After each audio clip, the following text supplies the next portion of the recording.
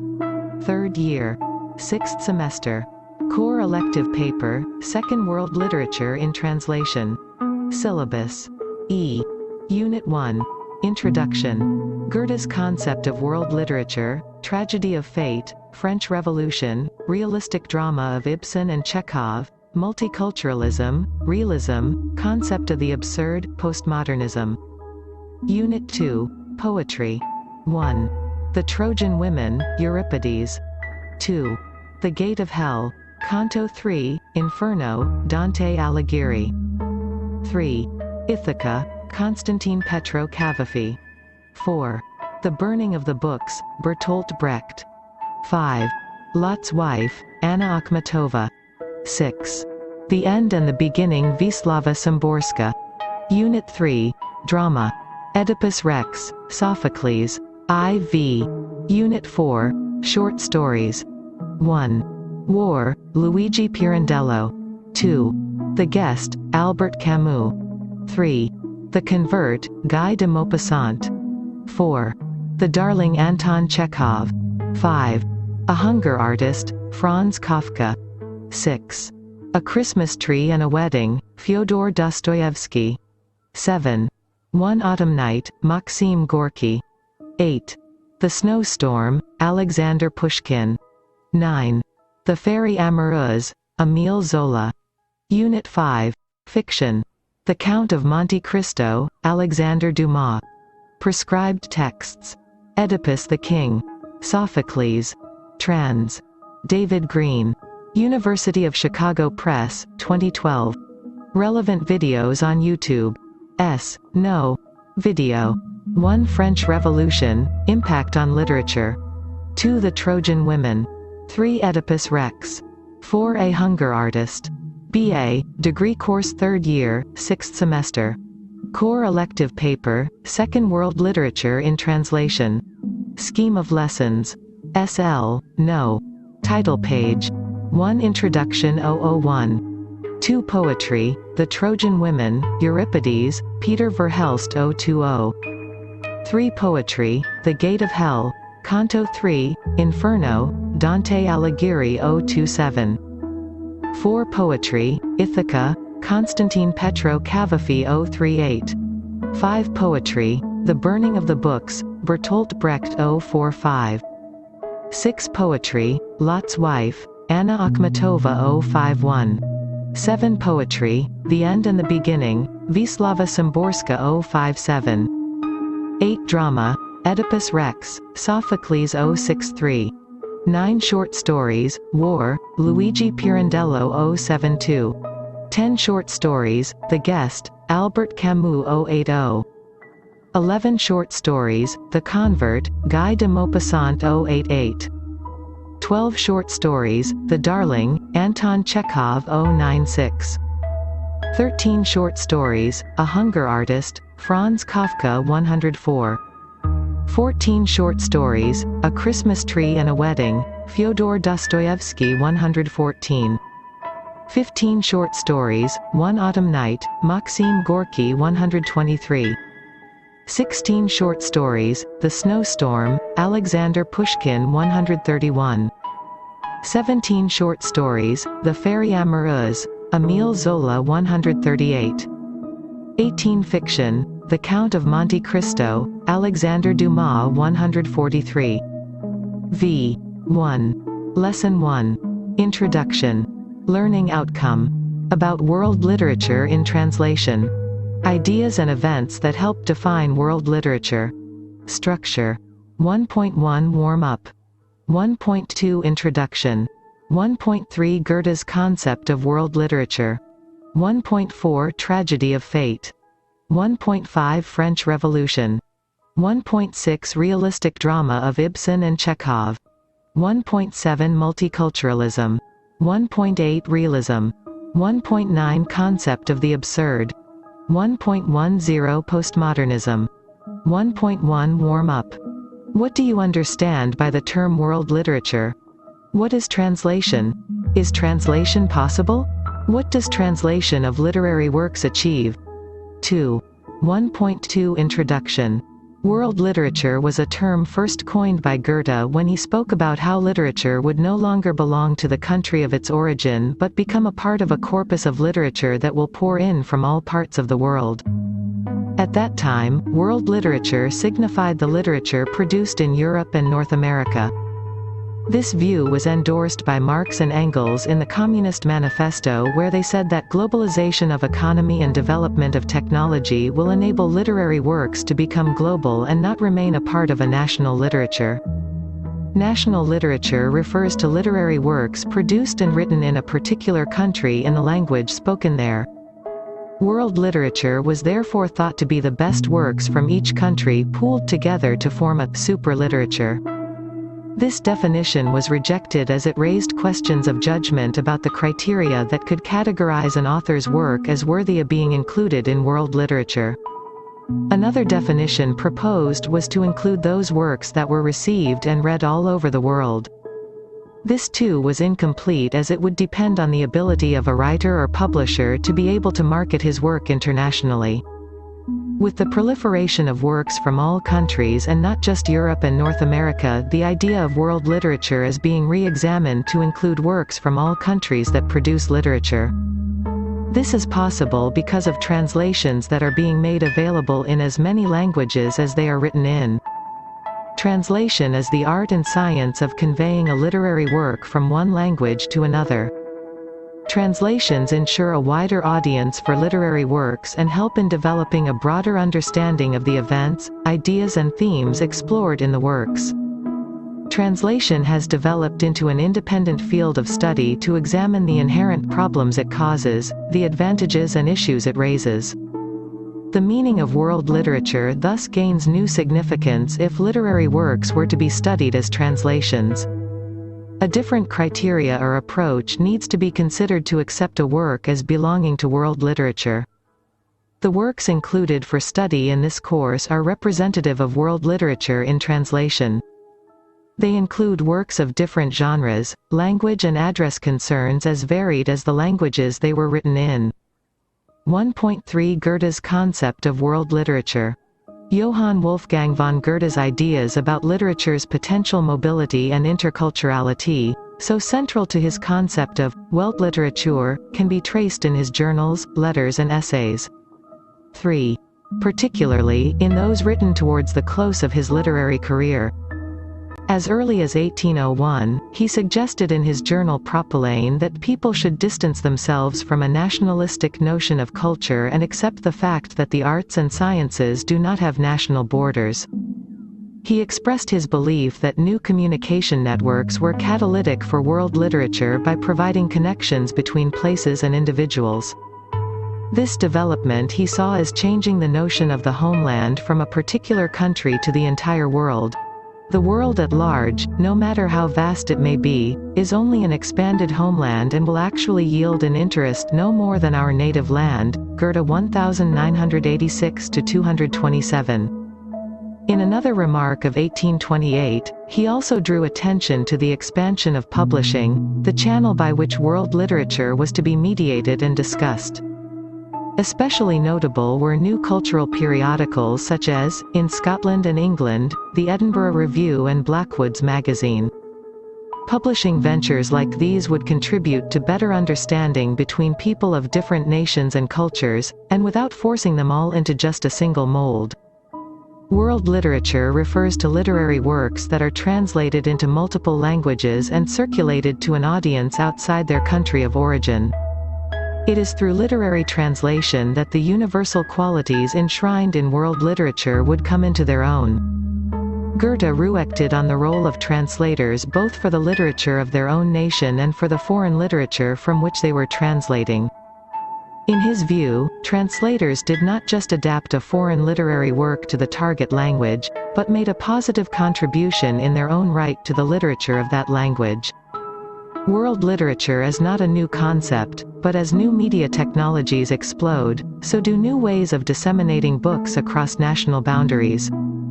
As new ways of delivering world literature to readers worldwide emerge, many scholars are examining the implications of translations on literature, the impact that literature has on culture, and the ways that cultures can transform books. World literature can be an amazing tool for analyzing globalization because it provides a wonderful example of the ways that information is shared across languages and cultures. It provides insight into how cultural artifacts are transformed as they traverse languages and boundaries.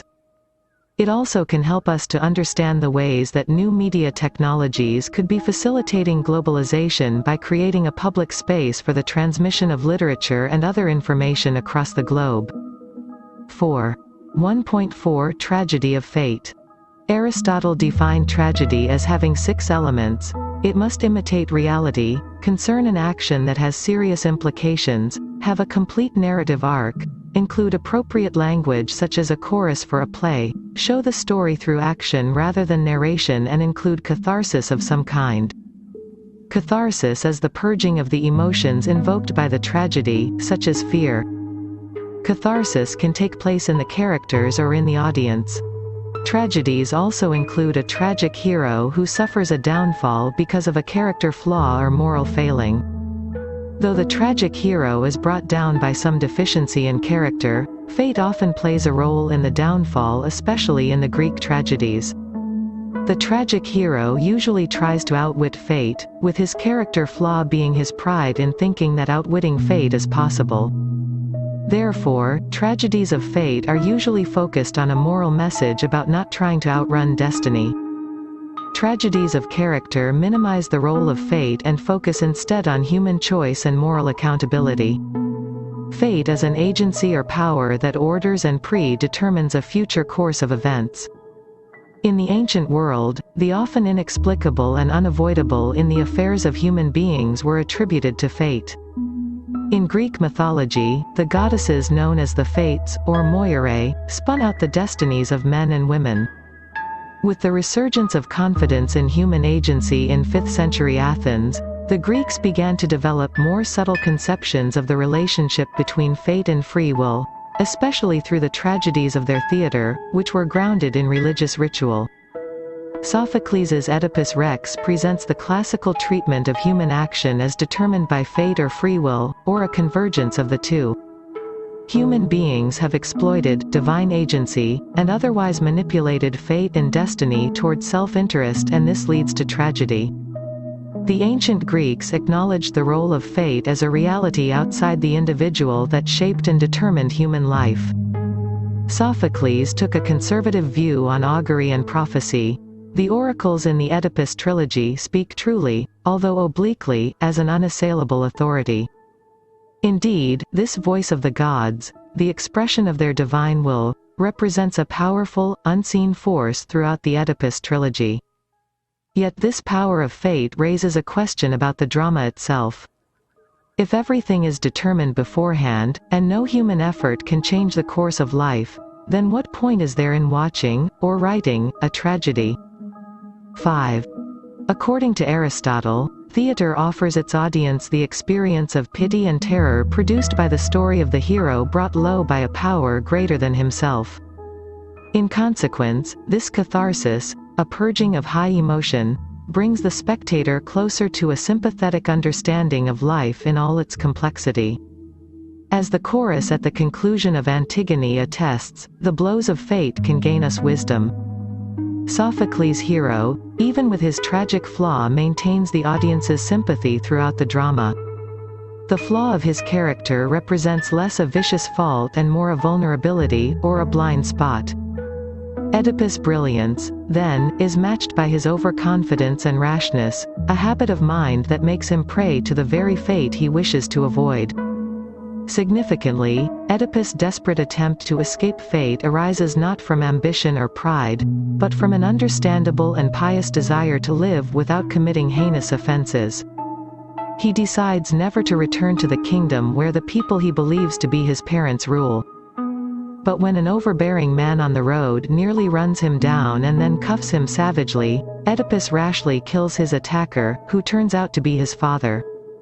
So, just as he thinks himself free of his fate, Oedipus runs right into it, literally, at a crossroads.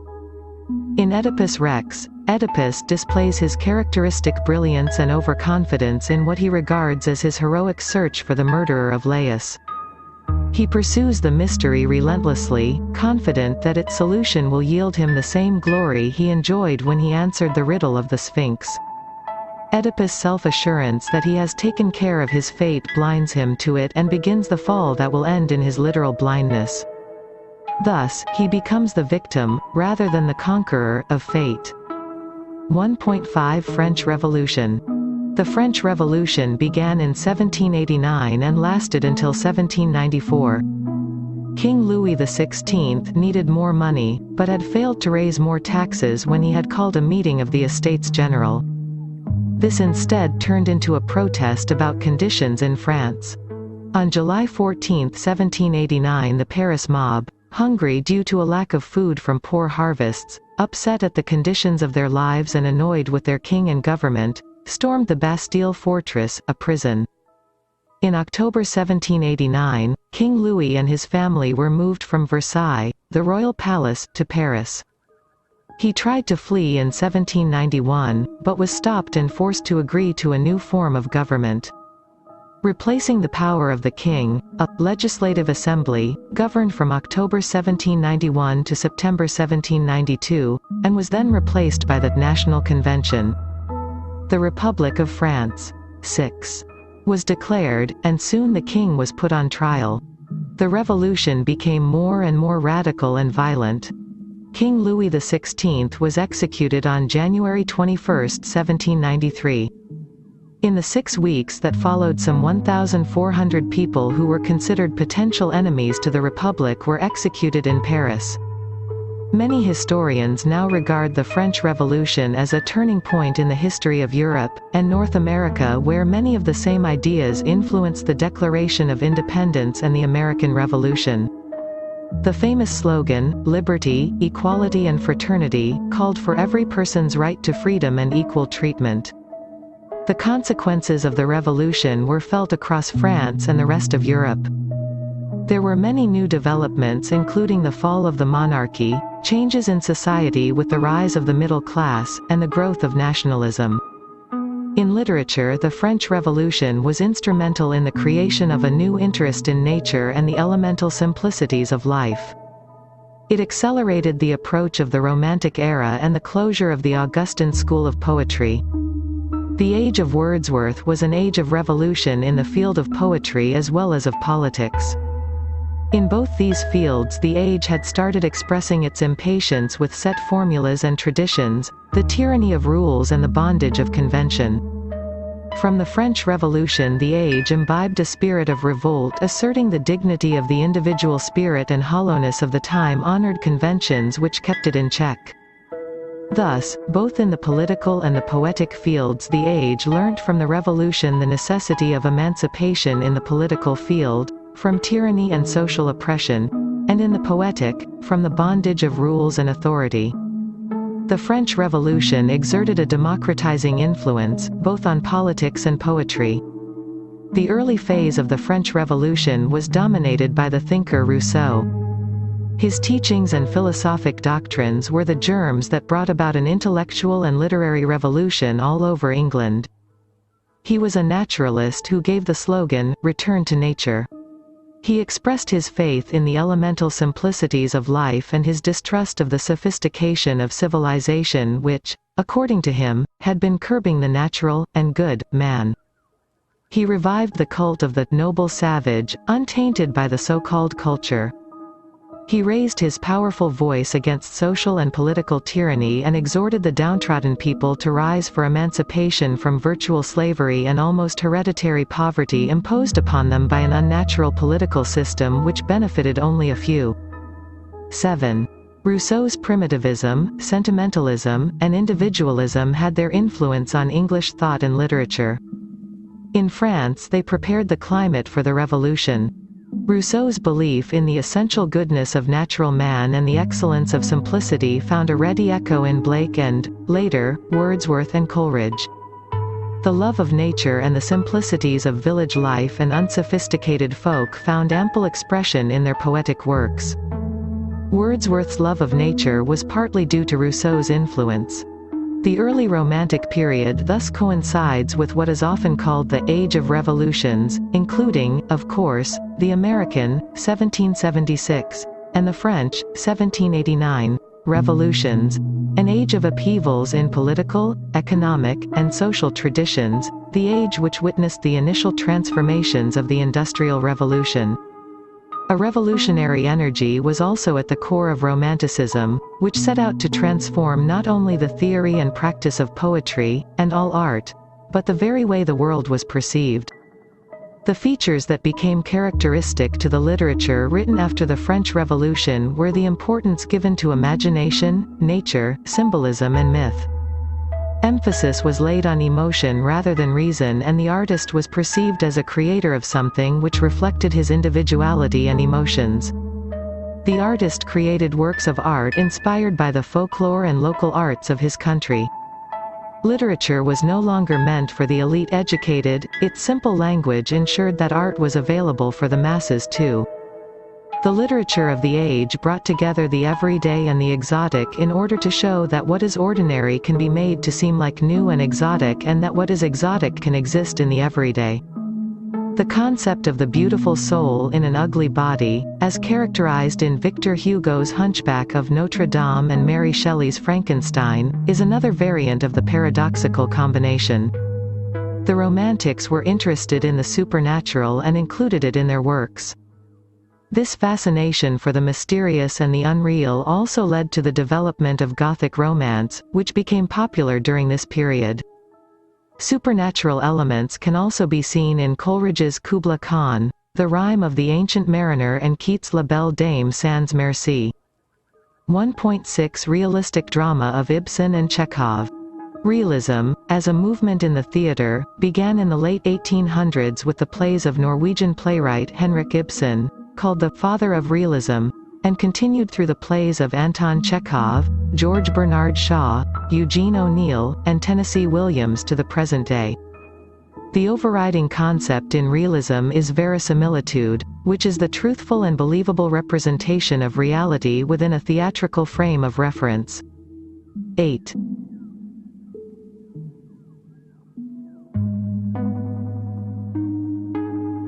Stage settings, often indoors, are realistic, generally consisting of 3 walls of a room and an imaginary, 4th wall, through which the audience watches the action of the play. Props are real, and costumes are accurate to the character, time, and place of the drama. The dialogue of the characters is natural, everyday speech. It is not heightened or exaggerated for dramatic or actorly effect. The dramatic conflict of a play arises from within the characters and the environment in which the events of the play occur, rather than from some outside source or influence imposed on the characters. The conflict is usually psychologically driven rather than event-driven, and the plot is often secondary to the internal lives of the characters. Realistic plays afford the playwright an opportunity to address social issues. The protagonist of the play often asserts themselves against an injustice that affects them personally and/or a segment of society that the protagonist represents. Nora, in Ibsen's A Doll's House, rebels against the infantilizing treatment she receives from her husband as his doll child in the dollhouse he maintains for her and confines her, and she rebels against the way the patriarchal society she lives in treats women generally. Until the latter part of the 19th century, theatre remained a vehicle of entertainment. Insights into the human condition were merely incidental factors in the dramatist's art. Ibsen contributed a new significance to drama which changed the development of modern theatre. Discovering dramatic material in everyday situations was the beginning of a realism that novelists as different as Zola and Flaubert were already exploiting. When Nora quietly confronts her husband with, "Sit down, Torvald, you and I have much to say to each other," drama becomes no longer a mere diversion, but an experience closely impinging on the lives of the playgoers themselves. With Ibsen, the stage became a pulpit, while the dramatist exhorting his audience to reassess the values of society, became the minister of a new social responsibility. Chekhov is known more for poetic exploration and symbolism, compelling psychological reality, people trapped in social situations and hope in hopeless situations. Characters in Chekhov's plays seem to have a fate that is a direct result of what they are. His works are mainly concerned with Russian society. He shows how his themes and subjects drawn from contemporary Russian society are connected to ordinary people and how they destroy their individuality and morality. His characters wish to spend a perfect and useful life aiming at happiness. But their wish is destroyed by the social problems they face and they become disappointed and frustrated. Chekhov's realism is explicit even in the structure of his plays. There is no suddenness or hurry in the development of action. There is no dramatic magic or gimmicks in his dramas. Chekhov, 9. Pioneered what has been termed the indirect action play, keeping a strict impression of realism. He employed understatement, broken conversation, off-stage events and absent characters as ways of creating dramatic tension. He also rejected the classical Aristotelian plotline, in which rising and falling action comprised an immediately recognizable climax, catastrophe, and denouement. In Chekhov's later plays, Uncle Vanya, 1897, The Three Sisters, 1901, and The Cherry Orchard, 1904, stage time was aligned with real time. It was the elapsed time between acts, sometimes extending over months or years, which showed the changes taking place in characters. Chekhov's work refined the whole concept of dramatic realism. His plays brought the essence of real life onto the stage, using characters and situations that were detailed, moving and delicate. Chekhov was one of the first great dramatic artists of modern times, and his plays continue to endure as masterpieces of realistic theater. 1.7 Multiculturalism. Multiculturalism is the view that cultures, literatures, races, and ethnicities, particularly those of minority groups, deserve special acknowledgement of their differences within a dominant political culture. Multiculturalism is both a response to the fact of cultural pluralism in modern democracies and a way of compensating cultural groups for past exclusion, discrimination, and oppression. Multiculturalism describes the manner in which a given society deals with cultural and literary diversity. Based on the underlying assumption that works by authors of often very different cultures can be accepted, multiculturalism expresses the view that society is enriched by preserving, respecting, and even encouraging literary diversity. Most modern democracies comprise members with diverse cultural viewpoints, practices, and contributions. Multiculturalism seeks the inclusion of the views and contributions of diverse members of society while maintaining respect for their differences and withholding the demand for their assimilation into the dominant culture. The two primary theories or models of multiculturalism as the manner in which different cultures are integrated into a single society are best defined by the metaphors commonly used to describe them, the melting pot and the salad bowl theories. 10. The melting pot theory. The melting pot theory of multiculturalism assumes that various immigrant groups will tend to melt together, abandoning their individual cultures and eventually becoming fully assimilated into the predominant society. Typically used to describe the assimilation of immigrants into the United States, the melting pot theory is often illustrated by the metaphor of a foundry's smelting pots in which the elements iron and carbon are melted together to create a single, stronger metal, steel. The salad bowl theory. A more liberal theory of multiculturalism than the melting pot, the salad bowl theory, describes a heterogeneous society in which people coexist but retain at least some of the unique characteristics of their traditional culture. Like a salad's ingredients, different cultures are brought together, but rather than coalescing into a single homogeneous culture, retain their own distinct flavors. In the United States, New York City, with its many unique ethnic communities like Little India, Little Odessa, and Chinatown is considered an example of a salad bowl society. Multiculturalism in literature is the acknowledgement of literatures, genre, languages and styles of all countries. While initially world literature tended to be Eurocentric, multiculturalism has ensured the recognition of writings that represent all people from all over the world. The opening of markets, overseas employment opportunities, development of media has led to a proliferation of writing in various languages and in turn, resulted in an increase in translation of works into different languages. Adaptations of works into film and other media have also encouraged multiculturalism.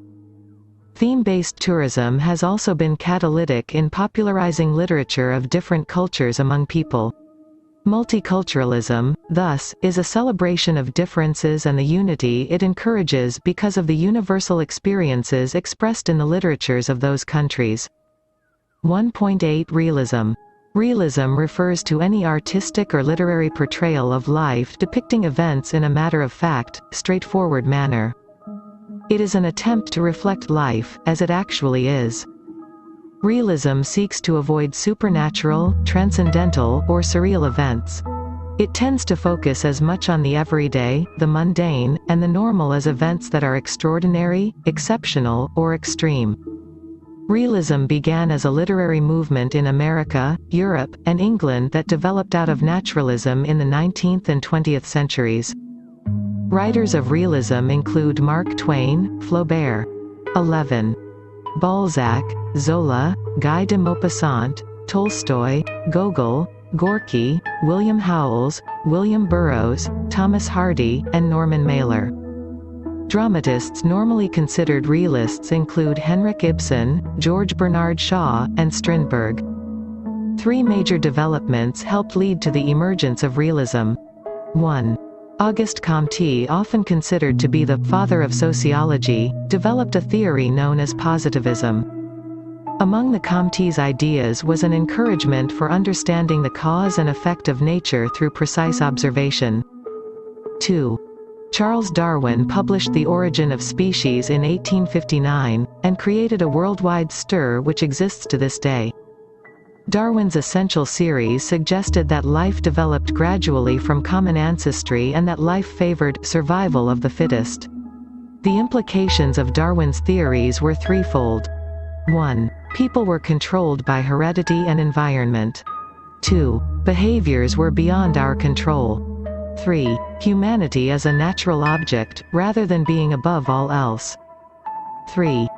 Karl Marx in the late 1840s espoused a political philosophy arguing against urbanization and in favor of a more equal distribution of wealth.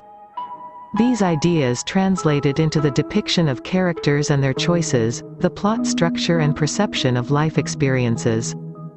The advent of literary realism was a direct response to the stories typical of Romanticism, an extremely popular movement in European literature and art between the late 18th century and the mid-19th century. France was at the epicenter of realism. The writer Stendhal created pioneering works that realistically portrayed French life.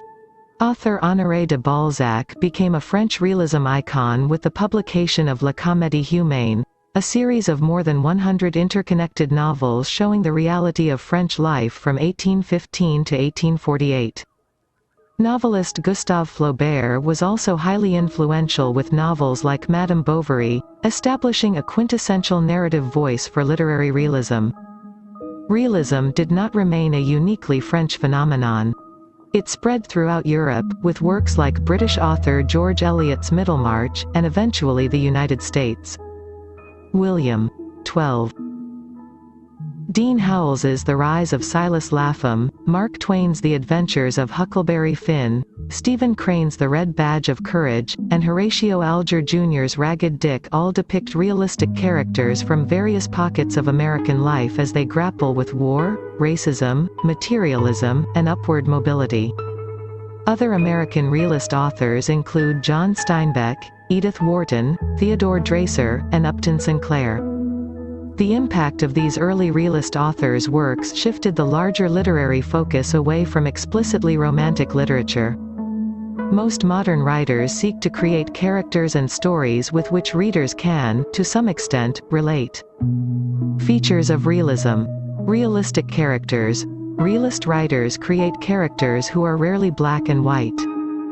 In realism, characters are neither entirely righteous or totally corrupt. They are complex, with both positive and negative traits.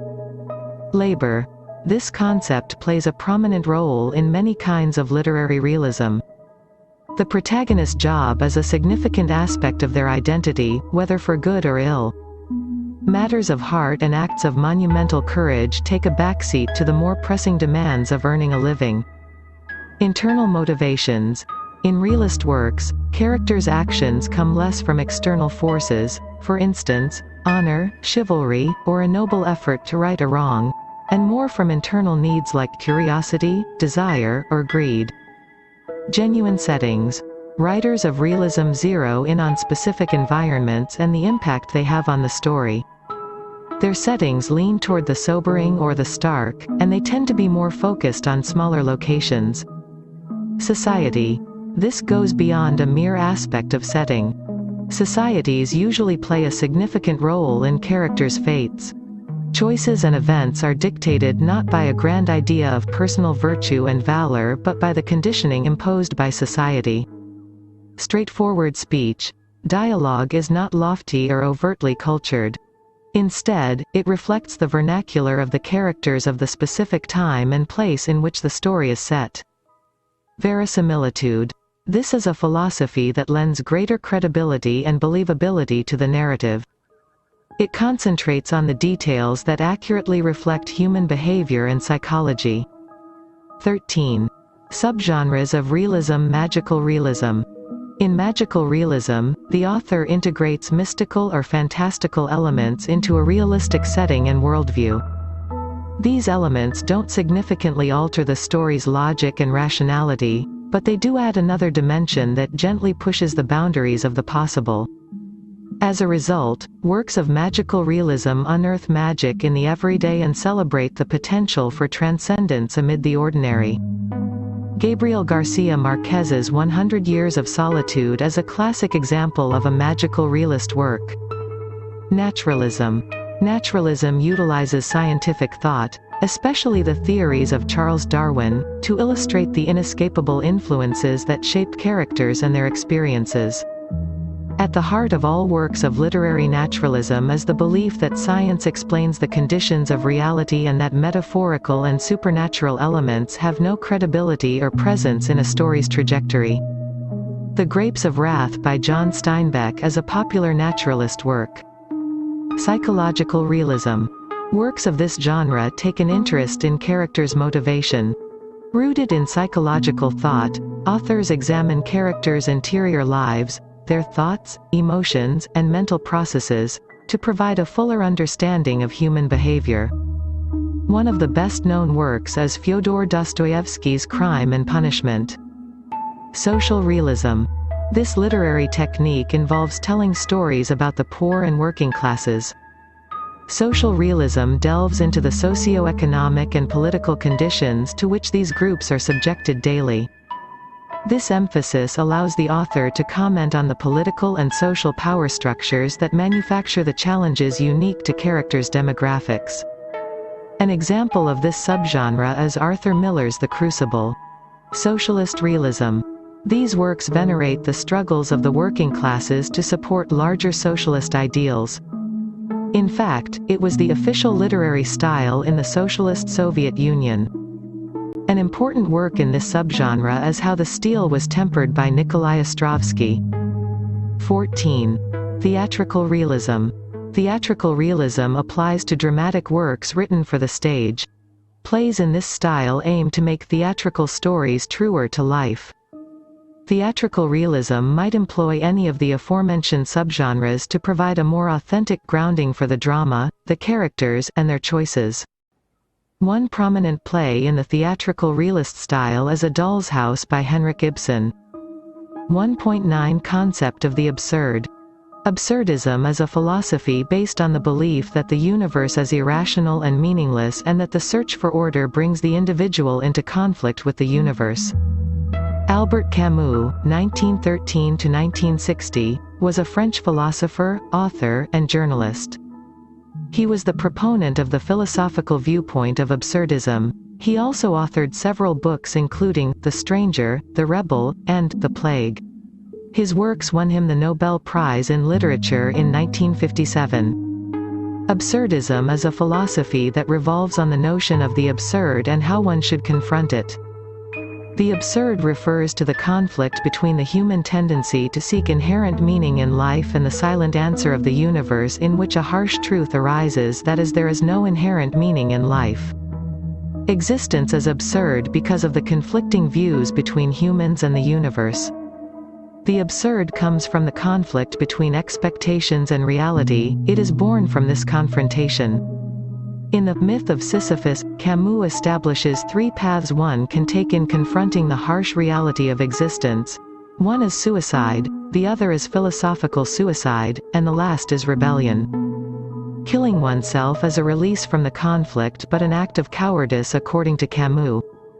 Philosophical suicide refers to hiding or immersing oneself in a philosophy that will prevent confrontation with the conflict. This too for Camus is not acceptable. The third is the path of rebellion, a rebellion against the absurdity of existence.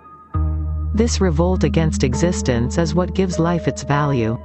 By accepting and embracing the absurd, you can then come to realize that the only way to cope with the reality of existence is to fight against it constantly. This third path is embodied through Camus' idea of the absurd hero. The absurd hero recognizes the absurdity of existence yet chooses to revolt against this conception and through that defiantly enjoys life. Camus identifies three characteristics of an absurd hero. That are revolt, we must rebel against existence; freedom, we must be free to do as we please; and diversity, life must consist of a rich plethora of experiences and passions. 15. This conception of the absurd hero is embodied through the Greek myth of Sisyphus and the Mersault, the protagonist in his novel, The Stranger. Sisyphus was a king who was punished for his trickery and betrayal of Zeus.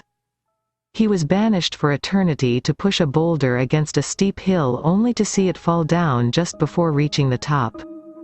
Camus puts forth the notion that one must imagine Sisyphus happy, as he has embraced his harsh reality, and he might even approach this futile task with joy, as this what gives his life meaning through the revolt that he endures against the absurdity of existence. Practitioners of absurdism include Samuel Beckett, Eugene Ionesco, Jean Genet, Arthur Adamov and Harold Pinter. Features of absurdist writing include a departure from realistic characters and situations, meaningless plots, unclear or a confused presentation of time, place and identity through the use of confusing and repetitive language. The experience of the world is not debated but presented through action. The setting is abstract and based on what is happening inside the characters' heads. The works satirize a petty and dishonest society. The ideas that inform the absurd plays also dictate their structure. Absurdist playwrights did away with most of the logical structures of traditional theater. There is little dramatic action as conventionally understood, however frantically the characters perform, their busyness serves to underscore the fact that nothing happens to change their existence. In Beckett's Waiting for Godot, 1952, plot is eliminated, and a timeless, circular quality emerges as two lost creatures, usually played as tramps, spend their days waiting, but without any certainty of whom they are waiting for or of whether he, or it, will ever come. Language in an absurdist play is often dislocated, full of clichés, puns, repetitions, and non sequiturs. The characters in Ionesco's The Bald Soprano, 1950, sit and talk, repeating the obvious until it sounds like nonsense, thus revealing the inadequacies of verbal communication. The ridiculous, purposeless behavior and talk give the plays a comic surface, but there is an underlying message of metaphysical distress. 1.10 Postmodernism. Postmodernism broadly refers to a theory, and a shift in perspective that has manifested in a variety of disciplines including the social sciences, art, architecture, literature, fashion, communications, and technology. The postmodern shift in perception began in the late 1950s, and is probably still continuing. Postmodernism can be associated with the power shifts and dehumanization of the post-Second World War era and the onslaught of consumer capitalism. 16. Postmodernism rejects the rigid boundaries between high and low art by deliberately mixing low art with high art, the past with the future, or one genre with another. Such mixing of different, incongruous elements illustrates postmodernism's use of light-hearted parody. Postmodernism employs pastiche, which is the imitation of another's style. Parody and pastiche serve to highlight the self-reflexivity of postmodernist works, which means that parody and pastiche serve to remind the reader that the work is not real but fictional, constructed. Postmodernist works are also fragmented and do not easily, directly convey a solid meaning. These works are consciously ambiguous and give way to multiple interpretations. The individual or subject depicted in these works is often decentered, without a central meaning or goal in life, and dehumanized, often losing individual characteristics and becoming merely the representative of an age or civilization, like Tiresias in The Wasteland. Postmodernism gives voice to the insecurities, disorientation and fragmentation of the 20th century Western world. The Western world, in the 20th century, began to experience this deep sense of insecurity because it progressively lost its colonies in the Third World, worn apart by two major world wars, and found its intellectual and social foundations shaking under the impact of new social theories and developments such as Marxism and post-colonial global migrations, new technologies and the power shift from Europe to the United States. It considers fragmentation and discenteredness as the only possible way of existence, and does not try to escape from these conditions. Postmodernism recognizes and accepts that it is not possible to have a coherent center. The center is constantly moving towards the periphery and the periphery constantly moving towards the center. In other words, the center, which is the seat of power, is never entirely powerful. It is continually becoming powerless, while the powerless periphery continually tries to acquire power. As a result, it can be argued that there is never a center, or that there are always multiple centers. This postponement of the center acquiring power or retaining its position is what Derrida called difference. In postmodernism's celebration of fragmentation, there is thus an underlying belief in difference, a belief that unity, meaning coherence, is continually postponed. Postmodernism favors mini-narratives, stories that explain small practices and local events, without pretending universality and finality. Postmodernism realizes that history, politics and culture are grand narratives of the power wielders, which comprise falsehoods and incomplete. 17. Truths. Postmodernism, in its denial of an objective truth or reality, forcefully advocates the theory of constructivism, the anti-essentialist argument that everything is ideologically constructed. Postmodernism finds the media to be a great deal responsible for constructing our identities and everyday realities. Postmodernism developed as a response to the contemporary boom in electronics and communications technologies and its revolutionizing of our old world order. Constructivism invariably leads to relativism. Our identities are constructed and transformed every moment in relation to our social environment. Therefore, there is scope for multiple and diverse identities, multiple truths, moral codes and views of reality. The understanding that an objective truth does not exist has invariably led the accent of postmodernism to fall on subjectivity. Subjectivity itself is of course plural and provisional. A stress on subjectivity will naturally lead to a renewed interest in the local and specific experiences, rather than the universal and abstract, that is, on mini-narratives rather than grand narratives. Postmodern literature can be considered as an umbrella term for the post-war developments in literature such as theater of the absurd, beat generation and magical realism. Postmodern literature, as expressed in the writings of Beckett, Rob Grillot, Borges, Marquez, Naguib Mahfouz and Angela Carter, rests on a recognition of the complex nature of reality and experience, the role of time and memory in human perception, of the self and the world as historical constructions, and the problematic nature of language. Postmodern literature reached its peak in the 60s and 70s with the publication of Catch-22 by Joseph Heller, Lost in the Funhouse and Sot Weed Factor by John Barth, Gravity's Rainbow, V, and Crying of Lot 49 by Thomas Pynchon, and Armies in the Night and in Cold Blood by Norman Mailer and Truman Capote. Postmodern science fiction novels include Necromancer by William Gibson and Slaughterhouse-Five by Kurt Vonnegut among others. White Noise in 1985, or The Satanic Verses, 1988, are considered to be the last great novels of the postmodern era.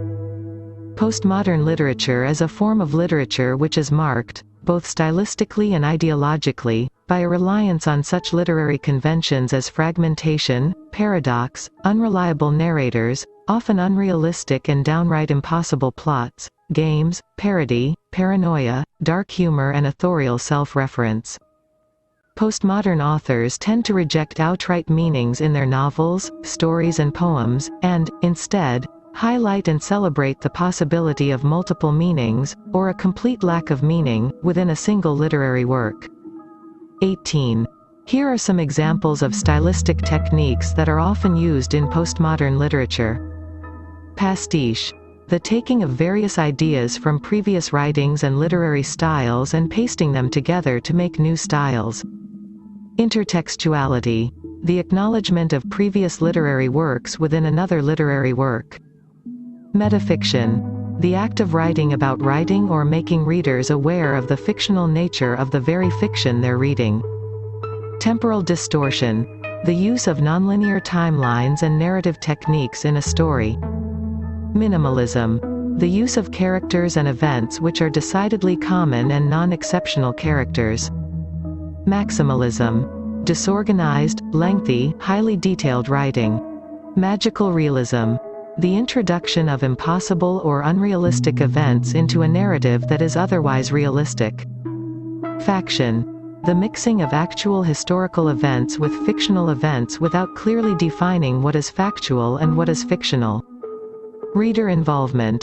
Often through direct address to the reader and the open acknowledgement of the fictional nature of the events being described. Postmodern literature also often rejects the boundaries between high and low forms of art and literature, as well as the distinctions between different genres and forms of writing and storytelling. 1.10 Check your progress. 1. Write short notes on A. Chekhov as a realist dramatist. B. Salad bowl theory of multiculturalism. C. Magic realism. 19. D. Myth of Sisyphus. E. Verisimilitude. 2. What is world literature according to Goethe? 3. Discuss Oedipus Rex as a tragedy of fate. 4. Discuss the influence of the French Revolution on literature. 5. What are the two theories of multiculturalism? 6. Mention the subgenres of realism. 7. How is the concept of the absurd shown through absurd drama? 8. What are some of the stylistic techniques that can be found in postmodern literature? 9. Examine Ibsen's contribution to realistic theater. 10. What are the three ways suggested by Camus to deal with the absurd? 1.11 References. https://blogs.commons.georgetown.edu/angle-218-fall2010/files/Goethe's-world-literature-paradigm and contempor.pdf. https://www.academia.edu/11985718718/from_Goethe's_idea_migration_literature https://publish.illinois.edu/globalcurrents/2014/12/03/world-literature-theories-in-the-context-of-globalization https://pen and the pad.com/traits-would-archetypal-character-have-4946.html http://ddisutcal.act.in/syllabus/ma_english/paper_04.pdf https://novaonline.nvcc.edu/eli/spd130 et/realism.htm https://bit.ly/353chvc http skeptical smiley face www.legal-service-india.com/legal/art-icle4803 multiculturalism and global consciousness html 121 literary term definition realism https://www.supersummary.com/realism/https://novaonline.nvcc.edu/eli/spd130 et/realism.htm https://literariness.org/2616/03/31/postmodernism/https://www.republication.com/ijepa/iapov1n2_11.pdf 20. Unit 2 Poetry Lesson 2. The Trojan Women, Euripides, Peter Verhelst. Translated by David Comer. Learning Outcome. In this lesson you will learn about the poem, its themes, literary devices, structure. 2.1 Warm-up. 2.2 About the poet. 2.3 About the poem. 2.4 The text. 2.5 Discussion. 2.6 Summary. 2.7 Check your progress. 2.1 Warm-up. What is catharsis? What is the purpose of art and literature? What is the relationship between life and the theater?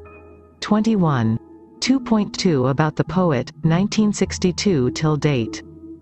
Peter Verhelst was born on January 28, 1962 in Bruges. After several years in education, he has been a full-time writer since 1999. In 2009 he became the third city poet of Ghent, and since 2006 he has been associated with the NT Gent Ensemble. His work encompasses poetry, novels, theater and children's books. Verhelst made his debut in 1987 with the poetry collection Obsidian, 1987. The collection has been awarded several times and is soon followed by Otto, 1989, and Whit Blomen, 1991. The first novel, Liquid Harness, was published in 1993. Other books are Swelling Fruit, 2000, Het Mussel's Alphabet, 1995, and De Clairvonger, 1996. For the theater he wrote, among others, AARs. 2000, and adaptations by Shakespeare and Beckett. The breakthrough among the general public came with Tongkat, 1999, a story brothel, that has won the Gouden Bokenuel, the Bordewijk Prize and the Triennial Flemish Culture Prize for prose. Although he declared himself dead as a poet in the magazine De Reviser after the collection Verhemelt, 1996, new collections of poetry appear from 2008 onwards. Both New Zodiac, 2008, We Complete Flame, 2014, and Sing Sing, 2015, were awarded the Herman de Koninck Prize. After 30 years of being a poet, the anthology Cour, Not Collected Works, was published in 2017.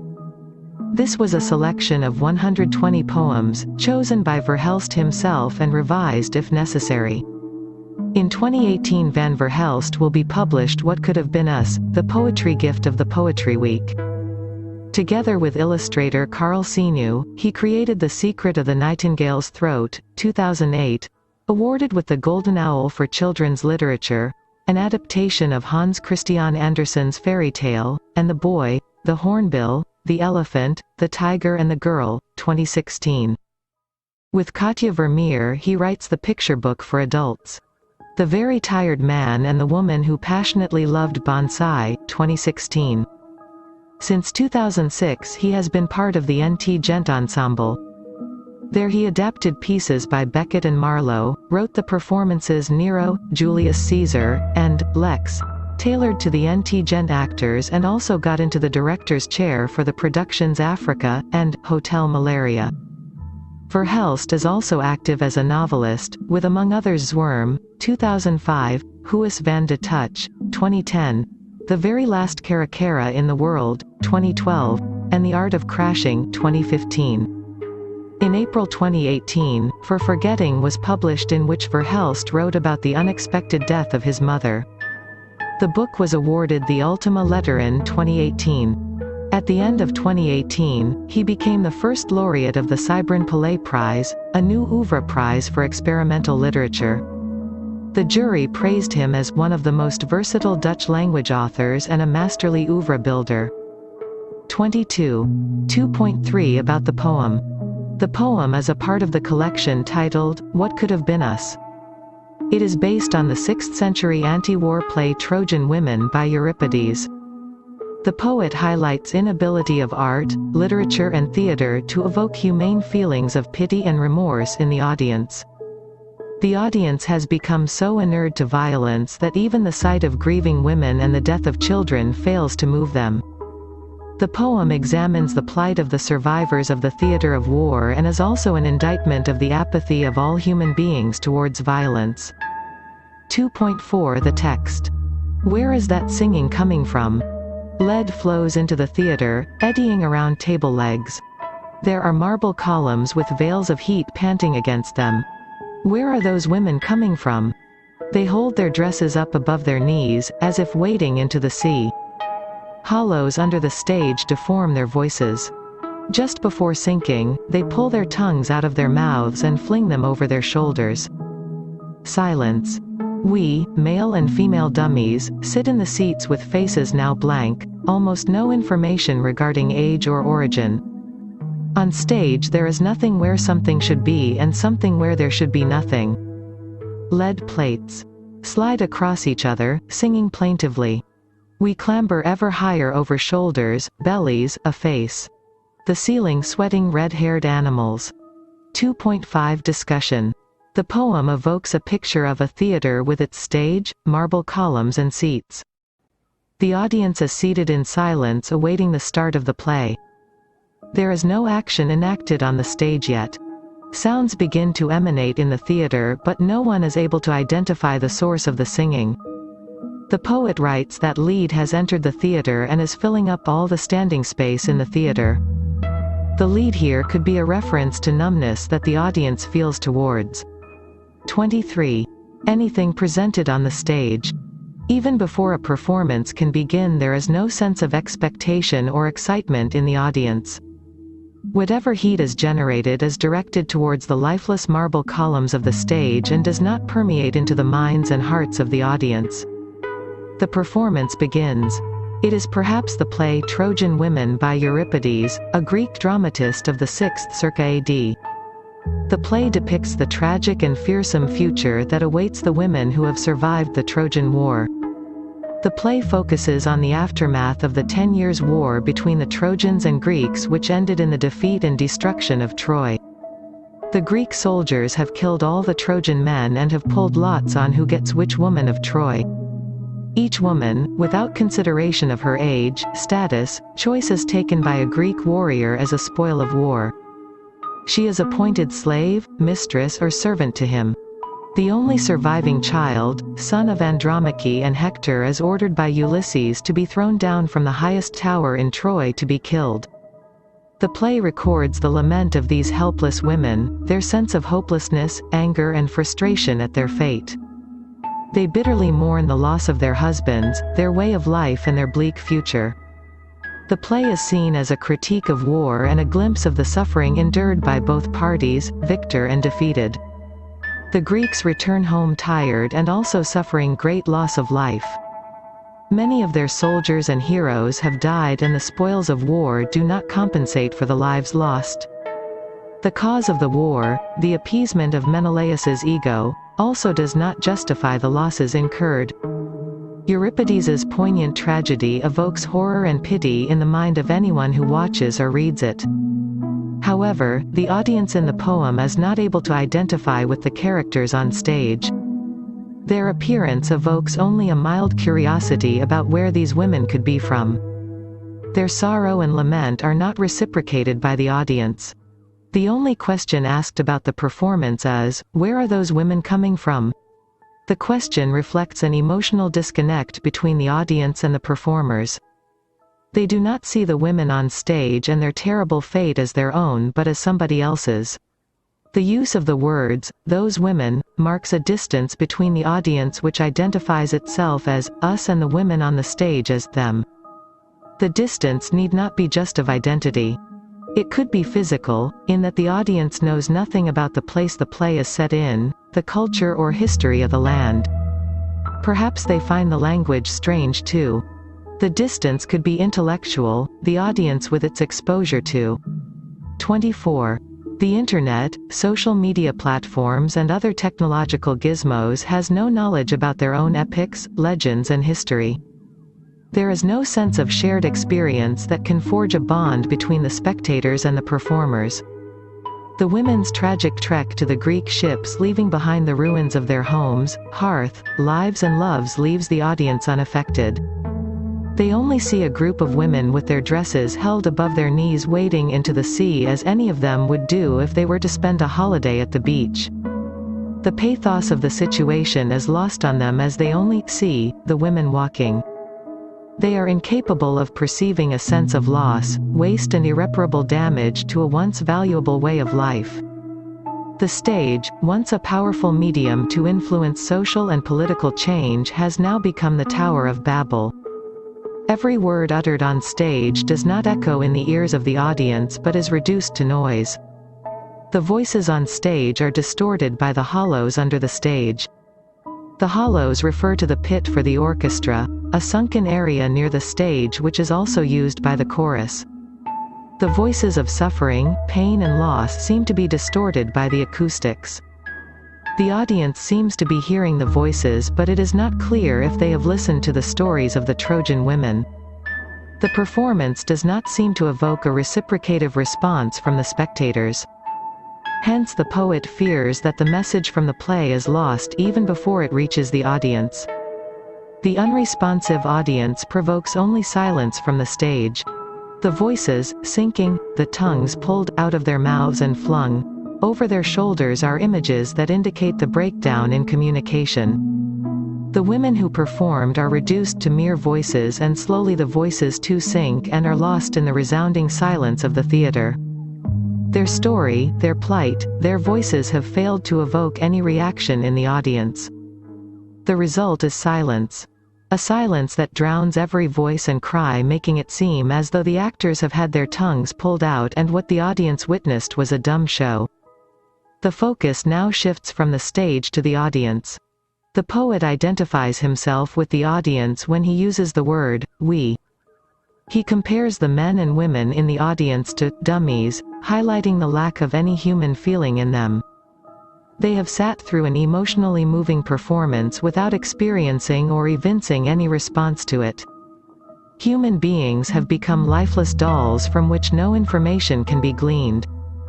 The audience is faceless, without any identification marks of age or origin. The stage becomes a place of nothingness. There is no evocation of pity or terror and so the audience is incapable of catharsis. 25. The performance remains what it is, a performance. It does not transmute into collective experience or a moment of self-examination. The whole exercise is superficial. Hence the poet's lament that there is nothing where something should be, and something where there should be nothing. The clash of cymbals to mark the end of the performance is cacophonous and the music takes on a dirge-like tone. The audience moving out of the theater are impatient and seem to want to rush out in a stampede as though chased by red-haired demons. The people again seem bereft of humanity, shoulders, bellies, a face. The act of watching a performance has become meaningless and impotent. There is no relation between the actors and audience. This break or distance could be the reason for the apathy in the audience. The poem bemoans the numbing effect modern life has had on the human mind. An excess of violence conveyed through media and the actual daily exposure to human suffering has dulled the instincts of human feeling, and therefore, art or theater, which is considered one of the most interactive and influential of all forms of art too, becomes ineffectual. 2.6 Summary. The poem is a part of the collection titled, What Could Have Been Us? It is based on the 6th century anti-war play Trojan Women by Euripides. The poem examines the plight of the survivors of the theater of war and is also an indictment of the apathy of all human beings towards violence. It is perhaps the play Trojan Women by Euripides, a Greek dramatist of the 6th circa AD. The play depicts the tragic and fearsome future that awaits the women who have survived the Trojan War. The poem bemoans the numbing effect modern life has had on the human mind.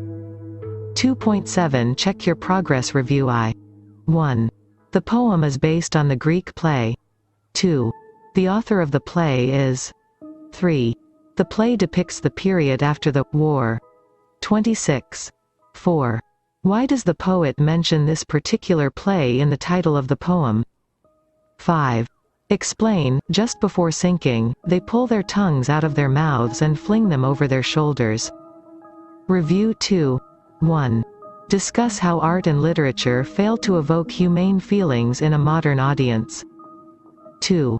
What is the significance of the play Trojan Women by Euripides with relation to modern times? 3. Comment on the starkness of the language and imagery in the poem Trojan Women. References.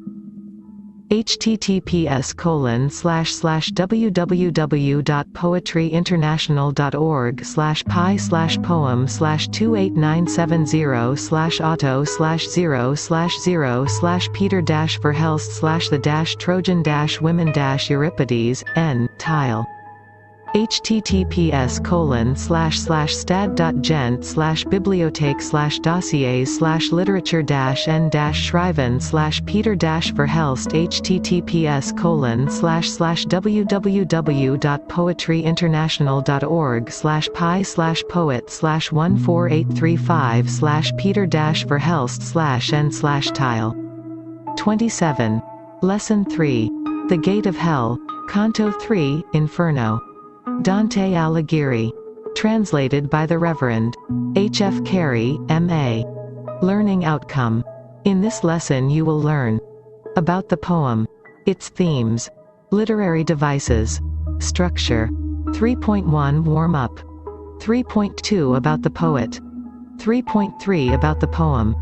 3.4 The text. 3.5 Discussion. 3.6 Summary. 3.7 Check your progress. 3.1 Warm-up. Do you believe that there is heaven and hell? How would you describe hell? Why should wrongdoers be punished? 28. 3.2 About the poet, Dante Alighieri, circa 1265 c. 1321. Dante was an Italian poet and moral philosopher best known for the epic poem The Divine Comedy, which comprises sections representing the three tiers of the Christian afterlife: purgatory, heaven and hell. Dante is seen as the father of modern Italian, and his works flourished before his 1321 death.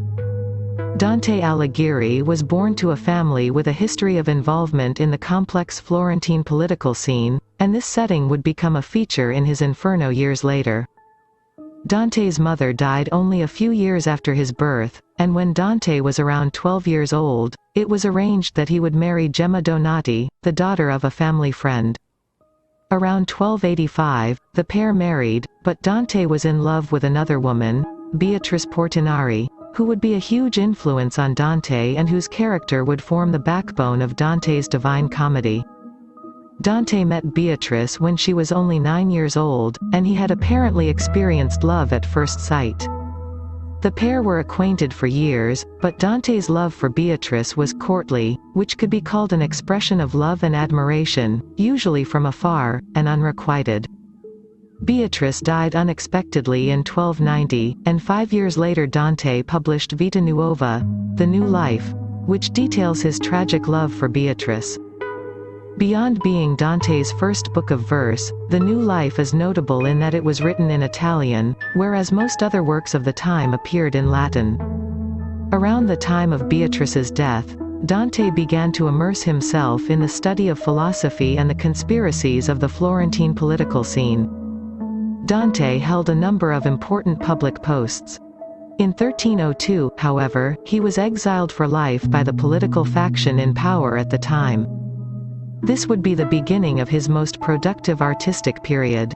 In his exile, Dante traveled and wrote, conceiving the Divine Comedy, and he withdrew from all political activities. In 1304, he began his Latin treatise, De Vulgari Eloquentia, the eloquent vernacular, in which he sought to establish Italian as a serious literary language. In 1308, Dante wrote his famous work on the monarchy, De Monarchia, in 3 books.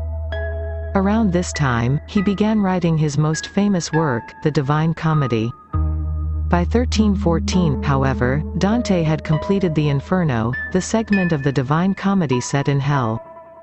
In 1317 he settled at Ravenna and there completed the Divine Comedy. 29. 3.2 About the poem.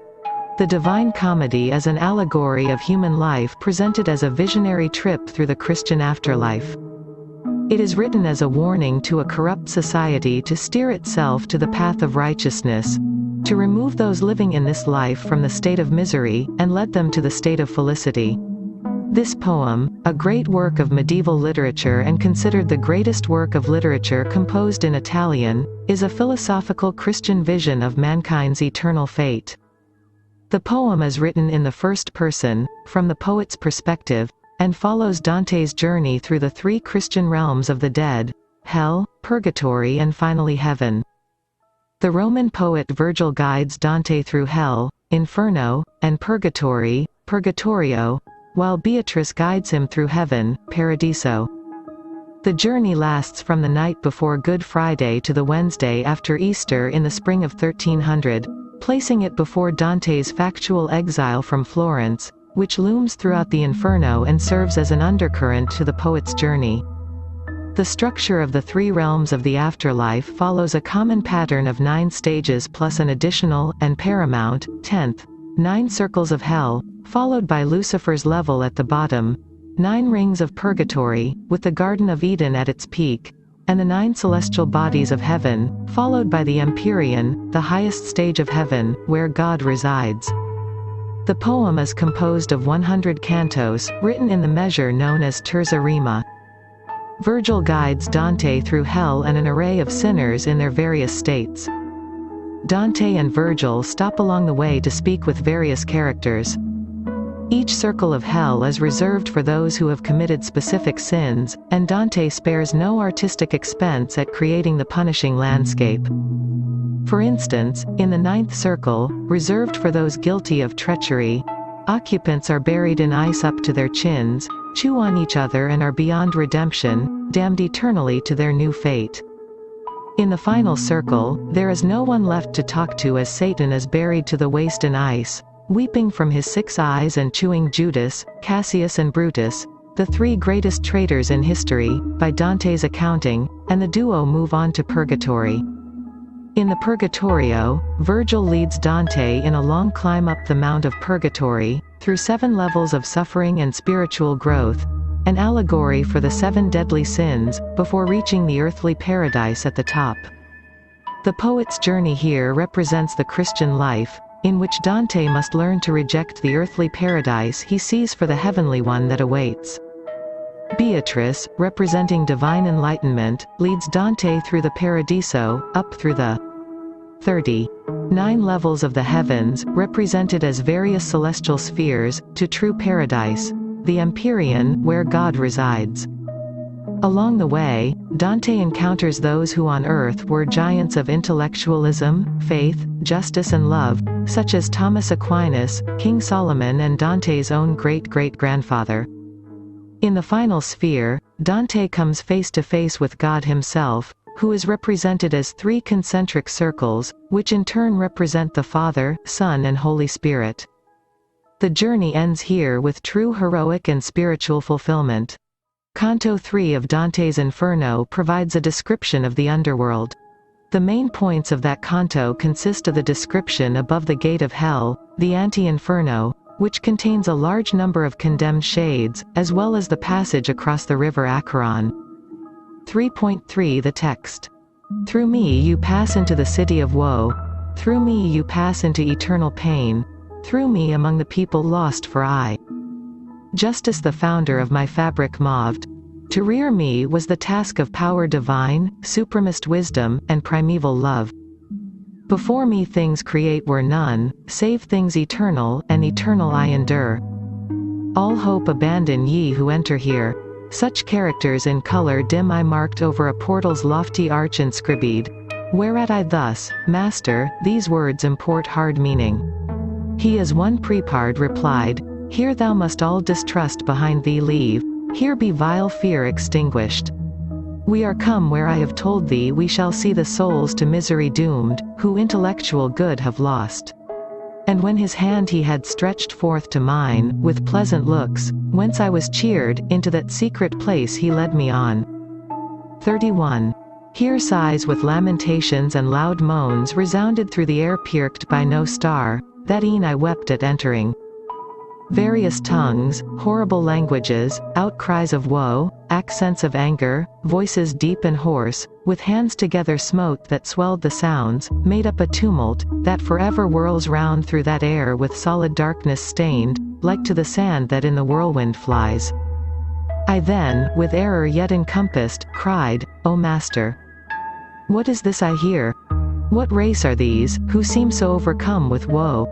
He thus to me, This miserable fate suffer the wretched souls of those, who lived without or praise or blame, with that ill band of angels mixed, who nor rebellious proved nor yet were true to God, but for themselves were only. From his bounds heaven drove them forth, not to impair his luster, nor the depth of hell receives them, lest th accursed tribe should glory thence with exultation vain.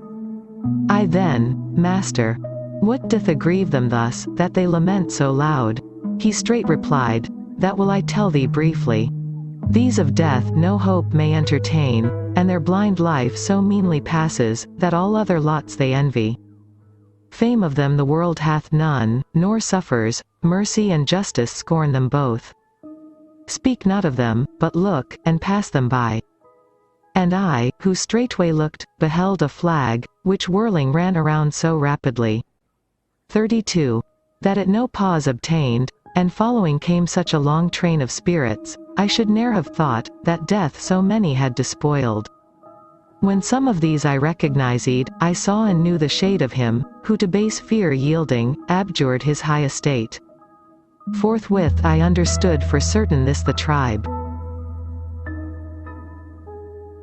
of those ill spirits both to God displeasing and to his foes. These wretches, who ne'er lived, went on in nakedness, and sorely stung by wasps and hornets, which bedewed their cheeks, with blood, that mixed with tears dropped to their feet, and by disgustful worms was gathered there. Then looking farther onwards I beheld a throng upon the shore of a great stream, whereat I thus, Sir, grant me now to know whom here we view, and whence impelled they seem so eager to pass o'er, as I discern through the blear light? He thus to me in few, This shalt thou know, soon as our steps arrive beside the woeful tide of Acheron. Then with eyes downward cast and filled with shame, fearing my words offensive to his ear, till we had reached the river, I from speech abstained. And lo! Toward us in a bark comes on an old man hoary white with eld, crying, Woe to you wicked spirits! Hope not ever to see the sky again. I come to take you to the other shore across, into eternal darkness, there to dwell in fierce heat and in ice. And thou, who there standest, live spirit, get thee hence, and leave. 33. These who are dead. But soon as he beheld I left them not, by other way, said he, by other haven shalt thou come to shore, not by this passage, thee a nimbler boat must carry. Then to him thus spake my guide, Charon, thyself torment not, so 't is willed, where will and power are one, ask thou no more.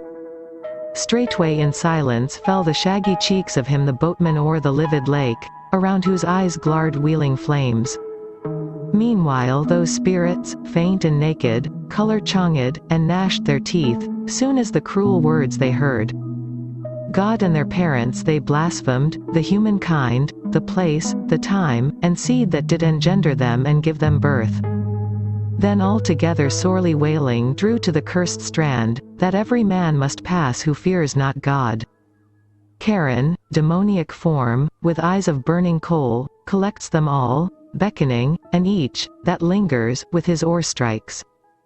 As fall off the light autumnal leaves, one still another following, till the bough strews all its honours on the earth beneath. E'en in like manner Adam's evil brood cast themselves one by one down from the shore, each at a beck, as falcon at his call. Thus go they over through the umbered wave, and ever they on the opposing bank be landed, on this side another throng still gathers.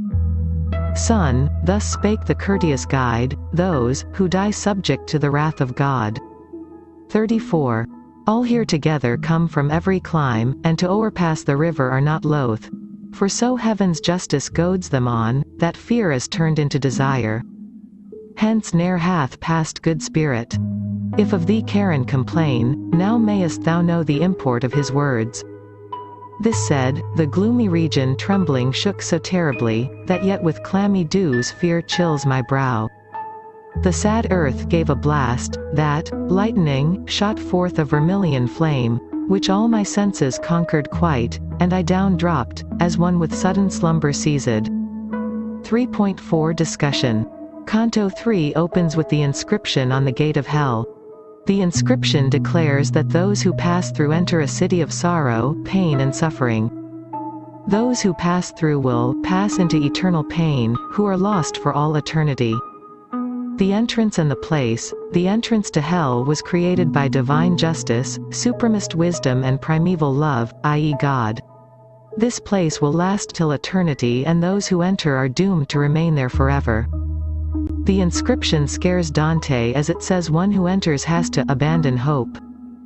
Dante is scared that he too will have to suffer the condition of hopelessness. He turns to Virgil, his guide, who explains that the place they are to enter is for lost souls and not Dante. Thus, reassured, Dante moves in through the gate. Stanzas 3 to 7 carry descriptions of souls in agony. The poets enter the gate and the initial sights and sounds of hell at once assail Dante. He is moved deeply and horrified by the sight of spirits in deep pain. The sounds of lamentations and sorrow move Dante to tears. The unending cries make Dante ask where they come from, and Virgil replies that these are the souls of the uncommitted, who lived for themselves, and of the angels who were not rebellious against God nor faithful to Satan. These are souls in limbo who did not make a choice in their life. They neither sided with good nor with bad, and as a consequence they are doomed to stay at the gates neither in heaven nor in hell. Their suffering is acute as they are the meanest of all dead. They were not recognized when alive, and when dead, mercy and justice scorn them and are ignored by all. 35. Neither heaven nor hell would have them, and so they must remain here with the selfish, forever running behind a banner and eternally stung by hornets and wasps. Dante recognized some of those cursed to run continuously. He understands that they deserve their punishment because their inaction incurred God's displeasure. They are cursed to run naked, tortured by insects, shedding their blood. Worms at their feet eat the blood and tears of these beings. In Canto 3, Dante sets up the intellectual structure of hell.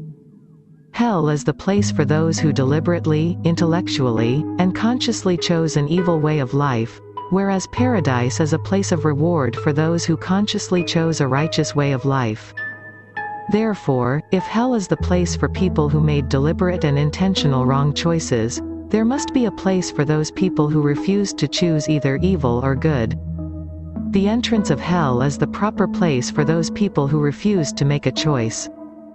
People who reside in hell's vestibule are the uncommitted of the world, and having been indecisive in life, that is, never making a choice for themselves, they are constantly stung into movement.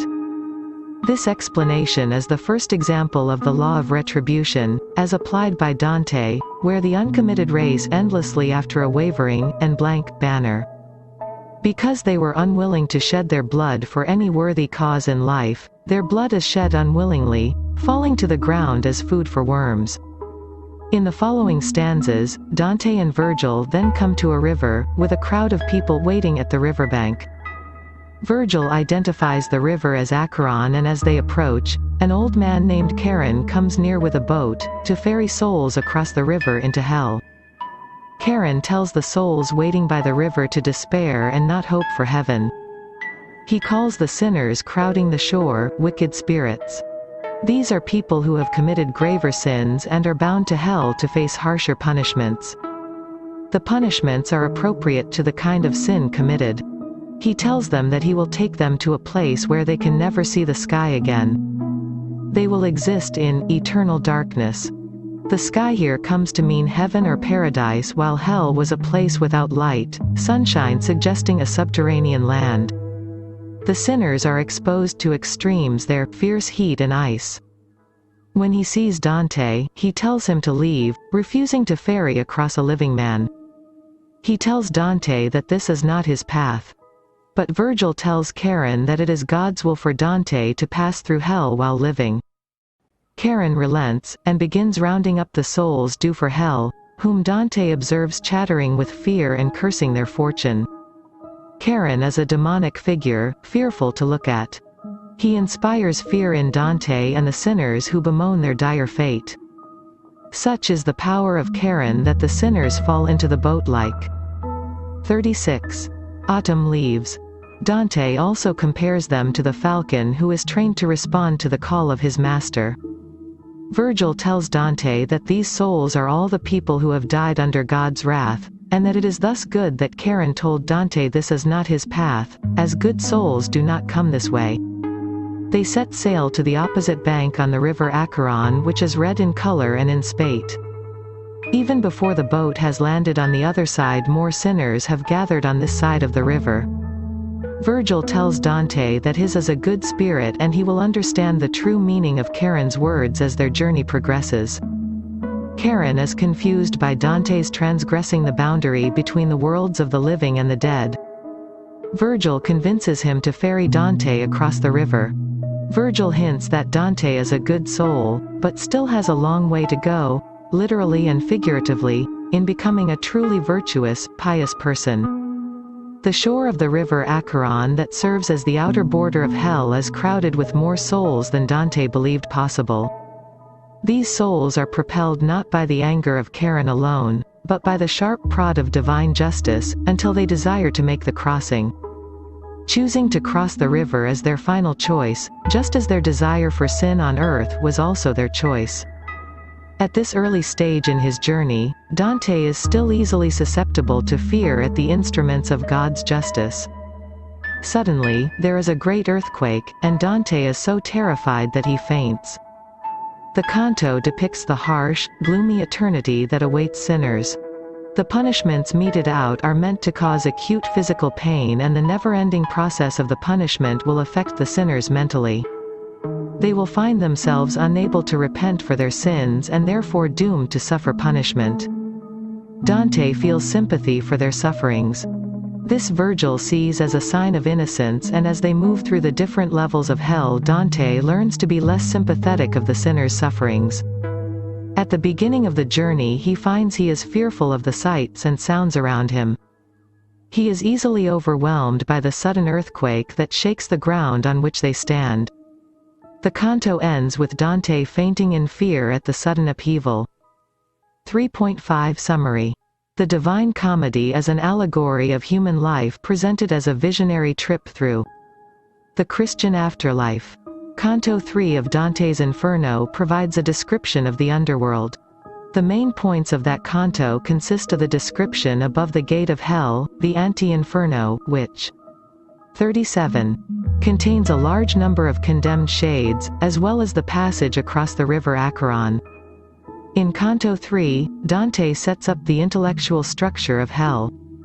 Hell is the place for those who deliberately, intellectually, and consciously chose an evil way of life, whereas paradise is a place of reward for those who consciously chose a righteous way of life.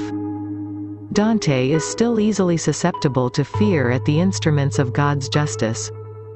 3.6 Check your progress review. 1. The three Christian realms of the dead are blank, blank, underscore and blank. 2. The two people who guide Dante are blank, underscore and. 3. What is the meaning of the inscription on the gates of hell? 4. Who is the boatman who carries sinners across the river Acheron? 5. What is the punishment served to people who did not choose to do good or evil in their lives? Review 2. 1. Write about the Divine Comedy. 2. Describe the fate of the sinners Dante meets first on entering the gates of hell. 3. Explain Dante's encounter with Charon. References. http://www.gutenberg.org/8800/8800-h.html/https://www.florenceinferno.com Canto 3 Inferno https://www.cliffsnotes.com/literature/d/the-divine-comedy-and-analysis/canto-e https://www.biography.com/writer/Dante 38. Lesson 4. Ithaca, Constantine Petro Cavafy. Translated by Edmund Keeley and Philip Sherrard. Learning outcome. In this lesson you will learn about the poem, its themes, literary devices, structure. 4.1 Warm-up. 4.2 About the poet. 4.3 About the poem. 4.4 The text. 4.5 Discussion. 4.5 Summary. 4.6 Check your progress. 4.1 Warm-up. Why do we undertake journeys? How do experiences influence our perception of the world? What happens to our perception of our homeland when we return after a long journey? 39. 4.2 About the poet, Constantine Petro Cavafy, 1863–1933. Constantine P. Cavafy, also known as Constantine or Konstantinos Petro Cavafys, or Cavafys, was a renowned Greek poet who lived in Alexandria and worked as a journalist and civil servant. He published 154 poems. Dozens more remained incomplete or in sketch form. His most important poetry was written after his 40th birthday. Cavafy was born in Alexandria, Egypt, to Greek parents, and was baptized into the Greek Orthodox Church. His father was a prosperous importer-exporter who had lived in England in earlier years and acquired British nationality. After his father died in 1870, Cavafy and his family settled for a while in Liverpool in England. In 1876, his family faced financial problems due to the Long Depression of 1873, so, by 1877, they had to move back to Alexandria. In 1882, disturbances in Alexandria caused the family to move again, though temporarily, to Constantinople. In 1885, Cavafy returned to Alexandria, where he lived for the rest of his life. He first worked as a journalist, then took a position with the British-run Egyptian Ministry of Public Works where he worked for 30 years. Egypt was a British protectorate until 1926. He published his poetry from 1891 to 1904 in the form of broadsheets, and only for his close friends. Any acclaim he received came mainly from within the Greek community of Alexandria. Eventually, in 1903, he was introduced to mainland Greek literary circles through a favorable review by Xenopoulos. He received little recognition because his style differed from the then mainstream Greek poetry. It was only 20 years later that a new generation of nihilist poets, e.g. Karyotakis, found inspiration in Cavafy's work. Since his death, Cavafy's reputation has grown. He is now considered one of the finest European and modern Greek poets. His poetry is taught at schools in mainland Greece and Cyprus, and across universities around the world. Cavafy was instrumental in the revival and recognition of Greek poetry both at home and abroad.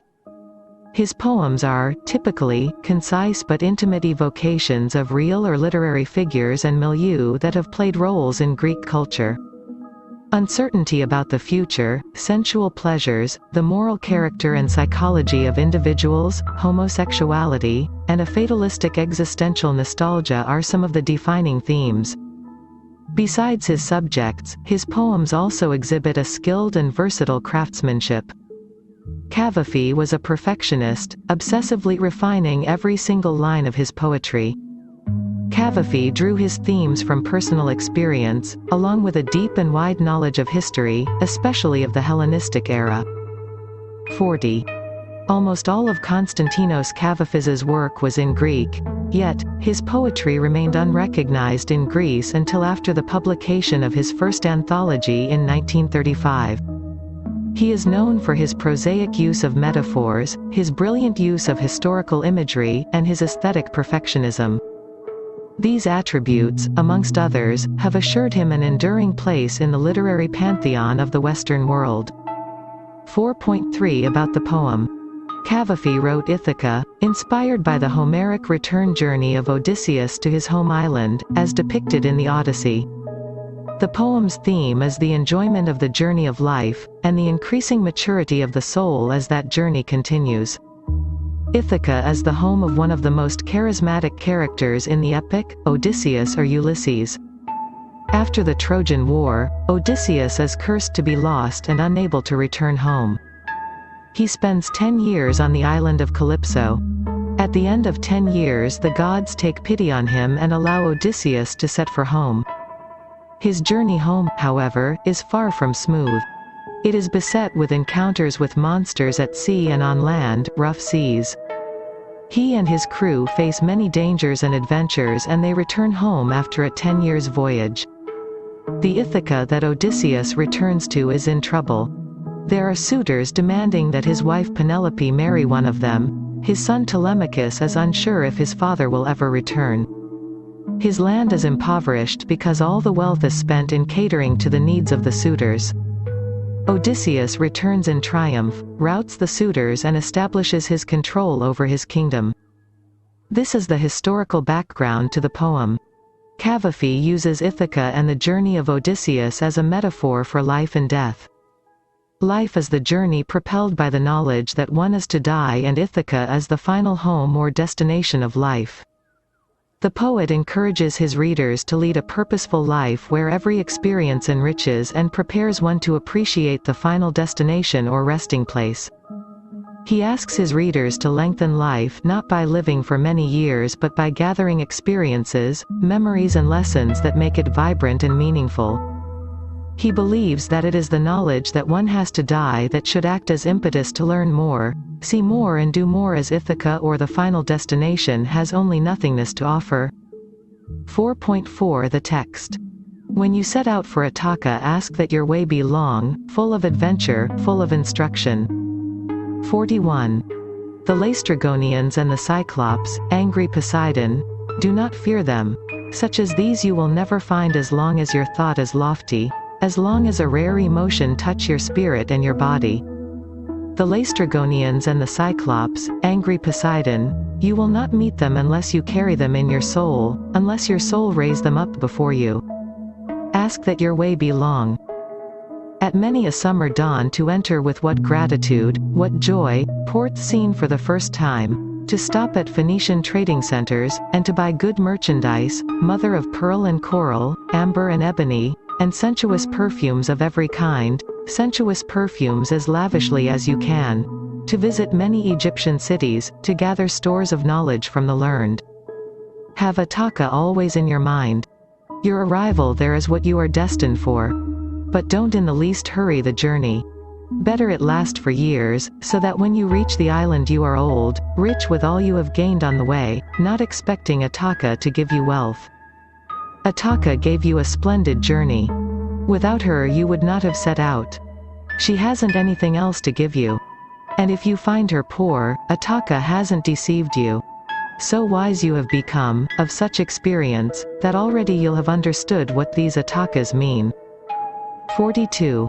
4.5 Discussion. The poem is based on the Odyssey. The title of the poem refers to an island nation in the Greek archipelago. In the epics Iliad and the Odyssey, it is the home and kingdom of Odysseus or Ulysses. He is known for his resourcefulness and sharp wit along with his prowess in the battlefield. In the Iliad, it is he who designs the fatal Trojan horse that results in the defeat of Troy. The patron god of Troy, Poseidon, angry at Odysseus's trick, curses him never to be able to return home. As a result, while all other warriors and kings return to Greece, Odysseus and his crew are lost and find themselves on the island of Calypso, where they forget all thoughts of going home. After 10 years in exile, Athena begs Poseidon to lift the curse, and so Odysseus and his crew are reminded of their homes. They build a ship and set sail for home. The journey is a long and arduous one where Odysseus loses many of his crew to sea and land monsters. It takes him 10 years of wandering to return home. His return home is triumphant, and at the end of the epic he looks forward to growing old with his wife and children. The journey in the poem refers to this wandering of Odysseus and his crew. Odysseus's journey and his destination Ithaca are metaphors in the poem. The poet uses the myth to convey a philosophy of life to the reader. The poem, thus, is an address to the reader. The poet uses the pronoun you to indicate the reader. The tone is that of an older person addressing a younger person and conveying lessons of life to him, her. Ataka in the poem comes to represent death. So, life is the setting off on a journey to death. Hence the poet says, when you set out for Ataka, his first advice is to pray for a life full of adventure, full of instruction. Every moment in life should be a learning moment about oneself and the world around. The Laestrygonians and the Cyclops, angry Poseidon, refer to monsters and of course the god of the sea who was angry with Odysseus. The poet mentions them as metaphors for any negative emotion that we experience. Jealousy, hatred, fear, uncertainty, doubt, depression, revenge, darkness are all emotions that affect our outlook of the world and people around us. The poet says that such feelings and fears are creations of our own minds and imagination and cannot affect us, unless you carry them in your soul, unless your soul raise them up before you. The solution the poet offers to deal with such emotions is to keep the mind engaged in doing and thinking good for others and developing empathy for all human beings, as long as your thought is lofty, as long as a rare emotion touch your spirit and your body. These will lead to beneficial actions which keep the spirit and body happy as they help produce dopamine, serotonin and endorphins, also known as happiness hormones. 43. In the next stanza, the poet encourages the reader to accumulate as many sensual experiences as possible. The ability to see and feel wonder and gratitude for everything around us enriches our mind and keeps us young at heart. The poet refers to new experiences when he mentions, at many a summer dawn to enter, with what gratitude, what joy, ports seen for the first time, to stop at Phoenician trading centers. He suggests that one should immerse ourselves in the sights, sounds and smells that surround us, as it will make us feel alive and part of the throbbing, teeming flow of life. Such experiences expand one's horizons and allow the mind to grow. Along with this, the poet wants the reader to educate himself, herself, by visiting places rich in culture, history and learning. The poet gives Egypt as an example of a city steeped in stores of knowledge from the learned. The poet reminds the reader to always remember Ataka, i.e. death. He says that it is the destination of our lives, but one must not rush towards it, but lengthen life's journey by enriching it with experiences, adventures and learning. He says when one nears death one should be old and wise to appreciate the restfulness of death after a life of hectic activity and restless movement. He perceives death as the impetus that moves man to action. Hence, he says, Ataka gave you a splendid journey. Without her you would not have set out. She hasn't anything else to give you. For the poet, death is the opposite of life, a state of inactivity, bereft of any sensual experience, just nothingness. Hence, the poet's emphasis on a meaningful, vibrant life. He tells the reader, and if you find her poor, Ataka hasn't deceived you, to mean that death is not empty but full of the wisdom and knowledge of life. So wise you have become, of such experience, that already you'll have understood what these Atakas mean. Death becomes the beginning of another journey towards life, hence the use of the word, Atakas. The poet sees life and death as a never-ending cycle, and that one should live one's life preparing to meet one's death with dignity, familiarity and acceptance, like an old friend or like returning home. The myth of Odysseus's journey is a metaphor for the journey of life. Life becomes a voyage full of adventure, uncertainty, hope, instruction and joy, and each human being is a sailor who learns the ropes of living as he sails towards his destination. Every port of call is a goal reached, a lesson learned or a new sensual experience. Every monster encountered and defeated is a personal growth towards becoming a complete human being. One nears the destination rich in knowledge, wise and willing to give up the restless wandering for peaceful sleep. However, death or the destination is not an end in itself. Just as Odysseus remembered his home after 10 years of forgetfulness, so does the human soul reawaken to a new beginning after death. 44. 4.6 Summary. Ithaca harks back to the epic Odyssey. It is the home of one of the most charismatic characters in the epic, Odysseus or Ulysses. Cavafy uses Ithaca and the journey of Odysseus as a metaphor for life and death. Life is the journey propelled by the knowledge that one is to die one day, and Ithaca is the final home or destination of life. The title of the poem refers to an island nation in the Greek archipelago. In the epics Iliad and the Odyssey, it is the home and kingdom of Odysseus or Ulysses. The poet sees life and death as a never-ending cycle, and that one should live one's life preparing to meet one's death with dignity, familiarity and acceptance, like an old friend or like returning home. 4.7 Check your progress review. 1. The poem is based on the Greek epic _ 2. Odysseus in the epic is ruler of the island kingdom. 3. The poet compares the journey of Odysseus to 4.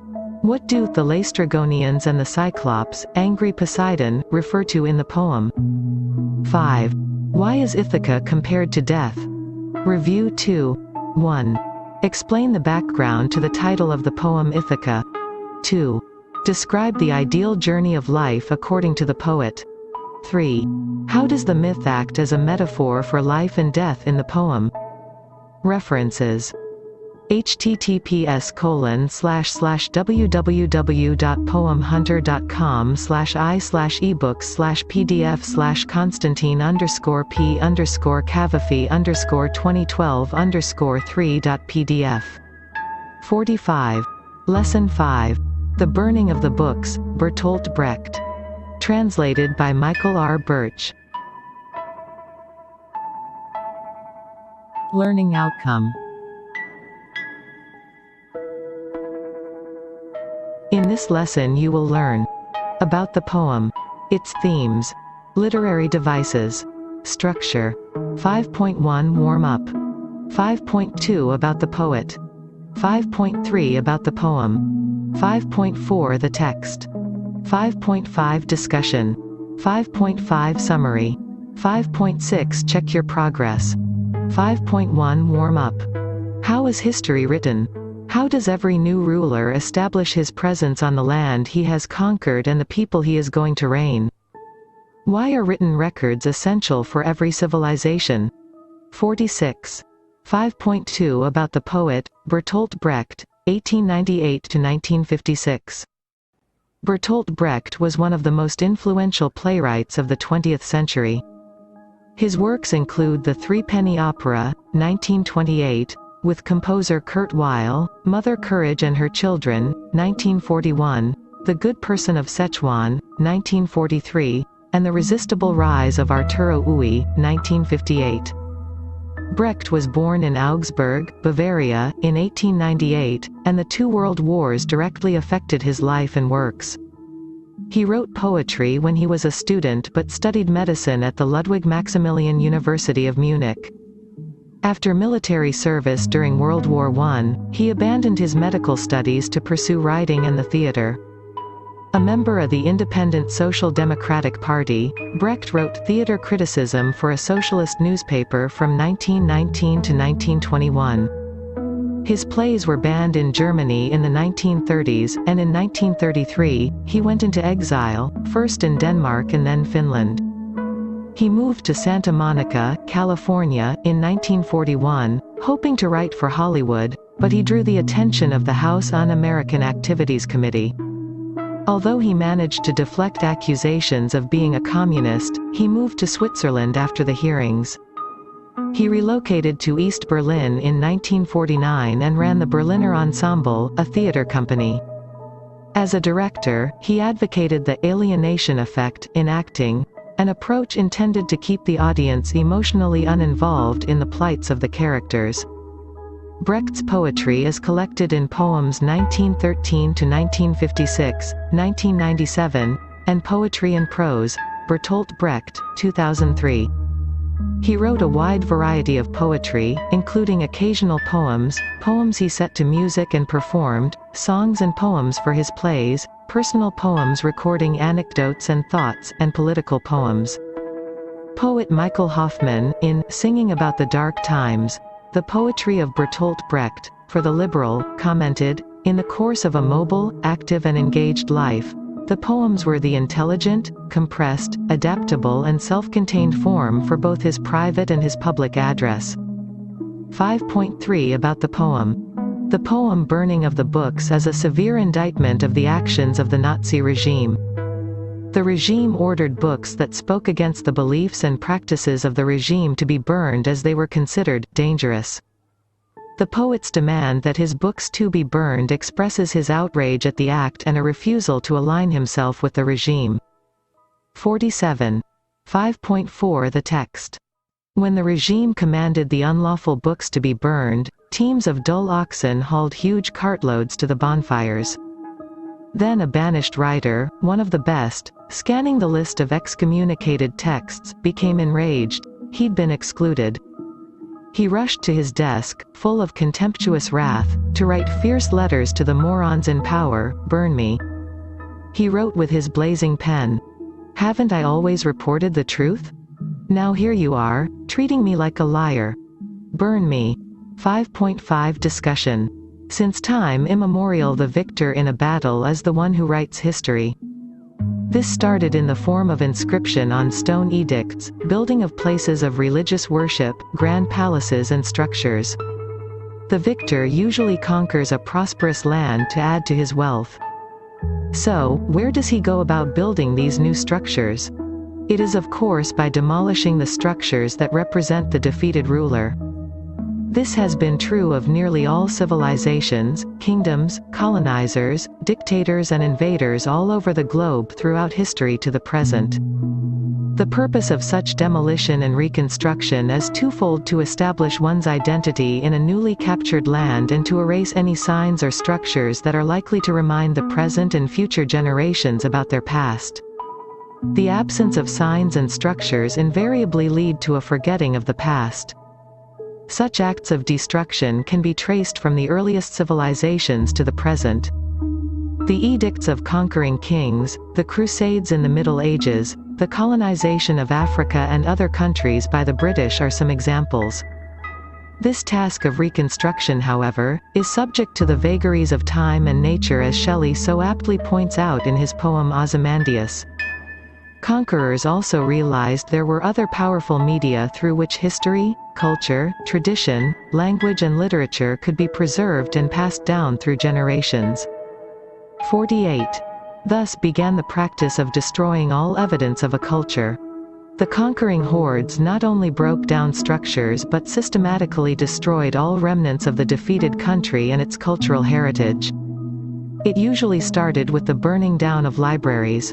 History gives examples of the burning of the libraries in Alexandria in Egypt and Takshashila. Next would be the conversion of the defeated people to the religion practiced by the conqueror. This invariably led to the construction of new structures, new literature, and sometimes the introduction of a new language. The occupation of Africa by the British, Dutch, and the French is a good case in point. Modern African writers need to put in great effort to revive their traditional languages, as most did not have a script.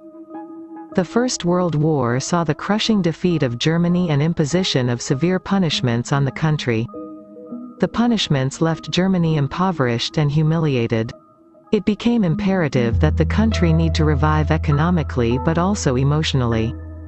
The wave of nationalism raised by Hitler proved successful, and Germany emerged economically strong and even managed to build a formidable army. However, the Aryan ideology was carried to extremes as Hitler grew more powerful.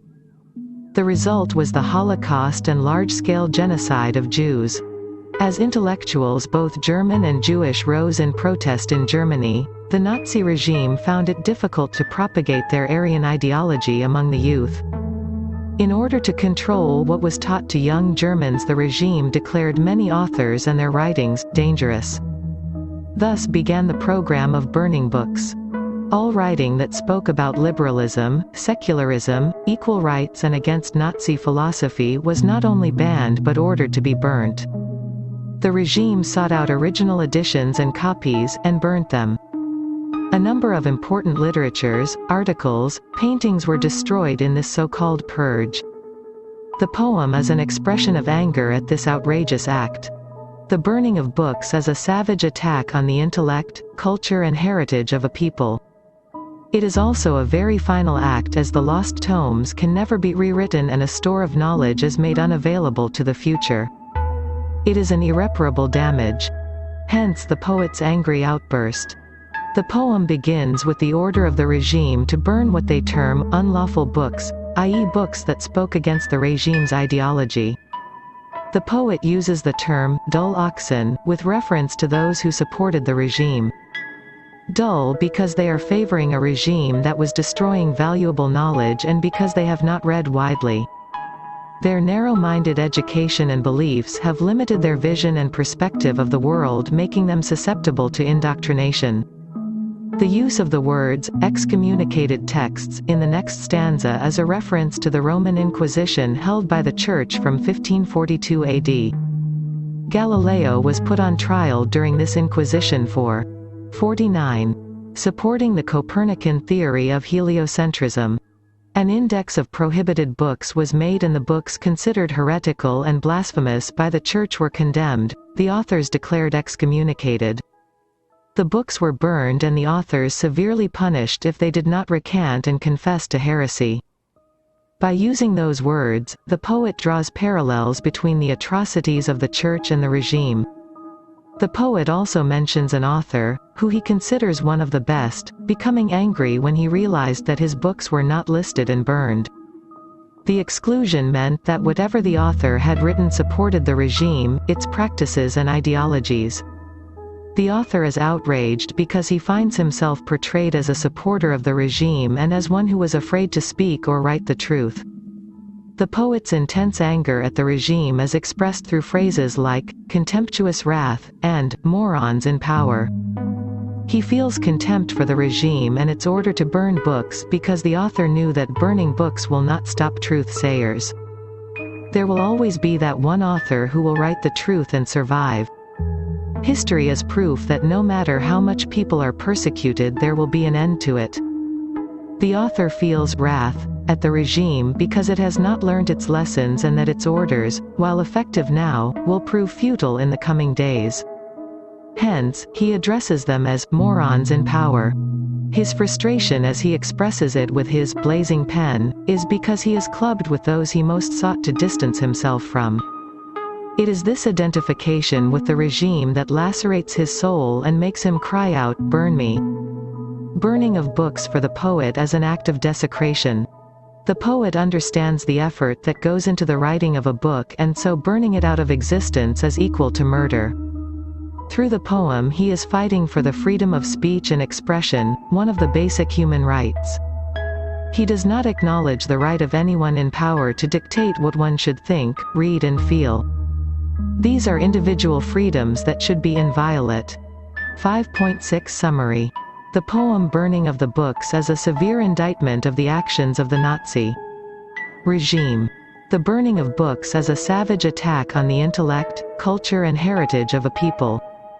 It is also a very final act, as the lost tomes can never be rewritten and a store of knowledge is made unavailable to the future. 50. The poem begins with the order of the regime to burn what they term unlawful books, i.e. books that spoke against the regime's ideology. Burning of books for the poet is an act of desecration, as books are storehouses of knowledge and learning. The poet does not acknowledge the right of anyone in power to dictate what one should think, read and feel. These are individual freedoms that should be inviolate. 5.7 Check your progress review. 1. The regime in the poem refers to 2. This regime ruled over 3. The regime wanted to burn all books ever written. True, false. 4. What does excommunicated texts refer to in the poem? 5. Why is the poet angry? Review 2. 1. What is the reason for the regime to give out an order to burn books? 2. Why is the burning of books a strategy adopted by most conquerors? References. https://allpoetry.com/poem/143306891-the-burning-of-the-books-by-Bertolt-Brecht. https://www.poetryfoundation.org/poets/Bertolt-Brecht. https://www.history.com/topics/religion/inquisition.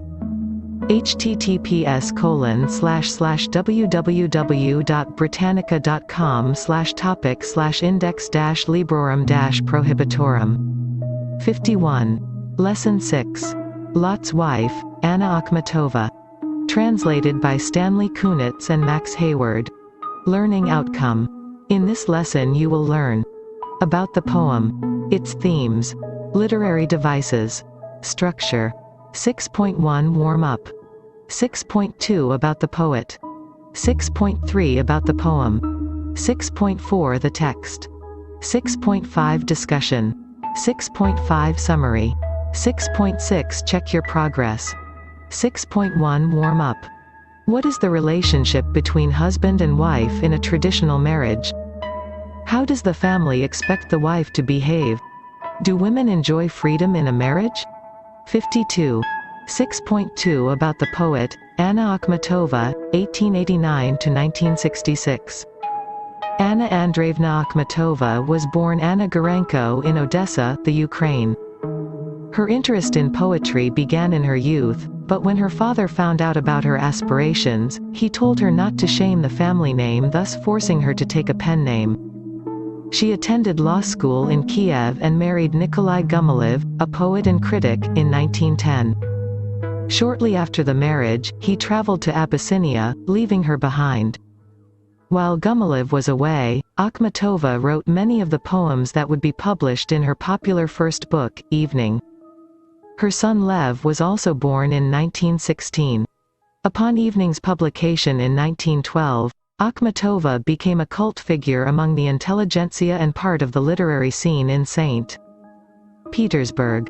Her second book, Rosary 1914, was critically acclaimed and established her reputation.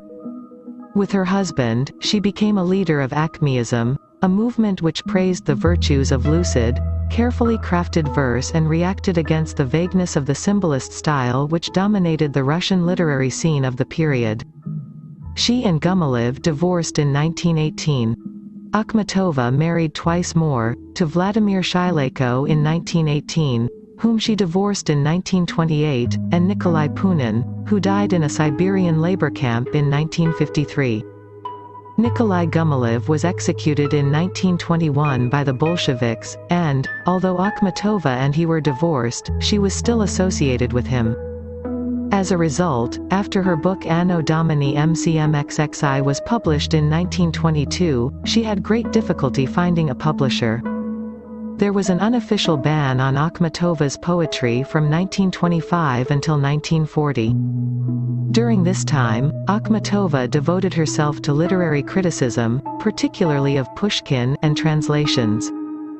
During the latter part of the 1930s, she composed a long poem, Requiem, dedicated to the memory of Stalin's victims. In 1940, a collection of previously published poems, from 6 books, was published. Changes in the political climate finally allowed her acceptance into the Writers' Union, but following World War II, there was an official decree banning publication of her poetry, and Andrei Zhdanov, the secretary of the Central Committee, expelled her from the Writers' Union. She began writing and publishing again in 1958, but with heavy censorship. Though Akhmatova was frequently confronted with official government opposition to her work during her lifetime, she was deeply loved and lauded by the Russian people, in part because she did not abandon her country during difficult political times.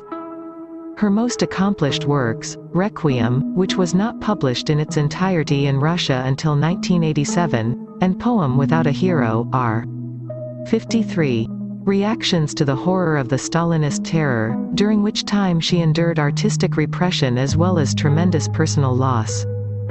Akhmatova also translated the works of Victor Hugo, Rabindranath Tagore, Giacomo Leopardi, and various Armenian and Korean poets, and she wrote memoirs of symbolist writer Alexander Blok, the artist Amedeo Modigliani, and fellow acmeist Osip Mandelstam. In 1964 she was awarded the Etna Taormina Prize and an honorary doctorate from Oxford University in 1965. Her journeys to Sicily and England to receive these honors were her first travels outside Russia since 1916. 2 years before her death at the age of 76, Akhmatova was chosen president of the Writers' Union. 6.3 About the poem. The poem Lot's Wife is a comment on the idea of obedience and loyalty expected from a wife. The poem alludes to a story in the Bible. The poet seeks to rewrite the story to show that Lot's wife was not a woman who gave in to her weakness but one who was strong enough to make a choice, no matter what the consequence. The poet also highlights that such choices are made rarely and usually forgotten. Anna Akhmatova writes the poem to show how the story can be an inspiration for one to stand up for what one believes in. 6.4 The text. And the just man trailed God's shining agent, over a black mountain, in his giant track, while a restless voice kept harrying his woman. It's not too late, you can still look back. At the red towers of your native Sodom, the square where once you sang, the spinning shed, at the empty windows set in the tall house where sons and daughters blessed your marriage bed. A single glance, a sudden dart of pain stitching her eyes before she made a sound. ... Her body flaked into transparent salt, and her swift legs rooted to the ground. 54. Who will grieve for this woman? Does she not seem too insignificant for our concern? Yet in my heart I never will deny her, who suffered death because she chose to turn. 6.5 Discussion. The poem is based on a story from the Old Testament in the Bible. The story is narrated as an example of how one should always obey God's words. Disobedience carries a severe punishment. Lot was a virtuous and devout man who lived in the city of Sodom. He lived with his wife and daughters. The city was notorious for acts of wickedness that displeased God. So, he sent angels to warn Lot about the destruction of Sodom and to tell him to leave the city with his family. They are warned to go as fast as they can away from the city and not look back at any cost. Lot, his wife and his daughters obediently head out of the city without looking back. However, after walking for a distance, Lot's wife is unable to resist herself and looks back. She is immediately turned into a pillar of salt. This story has been used as a warning for wives to be obedient to their husbands. They were warned of dire consequences of disobedience. However, 20th-century poets have chosen to revisit this story and write it from a different perspective. Feminist readings into the episode examine the possible reasons for her action. Instead of condemning her, these readings attempt to imbue her with agency. Lot's wife is portrayed as a woman who is an individual and asserts her personality through her choice. She is made to pay a price for making that choice. The title of the poem is significant as it not only refers to the story in the Bible but also draws attention to the fact that the woman is not named. She is just Lot's wife. The rest of the poem attempts to create a persona for this nameless person. It is interesting to note that just as Lot's wife is nameless, the men in the poem too become nameless. Lot is referred to only as the just man. He is just a man, or a man who has the power to stand on judgment on his wife. The poem begins with Lot following the path shown by God without any hesitation or doubt. His wife, however, was pestered by a restless voice, reminding her of her home and the people who shared a life with her. Sons and daughters blessed your marriage bed. The first two stanzas bring out the contrast between Lot and his wife. His concern is the path shown by God, not the home or the people left behind. He carries no burdens of relationship. It is Lot's wife who has built relationships. Her path is not a straight path but circular as indicated. 55. By the spinning shed, or fixed as shown by the marriage bed. These are concerns she cannot leave and walk away from. She turns to see all that was dear to her destroyed. The pain and anguish it causes her stops her and turns her into a pillar of salt. The poet wonders who will grieve for her since she is left all alone. She will soon be forgotten. The poet hence celebrates her courage through this poem. She acknowledges the empathy and sorrow that Lot's wife felt for the destruction of her home and the brave choice she made in staying back. The story would resonate with Anna Akhmatova's own life as she chose to stay in Russia and face difficulties rather than escape to a safe haven. Anna Akhmatova subverts the story by looking at it from a feminist perspective. For her, Lot's wife is not a passive being without agency but one who makes a choice while knowing and accepting that there are going to be consequences. 6.6 Summary. The poem Lot's Wife is a comment on the idea of obedience and loyalty expected from a wife. The poem is based on a story from the Old Testament in the Bible. 20th century poets have chosen to revisit this story and write it from a different perspective. Feminist readings into the episode examine the possible reasons for her action. Instead of condemning her, these readings attempt to imbue her with agency. Lot's wife is portrayed as a woman who is an individual and asserts her personality through her. The story would resonate with Anna Akhmatova's own life as she chose to stay in Russia and face difficulties rather than escape to a safe haven. 6.7 Check your progress review. 1. The story of Lot's wife can be found in the _blank_ of the Bible. 2. Lot and his family lived in the city of _blank. 3. God wanted to punish Lot and hence told him to walk away from the city. True, false. 56. 4. According to the poet, why did Lot's wife turn back? 5. What is the consequence she faces for her action? Review 2. 1. Examine the poem as a feminist rereading of the story from the Bible. 2. Show how the story of Lot's wife has been subverted by the poet. References: https://poets.org/poem/lots-wife. https://bible-study/crucial-lessons-from-the-story-of-lots-wife.html. 57. Lesson 7. The End and the Beginning. Wisława Szymborska. Translated by Joanna Terzechiak. Learning Outcome. In this lesson you will learn about the poem, its themes, literary devices, structure. 7.1 Warm-up. 7.2 About the poet. 7.3 About the poem. 7.4 The text. 7.5 Discussion. 7.6 Summary. 7.7 Check your progress. 7.1 Warm up. What happens after a war is fought? How is the common man affected by the end of a war? What is the effect of time on a war-torn land? 58. 7.2 About the poet, Wisława Szymborska, 1923–2012.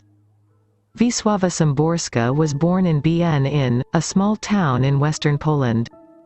Her family moved to Krakow in 1931, where she lived most of her life. Szymborska studied Polish literature and sociology at Jagiellonian University from 1945 until 1948. While attending the university, she became involved in Krakow's literary scene and met and was influenced by Czesław Miłosz. She began work at the literary review magazine YCIE Literacki, Literary Life, in 1953, a job she held for nearly 30 years. During her lifetime, Szymborska authored more than 15 books of poetry. Her collections available in English include Monologue of a Dog, Harcourt, 2005, Miracle Fair, Selected Poems of Wisława Szymborska, Norton, 2001, Poems, New and Collected, 1957–1997, Harcourt, 1998, View with a Grain of Sand, Selected Poems, Harcourt, 1995, People on a Bridge, Forest, 1990, and Sounds, Feelings Thoughts, 70 Poems, Princeton Up, 1981.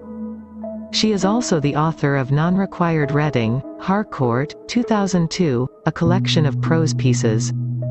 While the Polish history from World War II through Stalinism clearly informs her poetry, Szymborska was also a deeply personal poet who explored the large truths that exist in ordinary, everyday things. In 1996, Szymborska won the Nobel Prize in Literature. Her other awards include the Polish Pen Club Prize, an honorary doctorate from Adam Mickiewicz University, the Herder Prize and the Goethe Prize. 7.3 About the poem. The poem explores the situation of a country after a war. The effort of reconstruction is a rare subject for observation. The poem examines the damages that need to be cleared and rebuilt where a war has been fought. The poem traces the passage of time and how each following generation knows little about the war that was fought, its causes and effects. With time, the whole event becomes irrelevant and is forgotten. The poem concludes by pointing out how all traces of the war are erased by time. 7.4 The text. After every war, someone has to clean up. Things won't straighten themselves up, after all. 59. Someone has to push the rubble to the side of the road, so the corpse-filled wagons can pass. Someone has to get mired in scum and ashes, sofa springs, splintered glass, and bloody rags. Someone has to drag in a girder to prop up a wall. Someone has to glaze a window, rehang a door. Photogenic it's not, and takes years. All the cameras have left for another war. We'll need the bridges back, and new railway stations. Sleeves will go ragged from rolling them up. Someone, broom in hand, still recalls the way it was. Someone else listens and nods with unsevered head. But already there are those nearby starting to mill about who will find it dull. From out of the bushes sometimes someone still unearths 60 rusted out arguments and carries them to the garbage pile. Those who knew what was going on here must make way for those who know little. And less than little. And finally as little as nothing. In the grass that has overgrown causes and effects, someone must be stretched out blade of grass in his mouth gazing at the clouds. 7.5 Discussion. The poem focuses on the task of reconstruction after a war. The poet draws attention to the effect of time on man and memory. A war is a violent event. It ravages the land it has fought on and scars the mind of all people involved. A war is fought in the belief that it is the fitting and deciding end. The poem shows that it is not so, life continues. After a war, the reconstruction starts, as life has to continue. The work of reconstruction creates sad memories of loss and destruction, but along with it brings the opportunity for a new beginning. The title of the poem hints at the end of the war and the beginning of reconstruction. The stanzas IV present the various things to be done immediately after the war. The land has to be cleaned and cleared to make way for regular life. Things won't straighten themselves up, after all. Refers to the realization that while the war is fought by soldiers, the aftermath of the war is to be dealt by the common man who lives there. Reconstruction begins with clearing of debris, rubble, and disposal of the dead, so the corpse-filled wagons can pass. The number of dead is so high after a war that they cannot even be accorded individual funerals. Then follows the actual reconstruction. Someone has to drag in a girder to prop up a wall. Someone has to glaze a window, rehang a door. The process of rebuilding is long, arduous and painful. Stanza V comments on how the world is not interested in what is done after a war. It is not sensational, nor is it attractive. The focus of the media is fickle and it quickly moves away in 61. Search of other sensational events or conflicts. The poet draws attention to how commercialized media has become. It cares only about news which will ensure viewership and not report the difficulties faced by a war-torn land. New bridges, new stations, ragged sleeves, draw attention to the passage of time as rebuilding picks up pace and adapts to changing technology. With time also, the old arguments for and against the war also become irrelevant and worthless. The older generation will recall the horrors of the war in their stories, but the listeners will not find it interesting. Someone still unearths rusted-out arguments, and carries them to the garbage pile. The metaphor compares the reasons for which the war was fought to rusted tools that are useless and fit only for the garbage pile.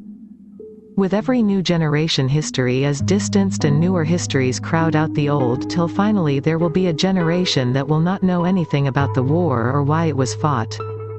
One day, there will come a time when the battlefield becomes a meadow where someone must be stretched out, blade of grass in his mouth, gazing at the clouds. The poem highlights the devastation caused by war and the Herculean task of rebuilding a nation after a war. Such a calamitous activity is bound to leave its mark on the minds of men and on the land. The use of the word someone throughout the poem is significant. In the first few stanzas, the someone is the common man, faceless, nameless, trudging and working. There are no heroes of reconstruction. It is drudgery that has to be carried out by someone. In the later stanzas, the someone refers to persons unknown as they belong to the next generation. They are someone who are distant from the experience of war or reconstruction. The poet points out the irony: time will inevitably erase marks of any event big or small. The land regenerates, and with every passing generation the event dwindles in importance and is finally forgotten. The poet conveys the idea that wars are ultimately needless waste of resources, human and natural. If such a violent event as a war can be forgotten with time, people should be able to find solutions that are nonviolent and peaceful. 7.6 Summary. The poem explores the situation of a country after a war. The poet seeks to draw attention to the effect of time on man and memory. The work of reconstruction creates sad memories of loss and destruction, but along with it brings the opportunity for a new beginning. 62. The poet points out the irony: time will inevitably erase marks of any event big or small. The land regenerates, and with every passing generation the event dwindles in importance and is finally forgotten. 7.7 Check your progress review. 1. What is the state of a country that has fought a war? 2. Who is most affected by the war? 3. Why does the poet use the word someone throughout the poem? 4. The poet feels that fighting a war is pointless. True, false? 5. Human beings never forget any major event no matter how much time has passed. True, false? Review 2. 1. In what sense is the end of a war also a beginning? 2. Examine the poem as a criticism of war. References.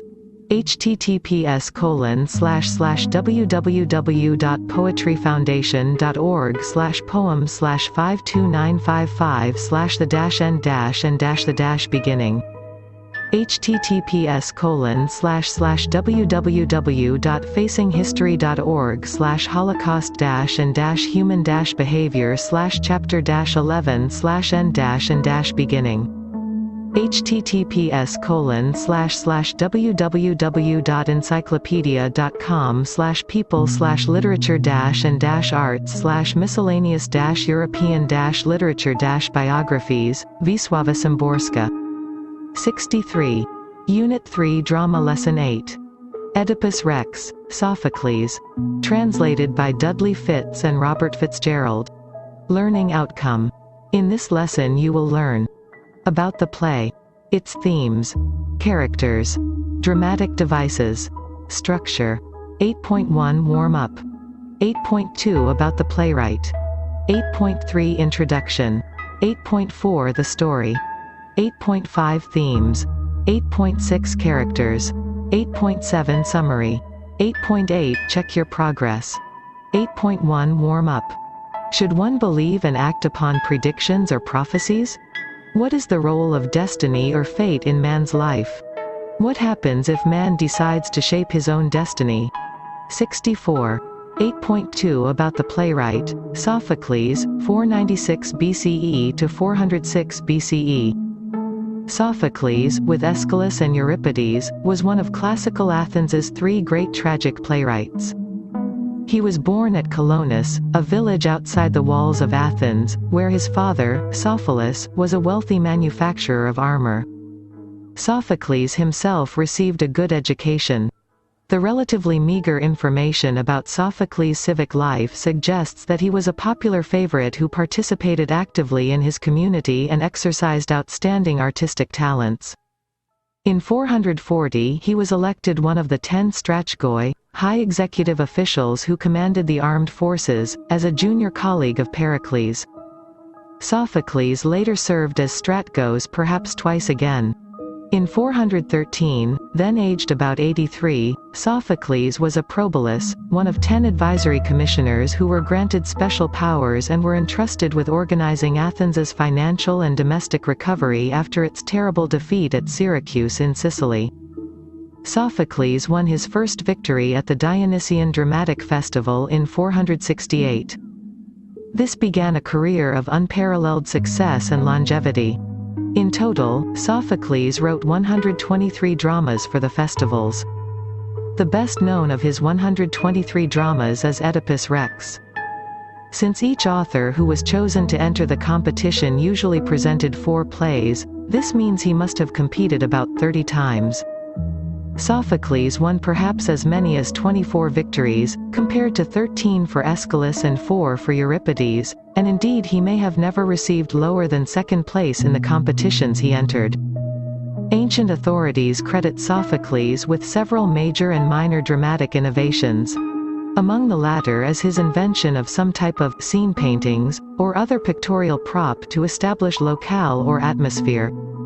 He also may have increased the size of the chorus from 12 to 15 members. Sophocles' major innovation was his introduction of a third actor into the dramatic performance. It had previously been permissible for 2 actors to double, i.e., assume other roles during a play, but the addition of a third actor on stage enabled the dramatist both to increase the number of his characters and widen the variety of their interactions. The scope of the dramatic conflict was thereby extended, plots could be more fluid, and situations could be more complex. Sophocles is also unsurpassed in his moments of high dramatic tension and in his revealing use of tragic irony. 8.3 Introduction. Oedipus Rex is a tragedy by the ancient Greek playwright Sophocles, first performed in about 429 BCE. It was the second of Sophocles' 3 Theban plays to be produced, but it 65 comes first in the internal chronology, followed by Oedipus at Colonus, and then Antigone. The play follows the story of King Oedipus of Thebes as he discovers that he has unwittingly killed his own father, Laius, and married his own mother, Jocasta. Over the centuries, it has come to be regarded by many as the Greek tragedy par excellence and certainly as the summit of Sophocles' achievements. 8.4 The story. The play opens with the city of Thebes stricken by a plague and its citizens begging Oedipus to find a remedy. He consults the Delphic oracle, which declares that the plague will cease only when the murderer of Jocasta's first husband, King Laius, has been found and punished for his deed. Oedipus resolves to find Laius's killer, and much of the rest of the play centers upon the investigation he conducts in this regard. In a series of tense, gripping, and ominous scenes, Oedipus's investigation turns into an obsessive reconstruction of his own hidden past as he begins to suspect that the old man he killed at the crossroads was none other than Laius. Finally, Oedipus learns that he himself was abandoned to die as a baby by Laius and Jocasta because they feared a prophecy that their infant son would kill his father, that he survived and was adopted by the ruler of Corinth. He also realizes that he has unwittingly fulfilled the Delphic oracle's prophecy of him, that he has indeed killed his true father, married his own mother, and begat children who are also his own siblings. Jocasta hangs herself when she sees this shameful web of incest, parricide, and attempted child murder, and the guilt-stricken Oedipus then sticks needles into his eyes, blinding himself. Sightless and alone, he is now blind to the world around him but finally cognizant of the terrible truth of his own life. 8.5 Themes. Oedipus the King unfolds as a murder mystery, a political thriller, and a psychological whodunit. Throughout this mythic story of patricide and incest, Sophocles emphasizes the irony of a man determined to track down, expose, and punish an assassin, who turns out to be himself. Considered one of the earliest whodunits in literature, it is also known for its exploration of the human situation in the face of overwhelming odds. Fate versus free will. The play presents this conflict between the workings of fate and the choice of free will. It is a long-held belief that man's life and actions are determined by fate and there is no point in struggling against it. Man is also offered free will, the ability to choose a path of action. When 66.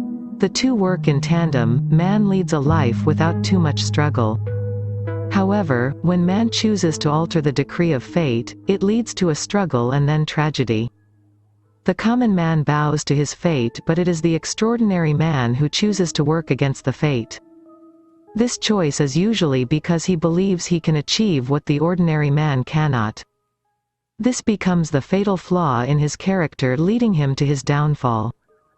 This flaw could be pride, arrogance, ambition or jealousy. Oedipus's pride in his abilities blinds him to the importance of reflection before action. He reacts to events and therefore ends up playing into the hands of fate. He hears rumors of his birth and in his determination to know the truth approaches the oracle. The oracle's prediction terrifies him and he runs away from home without a second thought. He does not even wait to consult his parents. This costs him dearly. His encounter with King Laius is another error he commits. He reacts violently to being pushed aside as he sees it as a humiliation. He kills the king without considering his actions. His ignorance about his birth results in his killing his father, marrying his mother and having children from her as fate or the oracle had decreed. The play shows that while man has the freedom to act, his life is controlled by fate. Sight versus blindness. The play is full of references to bringing to light, seeing, blindness, darkness and sight. They refer not just to the physical act of seeing but also to the ability to contemplate, to understand, to comprehend. The play of contrasts between Tiresias and Oedipus highlights Tiresias's ability to see, despite being blind, and Oedipus's inability to see, despite having eyes. Oedipus is a man of action, makes quick decisions and acts on them. His blind faith in his ability to reason well leads him to be hasty in making decisions and acting on them. He is therefore unable to foresee the consequences of his actions. It is obvious in his dealing with his brother-in-law Creon, whom he blames of being ambitious, and Tiresias, in whose words he hears rancor. In his desperation to make the prediction fail, he inadvertently ends up fulfilling the prophecy, much to his and Jocasta's horror and disgust. Tiresias, the blind seer, is able to see beyond physical sight because he is blessed with divine vision and the amount of time he has spent with people. His reading on Oedipus is accurate because he is not blinded by the splendor of the man's personality but is able to see his failings. 67. Search for truth. Like any murder mystery, the play has its usual cast of characters: the victim, King Laius; the suspects, Creon, Tiresias; the highwayman, the witnesses, the messenger and the shepherd; and the detective, Oedipus. As any good detective, Oedipus is persistent, inquisitive, sharp to recognize clues and determined to uncover the truth no matter what the consequence. The truth is revealed in stages by first eliminating the red herrings. Creon and Tiresias are absolved of blame when the messenger is brought forth to reveal what he knows. The mention of the crossroads becomes an important clue to unlocking the mystery. It is also the first indication to Oedipus that things are not cut and dried as he had expected. The mention of the crossroads and then the mountain where Laius and Jocasta's son was abandoned become important indicators to the truth. Oedipus fears a terrible truth about to be revealed. The shepherd completes the story with his testimony. The detective Oedipus finds himself accused of the murder. Along with that is the shame of incest which he has committed with his mother. Oedipus's search for the truth, despite warnings from Tiresias and Jocasta, results in the suicide of Jocasta and Oedipus blinding himself for his rashness. He demands to be punished with exile and despairs for the future of his daughters. The search for the truth revealed Oedipus's own limitations and the powerful working of fate which he had sought to overthrow. 8.6 Characters. The typical Sophoclean drama presents few characters, impressive in their determination and power, possessing strongly drawn qualities or faults that combine with a particular set of circumstances to lead them to a tragic fate. Sophocles emphasizes that most people lack wisdom, and he presents truth in collision with ignorance, delusion, and folly. The chief character does something involving grave error. This affects others, each of whom reacts in his own way, thereby causing the chief agent to take another step toward ruin, his own and that of others as well. Equally important, those who are to suffer from the tragic error usually are present at the time or belong to the same generation. Oedipus. Oedipus is introduced at the beginning of the play as a benevolent king. One who freed Thebes from the terrible clutches of the Sphinx by answering the riddle. He is regarded with great 68. Respect by his people for his rule and is granted a status almost equal to God. When the people suffer from plague, they go to him with prayers to help them. He has anticipated the situation and has already sent his brother-in-law to the oracle at Delphi to seek a solution. His is an open and honest nature. He hides nothing from his people. Despite Creon's suggestion that the prediction of the oracle be discussed inside the palace, Oedipus insists on it being announced in public. In similar manner, all other revelations are made in public. This frankness only magnifies the extent of Oedipus's guilt, trapping him by his own words. He leaves himself no opening to escape his punishment. At the end of the play, he is a broken man, physically and in spirit, with no hope for redemption. Oedipus's fatal flaw is his pride in his capability to find out the truth, to solve a puzzle. He is a larger-than-life character, intelligent, resourceful, brave and strong. These qualities also make him quick to anger, less reflective, and therefore in a rush to act he makes hasty decisions that affect everyone around him. Each of his actions from before the play begins, when he runs away from home to avoid the fulfillment of the prophecy, till forcing the messenger and the shepherd to reveal the truth as a result of action without thought to consequence. The tragedy is the fall of a great man for a crime he was unaware of committing. Jocasta. Jocasta is punished for seeking to overthrow the decree of fate. She sends her newborn son to be killed on hearing the prophecy. She believes him dead and therefore happy in the knowledge that the prophecy was not true. She convinces Oedipus that the prophecy regarding him too would be fulfilled. As the play progresses, she realizes her error and pays for it with her life. In the beginning of the play, she is a loving wife who is worried about her husband. She uses her own history to convince Oedipus that not all prophecies are fulfilled. The messenger's testimony that one man killed Laius and Oedipus's confession that he killed Laius begins to shake her confidence. Then the shepherd's evidence and the realization that the prophecy was not defeated reveals the horror of her situation. She sees no way out for herself except in self-destruction. Tiresias. As in Antigone, the entrance of Tiresias signals a crucial turning point in the plot. But in Oedipus Rex, Tiresias also serves an additional role. His blindness augments the dramatic irony that 69 governs the play. Tiresias is blind but can see the truth. Oedipus has his sight but cannot. Oedipus claims that he longs to know the truth. Tiresias says that seeing the truth only brings one pain. In addition to this unspoken irony, the conversation between Tiresias and Oedipus is filled with references to sight and eyes. As Oedipus grows angrier, he taunts Tiresias for his blindness, confusing physical sight and insight, or knowledge. Tiresias matches Oedipus' insult for insult, mocking Oedipus for his eyesight and for the brilliance that once allowed him to solve the riddle of the Sphinx. Neither quality is now helping Oedipus to see the truth. Chorus. The chorus serves an important purpose in the play. They comment on the action in the play and are also part of the characters who participate in the play. They represent the voice of the people of Thebes expressing their fears and concerns. The chorus is also a dramatic device to break the play into scenes.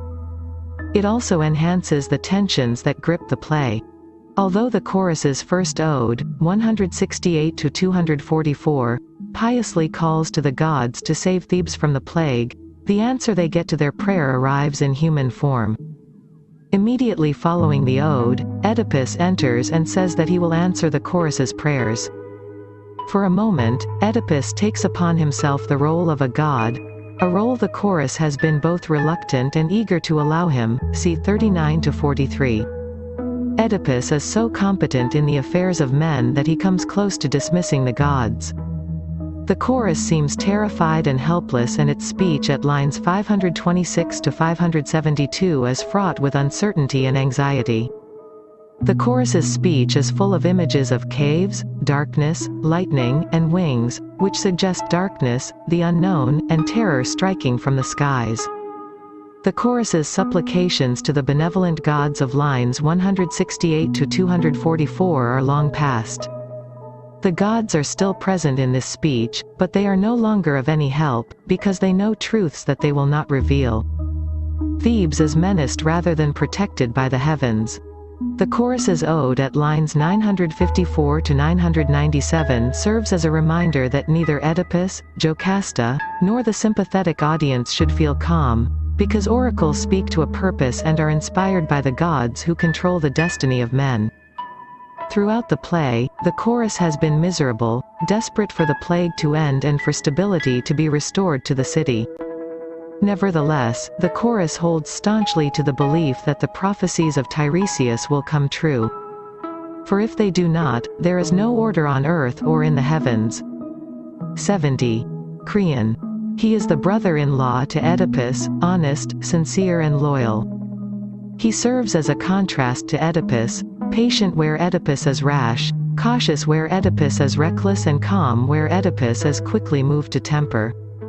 He follows Oedipus's orders faithfully and rushes to Delphi to seek a solution to free his country from the plague. On his return, he also advises Oedipus to consult Tiresias regarding the murder of Laius. When Oedipus, disturbed on listening to the words of Tiresias, accuses him of treachery, Creon remains cool and explains to Oedipus his lack of ambition to rule. He does not become angry or outraged when his integrity is questioned. He remains sympathetic to Oedipus even till the end of the play. These qualities later make him the ideal replacement to Oedipus as king of Thebes. 8.7 Summary. Oedipus Rex is a tragedy by the ancient Greek playwright Sophocles, first performed in about 429 BCE. Sophocles emphasizes the irony of a man determined to track down, expose, and punish an assassin, who turns out to be himself. The play presents this conflict between the workings of fate and the choice of free will. The chorus serves an important purpose in the play. They comment on the action in the play and are also part of the characters who participate in the play. 8.8 Check your progress review. 1. Oedipus believes that he is the son of blank and underscore blank. 2. Before Oedipus the king and queen of Thebes were underscore blank underscore n. 3. What does Tiresias tell Oedipus? 4. Whose revelation shows Oedipus that both prophecies were fulfilled? 5. How does Oedipus punish himself? 71. Review 2. 1. Show how Oedipus Rex is a murder mystery. 2. Examine the play as a contest of wills, that of the gods and man. References. https://www.fusd1.org/cms/lib/as01001113/centricity/domain/1385 full% 20 text% 20 oedipus.pdf https://www.ancient-literature.com/Greece_Sophocles_Oedipus_king.html https://www.britannica.com/biography/Sophocles https://literariness.org/2020/07/analysis-of-Sophocles-Oedipus-Rex/ 72. Unit 4 Short Story Lesson 9. War, Luigi Pirandello. Learning Outcome. In this lesson you will learn about the short story, its themes and characters, structure. 9.1 Warm-up. 9.2 About the author. 9.3 About the text. 9.4 Analysis. 9.5 Setting. 9.6 Characters. 9.7 Themes. 9.8 Summary. 9.9 Check your progress. 9.1 Warm-up. Who suffers the most in a war? How does one cope with the death of a loved one? Is there comfort in sharing our joys and sorrows with others? 73. 9.2 About the author, Luigi Pirandello, 1867–1936. Italian playwright, novelist, and short story writer, he was the winner of the 1934 Nobel Prize for Literature. With his invention of the theatre within the theatre in the play Sei personaggi in cerca d'autore, 1921, 6 characters in search of an author, he became an important innovator in modern drama. Pirandello was the son of a sulfur merchant. He first went to Palermo, the capital of Sicily, and, in 1887, to the University of Rome. He went in 1888 to the University of Bonn, where in 1891 he gained his doctorate in philology for a thesis on the dialect of Agrigento, his hometown. In 1894 his father arranged his marriage to Antonietta Porcellano, the daughter of a business associate, a wealthy sulfur merchant. This marriage gave him financial independence, allowing him to live in Rome and to write.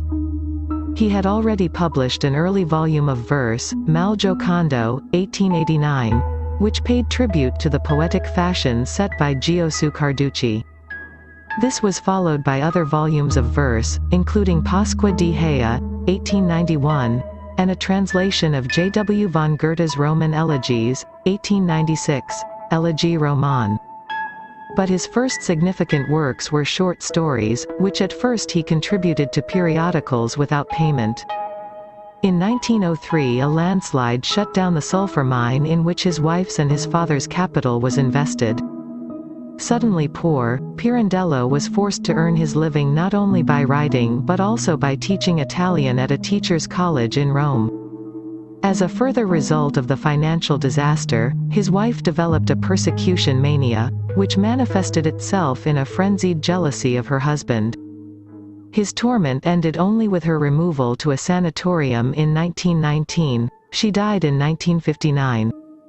It was this bitter experience that finally determined the theme of his most characteristic work, already perceptible in his early short stories, the exploration of the tightly closed world of the forever changeable human personality. Pirandello's early narrative style stems from the verismo, realism, of two Italian novelists of the late 19th century, Luigi Capuana and Giovanni Verga. The titles of Pirandello's early collections of short stories, Amori senza amore, 1894, Loves Without Love, and Beffe della Morte e della Vita, 1902-03, The Jests of Life and Death, suggest the wry nature of his realism that is seen also in his first novels, L'Esclusa, 1901, The Outcast, and Il Turno, 1902, Eng. Trans. The Merry-Go-Round of Love.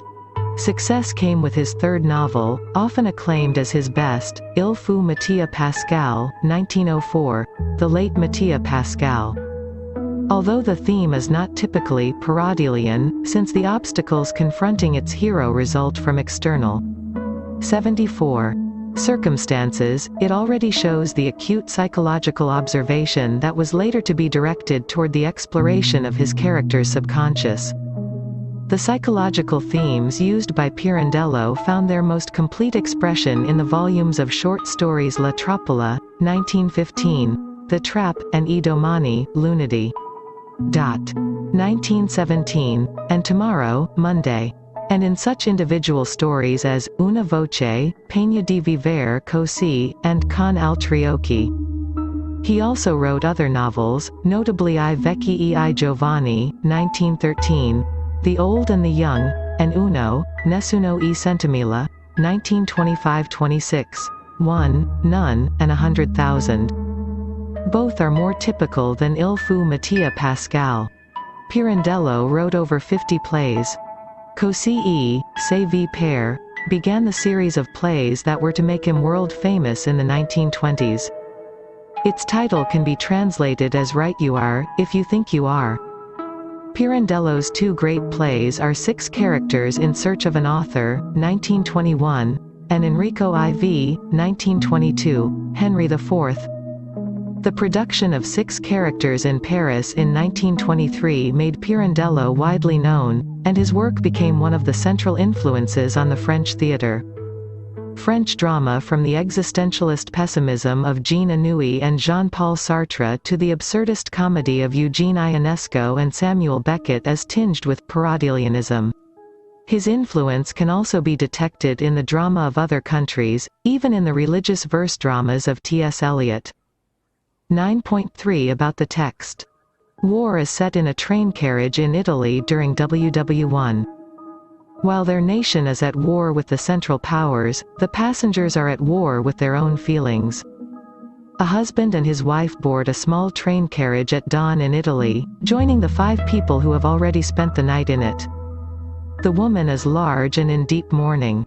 Some of the passengers help her in and make room for her. The husband inquires if she's all right, but she doesn't answer. He explains to the others that their only son is being sent to war in 3 days and they're going to see him off. A passenger says he has 2 sons and 3 nephews at the front, prompting the husband to stress that they're risking their only son. This sets off a passionate discussion about who is sacrificing the most. The husband says a man who loses one son has another left to comfort him, but the passenger responds that such a man has an obligation to live for his other son, and thus can't end his misery at his own hand. Another passenger, an old man, breaks in with a speech. He asserts that their children don't belong to them. They have interests of their own, including a love for their country, and they gladly fight for it. They don't want tears because if they die happy. And dying young and happy is all anyone could want as it spares. 75. Them of the boredom and disillusionment of life. Why, he doesn't even mourn the death of his own son. He stops there, his lip trembling, his eyes watery. The other passengers agree with him. The wife, inconsolable until now, finds strength in his words. She listens closely as the old man gives the details of how his son died heroically for his country, without regrets. All the other passengers congratulate the man for his stoicism and bravery. The wife, as if waking from a dream, says to the man, "Then, is your son really dead?" The old man looks at her, tries to answer, but can't. He seems to realize for the first time that his son is gone forever. He weeps uncontrollably. 9.4 Analysis. The story expresses the sense of loss and loneliness experienced by those left behind in times of war, parents and the aged. The characters in the story are together in a train and each has his own story of woe to narrate. Each has suffered the loss of a loved one and each tries to show that his own sorrow is greater than the others. They fail to recognize that like their physical journey they are unwittingly together in their emotional journey too. No matter how they rationalize the loss, the suffering is the same. This is highlighted by the fact that the author has chosen not to name any of the characters. They are all just people and therefore similar in their suffering. The one who seems the boldest of them wanting to celebrate the death of his son breaks down at the simple question asked by the lady. He had been holding himself aloof as being different from the others.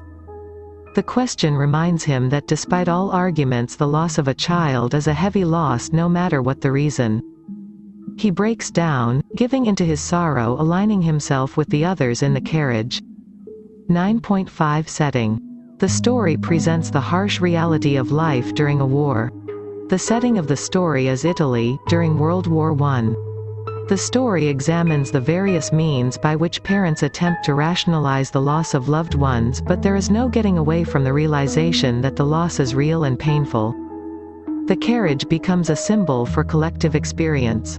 All the travelers are undergoing similar experiences, only differing in their expression of sorrow. They all seem to be bound to the same destination, thereby symbolizing the similarity of their loss. 76. 9.6 Characters. The woman. The woman is the mother of a young man who was supposed to study but was suddenly sent to fight the war. She has bundled herself and does not communicate with anybody, even her husband.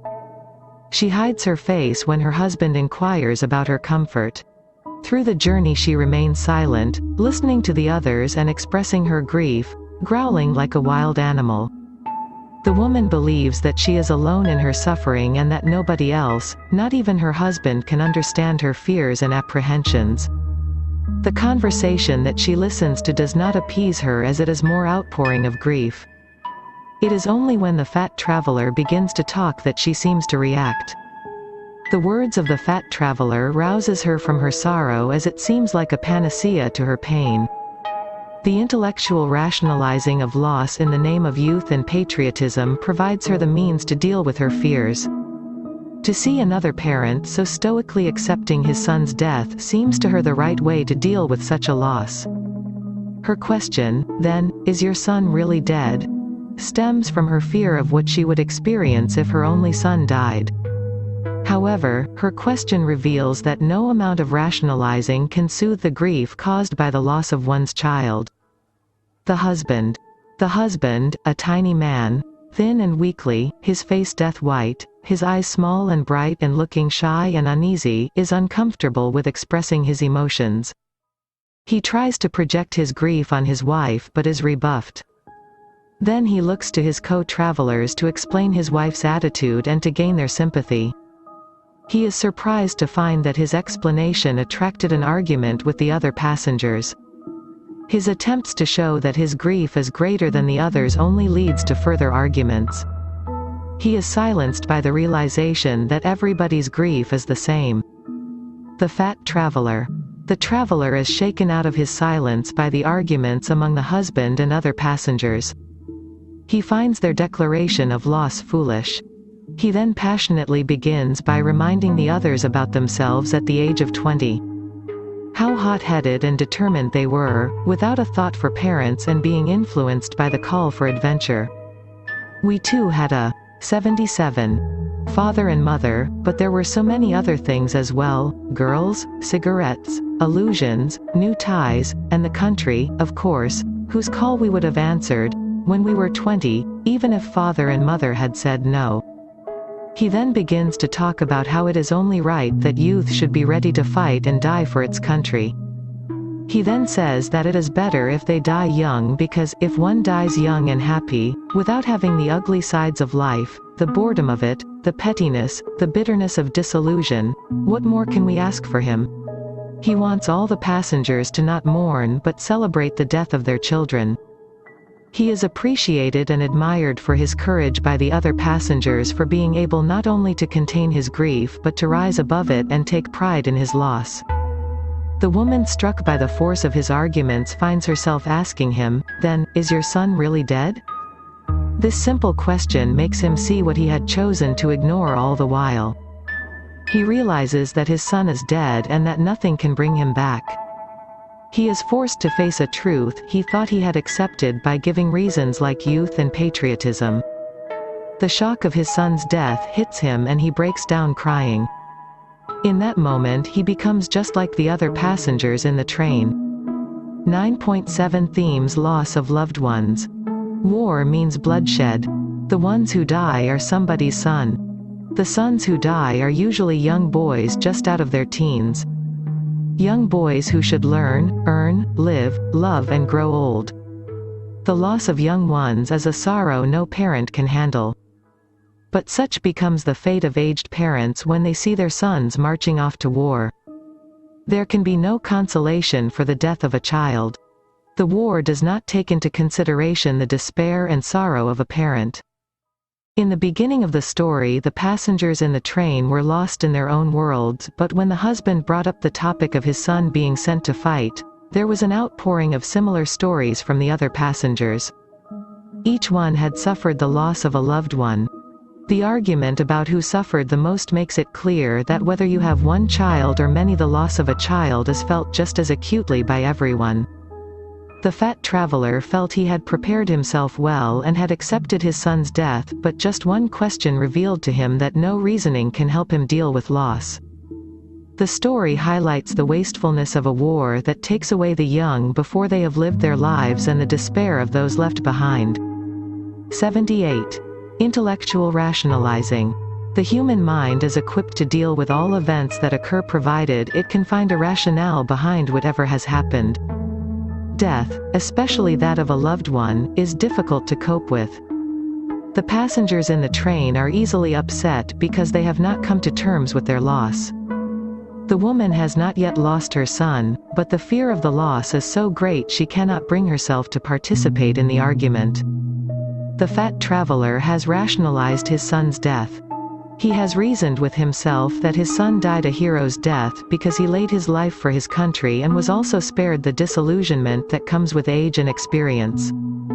This rationalizing gave him strength and passion to silence the others in the train. However, he did not reckon with his heart. He forgot that rationalizing was an activity of the intellect, but accepting the loss of son had to happen in his heart. While his intellect told him to celebrate his son's martyrdom, the woman's question reminded him that the loss was an emotional one. The heart won over, and so he broke down when he heard the question. 9.8 Summary. War is set in a train carriage in Italy during WW1.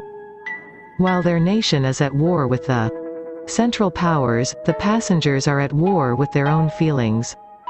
The story expresses the sense of loss and loneliness experienced by those left behind in times of war, parents and the aged. The story presents the harsh reality of life during a war. The setting of the story is Italy, during World War I. The carriage becomes a symbol for collective experience. All the travelers are undergoing similar experiences, only differing in their expression of sorrow. 9.9 Check your progress. 1. The story is set in _ 2. What happens in the beginning of the story? 3. What is the time period in which the story is set? 79. 4. What does the husband say? How do the others react? 5. The woman is mourning the death of her only son. True, false. 6. The fat traveler believes that youth should be allowed to follow their heart. True, false. 7. Comment on the symbolism of the setting. 8. Write about the argument among the passengers. 9. Sketch the character of the fat traveler. 10. How does the woman's question towards the end of the story bring about a change in the fat traveler? References: https://www.pirandelloweb.com/war/ https://alcation.com/humanities/war-by-Luigi-Pirandello https://graduateway.com/war-by-Luigi-Pirandello-analysis/ http://worldliterature-now.blogspot.com/2009/12/war-critical-analysis.html 80. Lesson 10. The Guest, Albert Camus. Learning Outcome. In this lesson you will learn about the short story, its themes and characters. Structure. 10.1 Warm-up. 10.2 About the author. 10.3 About the text. 10.4 Analysis. 10.5 Setting. 10.6 Characters. 10.7 Themes. 10.8 Summary. 10.9 Check your progress. 10.1 Warm-up. Are all choices in life easy? What determines our choices? Does the consequence of our choice always make us happy? 81. 10.2 About the author, Albert Camus, 1913–1960. Camus was an Algerian French journalist, editor, moralist, activist, political theorist, novelist, essayist, playwright and reluctant philosopher. His writings addressed the isolation of man in an alien universe, the estrangement of the individual from himself, his disillusionment and fear of evil. His works question the meaning of life in the face of impending death. He began his literary career as a political journalist and as an actor, director, and playwright in his native Algeria. Later, while living in occupied France during World War II, he became active in the resistance and from 1944 to 47 served as editor-in-chief of the newspaper Combat. By mid-century, based on the strength of his 3 novels, The Stranger, The Plague, and The Fall, and 2 book-length philosophical essays, The Myth of Sisyphus and the Rebel, he had achieved an international reputation and readership. It was in these works that he introduced and developed the twin philosophical ideas, the concept of the absurd and the notion of revolt, that made him famous. The absurd can be defined as a metaphysical tension or opposition that results from the presence of human consciousness, with its ever-pressing demand for order and meaning in life, in an essentially meaningless and indifferent universe. Camus considered the absurd to be a fundamental and even defining characteristic of the modern human condition. The notion of revolt as an attitude of heroic defiance or resistance to whatever oppresses human beings. 1942, Le Mythe de Sisyphe, discussed the philosophy of the absurd, the endless toil of human life without meaning. Like Sisyphus, humans cannot help but continue to ask after the meaning of life, only to see our answers tumble back down. It was also a critique of religion and of the Enlightenment and all its projects, including Marxism, nihilism, suicide as an answer to the meaninglessness of life. A liberal humanist, he argued the necessity of defending such values as truth, moderation, and justice. He was awarded the Nobel Prize for Literature in 1957. He is known as the spokesman for post-war era. 10.3 About the text. The story is about Daru, a schoolteacher in a remote village in an unnamed French town. The students are away from school because of a sudden snowstorm. Daru sees 2 men coming up the hill towards his school. One is Balducci, a policeman, and the other is an Arab prisoner. The Arab, accused of killing his cousin, is to be transported to Tingui, a town 20 km away by Daru. 82. Daru refuses, saying the work is dishonorable. However, Baldacci goes away, leaving the Arab to be Daru's guest. During the night, Daru thinks the prisoner escapes, but he gets up only to drink water and returns to bed.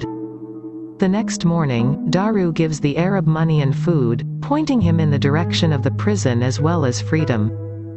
However, the prisoner chooses to walk towards his imprisonment, leaving Daru disappointed. He returns to the school to find a warning on the blackboard threatening retribution for handing over the Arab to the police. Daru finds himself misunderstood and alone in his despair. 10.4 Analysis. Historical context of the story. The story provides an example to examine Camus' theory of the absurd. Absurdism expresses the inherent lack of meaning in the world. But humans constantly search for meaning. Human desire for order, meaning and happiness, and the indifferent natural universe's refusal to provide all that creates a tension that leads to absurdity. The theory throws up the fundamental philosophical question: is life worth living? Is suicide an answer if life has no meaning? Camus uses the myth of Sisyphus to explain existential angst. Human longing for order and meaning is compared to Sisyphus, condemned for eternity to roll a boulder up a mountain, only to have it fall to the bottom. Like Sisyphus, human beings continue to ask about the meaning of life, only to find that there are no answers. We should embrace the absurdity of human existence and take on the purpose of creating value and meaning. Efforts and resilience, not suicide and despair, are the appropriate responses to absurdism. Camus argued that Sisyphus is happy and that we must follow his resilience. The setting is Algeria, a French colony in northern Africa during the Algerian War of Independence. The story was published in 1957 in the short story collection L'Exil et le Royaume. The people of the region want self-rule and consider the French their enemy and are trying to throw off colonial rule. The French are trying to keep order until such time as they can pull out without losing face. The three main characters cannot act independent of the geopolitical realities. Daru is an Algerian-born Frenchman, the prisoner is an Arab and a native of Algeria. The French title, El Hôte, meaning both host and guest, makes it ambiguous. This ambiguity in the term, l'hôte, dramatizes the colonial situation. The title, The Guest, is open to allegorical interpretation of hosts and guests as they relate to national identities. Daru's role as both host and guest can be 83. Seen in his position, he is a guest, not a native. Because he is Algerian-born Frenchman, he is also an unwilling host to the prisoner. But at the end of the story, he is an unwanted guest in the country of his birth. Alternately, the prisoner is both Daru's guest and his host, since this, Algeria, is his country and he is a guest in Daru's home. As Roland Champagne argues, the title's approximate homonym, l'autre, the other, can refer to both Daru and the prisoner as well. For Algeria as presented in Camus' stories as a land in which no one can legitimately claim to be master and no one is destined to be slave, where no one thus is colonizer and no one colonized, where no one is authorized by any doctrine or contract to occupy the place of the host in a place that is exclusively his or hers, and no one is placed definitively in the position of being either an invited or intrusive guest in a foreign land. A continuous and problematic line between power and powerlessness, ownership and dispossession, stability and nomadism, hospitality is often in flux. Power comes and goes, and so do protection and respect, servitude and care. Camus is making the case for no one to be the clear host or the clear guest. 10.5 Setting. Geographical isolation. The setting of the story is in an isolated schoolhouse. The school has been made inaccessible by a sudden snowstorm and so the school is closed. The schoolmaster lives alone there. The land around the school is bleak, isolated terrain. These wastelands peopled only by stones. Occasionally, furrows suggested cultivation, but they had been dug to uncover a certain kind of stone good for building. The only plowing here was to harvest rocks. Elsewhere, a thin layer of soil accumulated in the hollows would be scraped out to enrich paltry village gardens. This is the way it was. Bare rock covered 3/4 of the region. The description of the land lays emphasis on the loneliness and isolation of the protagonist. 10.6 Characters. Daru. Daru is a victim of domestic and professional exile. He has no wife, family, friends or colleagues. The severity of his geolocation, emphasized by harsh climatic conditions, tells us about his distance from people. He only has memories of fraternity, that of the army barracks. 84. Men who share the same rooms, soldiers or prisoners, develop a strange alliance as if, having cast off their armor with their clothing, they fraternized every evening, over and above their differences, in the ancient community of dream and fatigue. These memories are soured by the atrocities of war. He has developed a profound misanthropy and therefore the choice of self-exile. His role as schoolteacher springs from a desire to know the innocence of humanity, uncorrupted by civilization. Daru values personal liberty as the highest form of individuality. Hence, he offers the prisoner a choice to escape. He also accepts the prisoner's decision to go to prison. He chooses to not impose limits on the free will of others. Arab. The prisoner is the spiritual double of Daru. His experience of the severity of physical and moral exile more than Daru. He is an impoverished Arab. His experience is not the same as a European's, he is more deprived. He is one of that army of ragged ghosts wandering in the sunlight. He remains stoic even as the geopolitical factors intensify his difficult situation. Basic necessities like food and safety are not available to him. He is dependent on French rations for survival, experiencing enforced subservience in his own native land. The little room was cluttered with bags of wheat that the administration left as a stock to distribute to those of his pupils whose families had suffered from the drought. Actually, they had all been victims because they were all poor. Every day Daru would distribute a ration to the children. They had missed it, he knew, during these bad days. Possibly one of the fathers would come this afternoon and he could supply them with grain. His is also a psychological exile. He is in conflict with his own community. He murdered his brother for grain rations and so gets no sympathy from his community. This dual social exile leaves him with two choices, freedom or prison. Prison represents European punishment, which is only physical incarceration, while freedom in the form of life with nomads represents something worse, a loss of identity. 10.7 Theme: Solitude, Physical and Spiritual.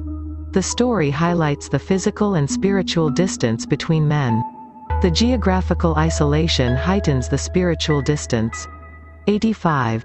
There, rocky walls, green and black to the north, pink and lavender to the south, marked the frontier of eternal summer.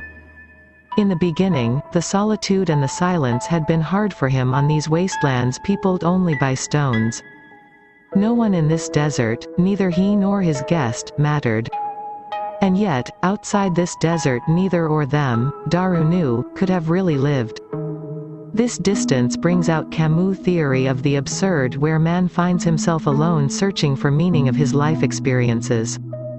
He cannot comprehend the motives that drive other people as he cannot understand his own, but their presence on the land is what holds them together.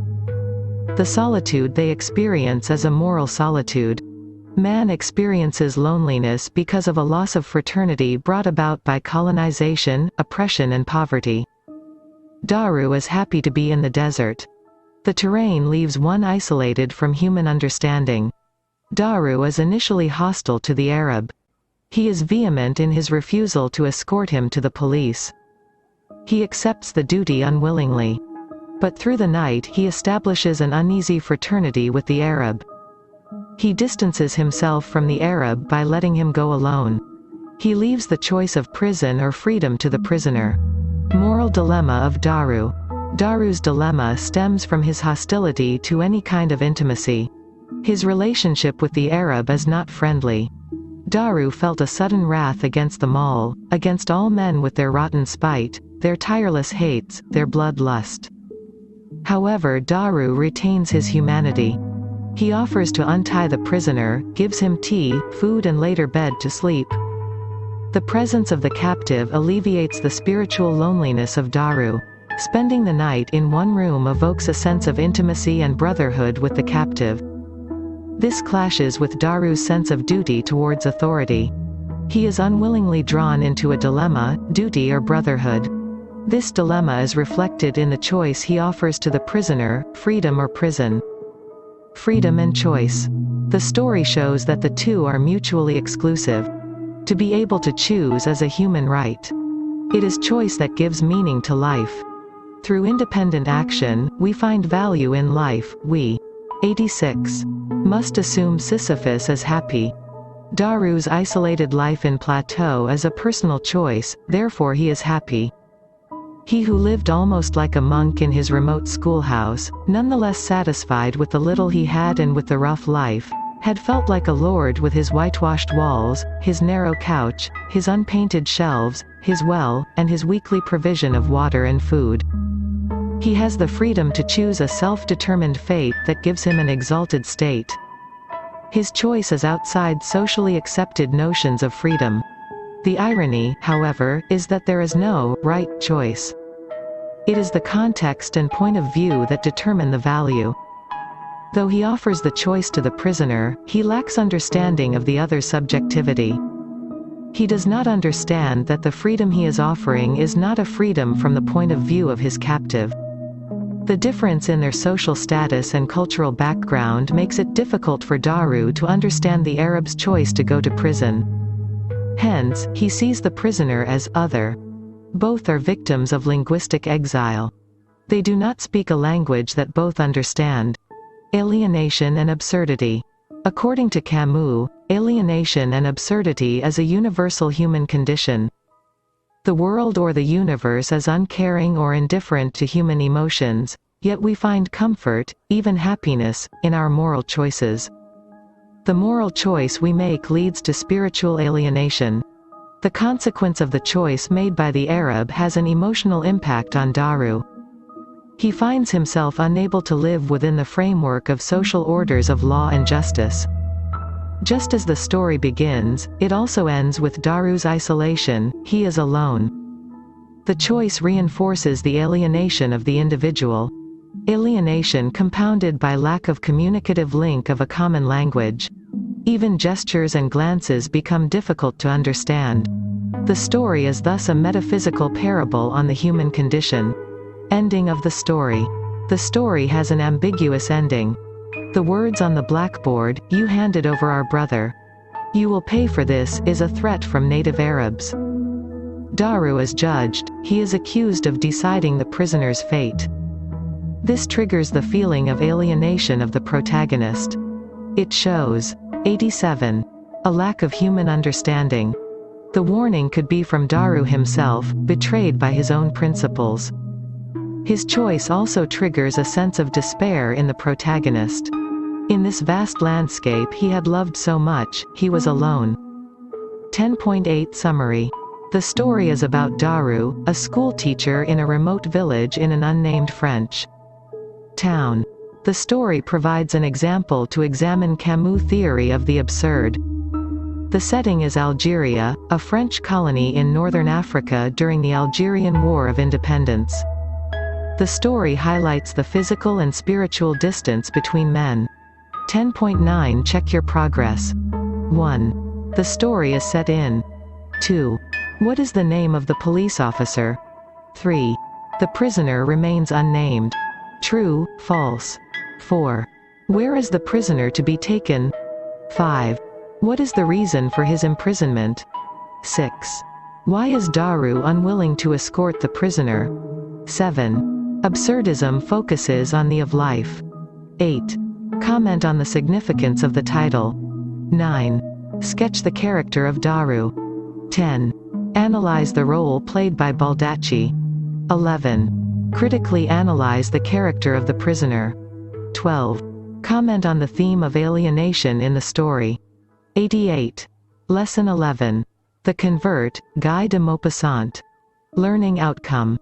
In this lesson you will learn about the short story, its themes and characters. Structure. 11.1 Warm-up. 11.2 About the author. 11.3 About the text. 11.4 Analysis. 11.5 Setting. 11.6 Characters. 11.7 Themes. 11.8 Summary. 11.9 Check your progress. 11.1 Warm-up. How do we deal with stubborn people? Do you know the story of Tom Sawyer and the fence that needed to be whitewashed? 11.2 About the author, Guy de Maupassant, 1850–1893. Guy de Maupassant was a French novelist and short story writer of the 19th century. Like the Russian writer Anton Chekhov, his stories cover the panorama of French life in the 19th century. 89. Including different social classes such as the peasantry, the bureaucracy and life along the Seine. His short stories are characterized by economy of style and the efficient resolving of the various threads. His war stories taken from the Franco-Prussian War of the 1870s denote the futility of war. Gustave Flaubert, the French novelist, was a good friend and mentor to Maupassant, who made his debut in journalism and literature. Through Flaubert, Maupassant met Émile Zola and the Russian novelist Ivan Turgenev. He worked as the contributing editor to several leading newspapers such as Le Figaro, Gil Blas, Le Gaulois and L'Echo de Paris. His major works include Boule de Suif, 1880, La Maison Tellier, 1881, short story anthology, Une Vie, 1883, and Belle Amie, 1885. He had a natural aversion to society, loved retirement, solitude, and meditation. He traveled extensively in Algeria, Italy, England, Brittany, Sicily, Auvergne, and from each voyage he brought back a new volume of short stories. Maupassant is considered one of the fathers of the modern short story and serves as a model for other writers like O. Henry and Somerset Maugham. The modern short story is not merely a condensed version of the novel, but takes on its own distinct form, often beginning in media res, in the middle of the action.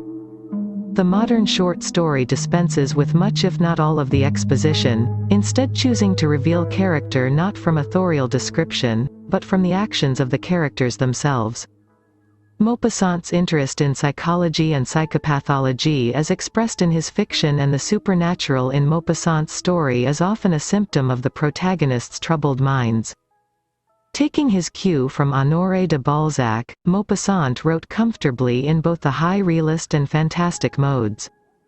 Maupassant's achievement is the invention of a new, high-quality, commercial short story, which has something to offer to all classes of readers.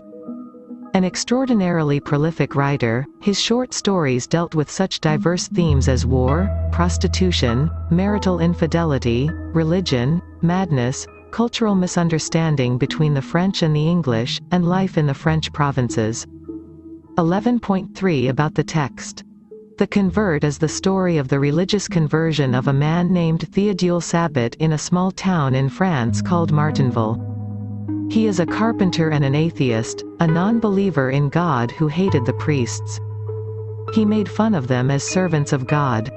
He made a point of working on Sundays during the hour of Mass.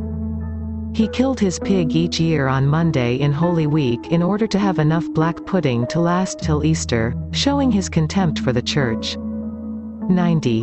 The priest in the community, Abbé Maritime, had a secret rivalry with Sabbat for 10 years. Each with his own agenda. The religious community feared that Sabbat winning the mayor elections would bring down the Church and its importance.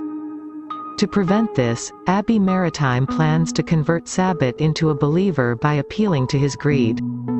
He comes up with a plan to renovate the altar of the church and offers the carpentry work to Celestin Chamberlain, the carpenter from the neighboring town Percheval. This means Sabbat will lose the possibility of earning a profit. He, therefore, meets the priest to make a deal. He offers to make the church alterations and in turn agrees to take communion publicly at High Mass next Sunday. He also makes a confession to the priest and gets the contract. He then begins to attend communion every month. 11.4 Analysis. The Convert is a story of a clever priest and a stubborn parishioner. It is a slice-of-life instance where a man of God resorts to trickery to bring another into the fold. The story has the underlying theme of Christianity, to focus on saving the souls of people, even non-believers. The story has two main characters, Sabbat and the Abbey. Sabbat is a master carpenter and representative liberal thought in the community. He shows disregard for core beliefs of Christianity, following Sabbath, fasting for Lent. He ridicules the curates and has made himself popular in the community because of his dissenting talk and behavior. His rival, the Abbé Maritime, is a diplomatic man. He was never outwardly critical of Sabbat, yet was worried about the power he enjoyed in the community. He felt that the power of ridicule and non-belief was a threat to the church and community. The Abbey's plan of action had a twin purpose: 1. To convert Sabbat and make him a member of the church. 2. To make his dissenting voice ineffective against the church. He did this by appealing to his greed, sense of pride and ambition. He stoked Sabbat's greed by giving him an opportunity to earn a profit. He appealed to his pride in his status as master carpenter and fueled his ambition by not allowing work to not go to his rival from outside the community. The Abbey circulated news of church renovation in the community so that it reached Sabbat, piquing his curiosity and avarice. "Are you going to do the work on the chancel of the church?"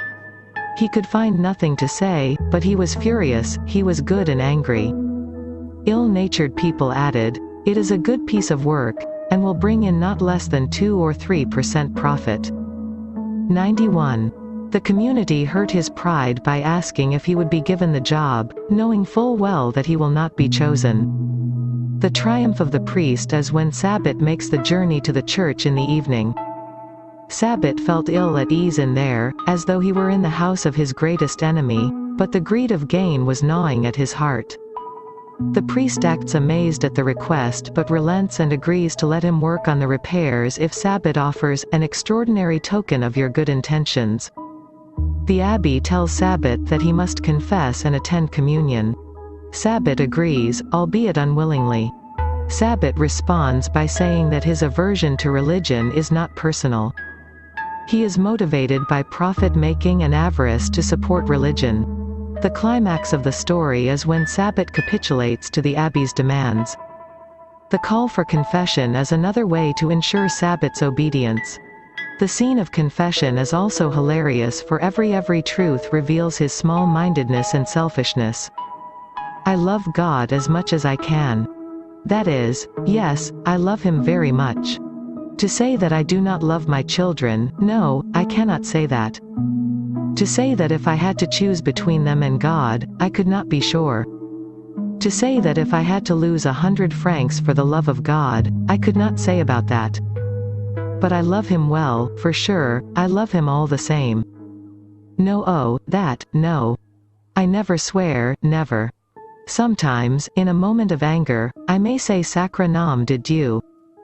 But then, I never swear. Of course not, of course not. I am an honest man, monsieur le curé, I swear it, for sure. To say that I have not sometimes charged for a few more hours of work to customers who had means, I could not say that.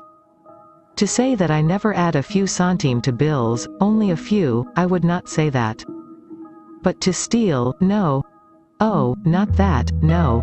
No, as to that, no. I am not a liar. That is my quality. To say that I have never told a big story, I would not like to say that.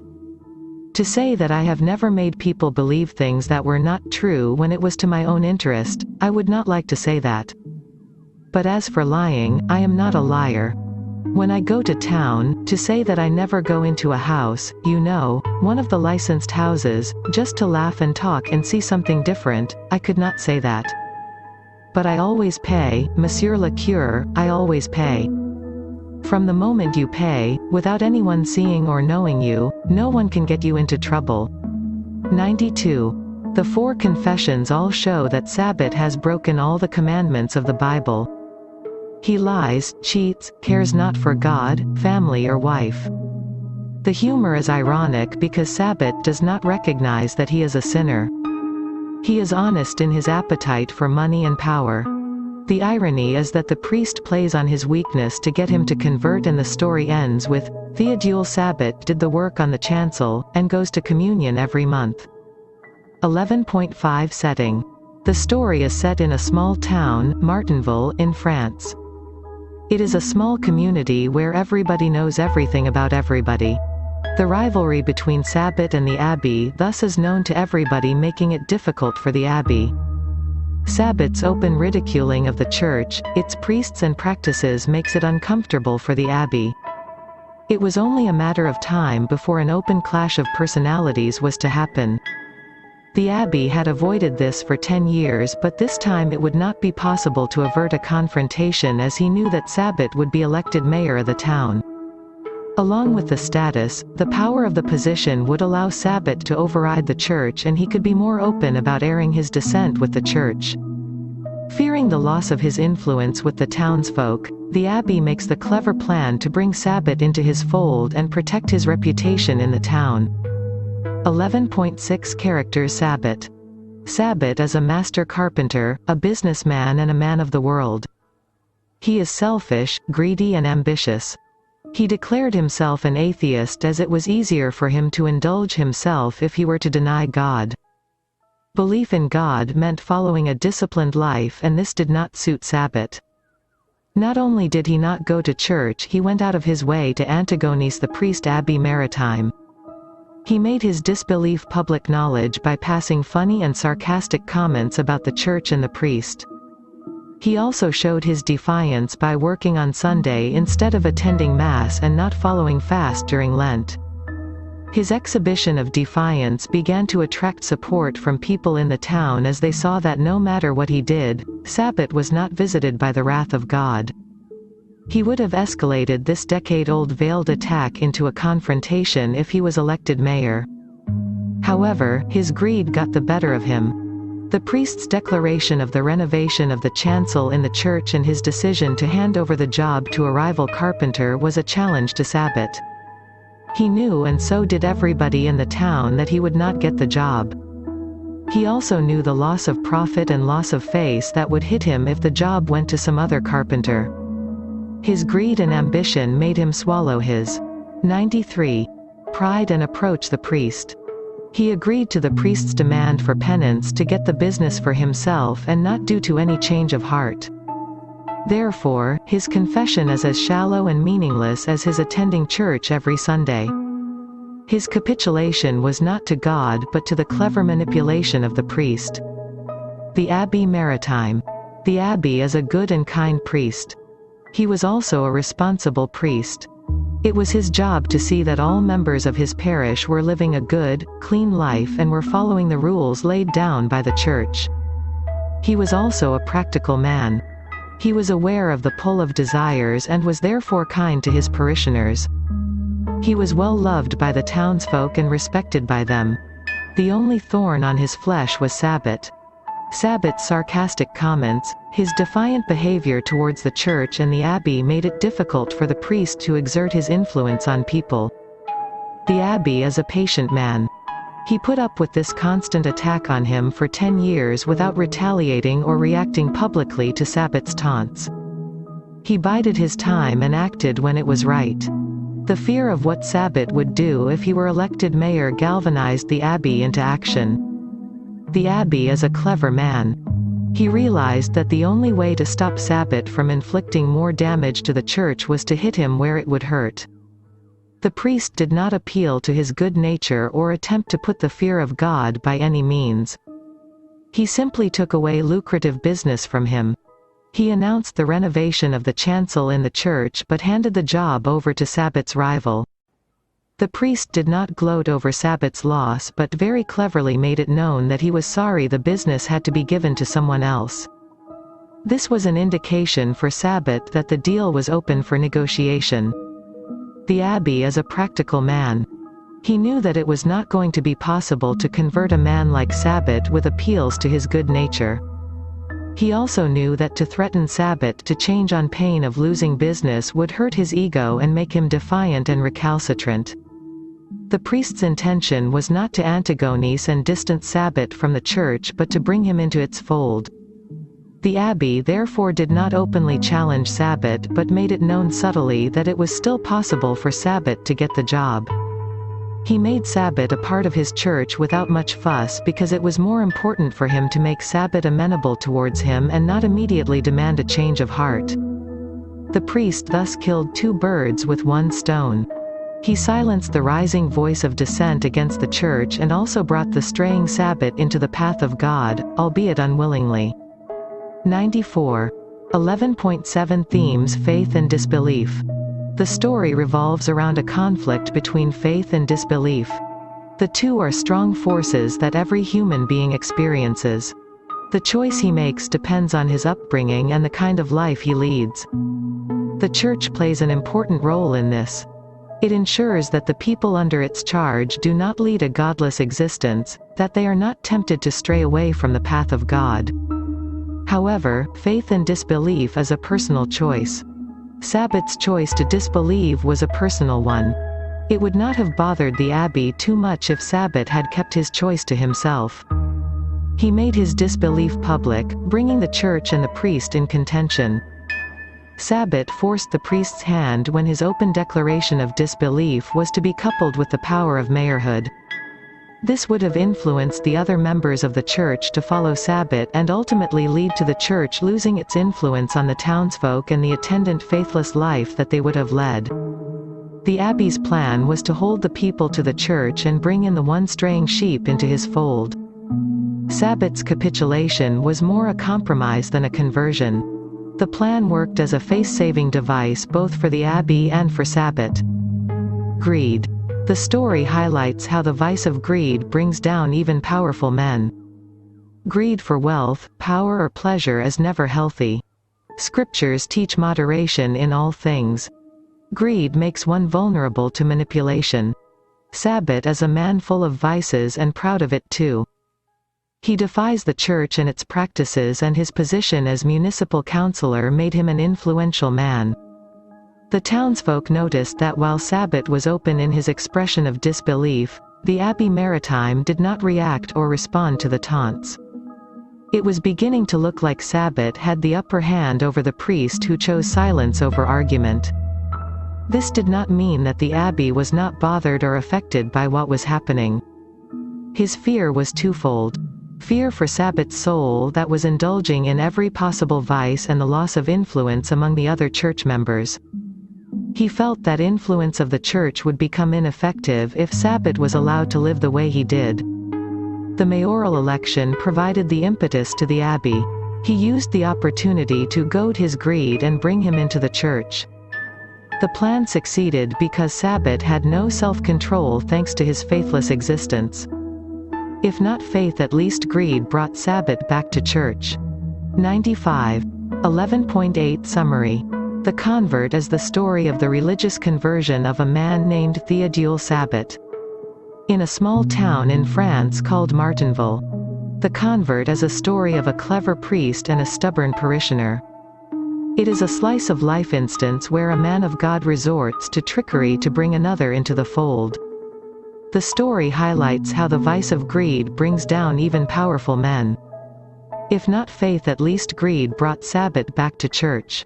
Sabbat's capitulation was more a compromise than a conversion. The abbey silenced the rising voice of dissent against the church and also brought the straying Sabbat into the path of God, albeit unwillingly. 11.9 Check your progress. 1. Name the author of the story. 2. Where is the story set? 3. Name the priest. 4. What is the reason for Sabbat's ridicule of priests? 5. Who does the priest meet at Rouen? Why? 6. What is the work that is to be undertaken by the carpenter? 7. Why does Sabbat eventually approach the priest? 8. What does the priest require from Sabbat? Why? 9. How does Sabbat feel about confession? 10. Comment on the title of the story. 96. Lesson 12. The Darling, Anton Chekhov. Learning outcome. In this lesson you will learn about the short story, its themes and characters. Structure. 12.1 Warm-up. 12.2 About the author. 12.3 About the text. 12.4 Analysis. 12.5 Setting.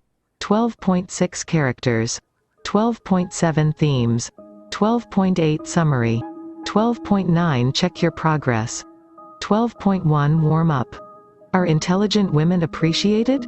What is the difference between how boys and girls are brought up? Is it right for women to be independent, educated and alone? 12.2 About the author Anton Chekhov, 1860 to 1904. Russian writer Anton Chekhov is recognized as a master of the modern short story and a leading playwright of the late 19th and early 20th centuries. Anton Pavlovich Chekhov was 97. Born in Taganrog, Russia. His father, Pavel, was a grocer with frequent money troubles. His mother, Yevgenia, shared her love of storytelling with Chekhov and his 5 siblings.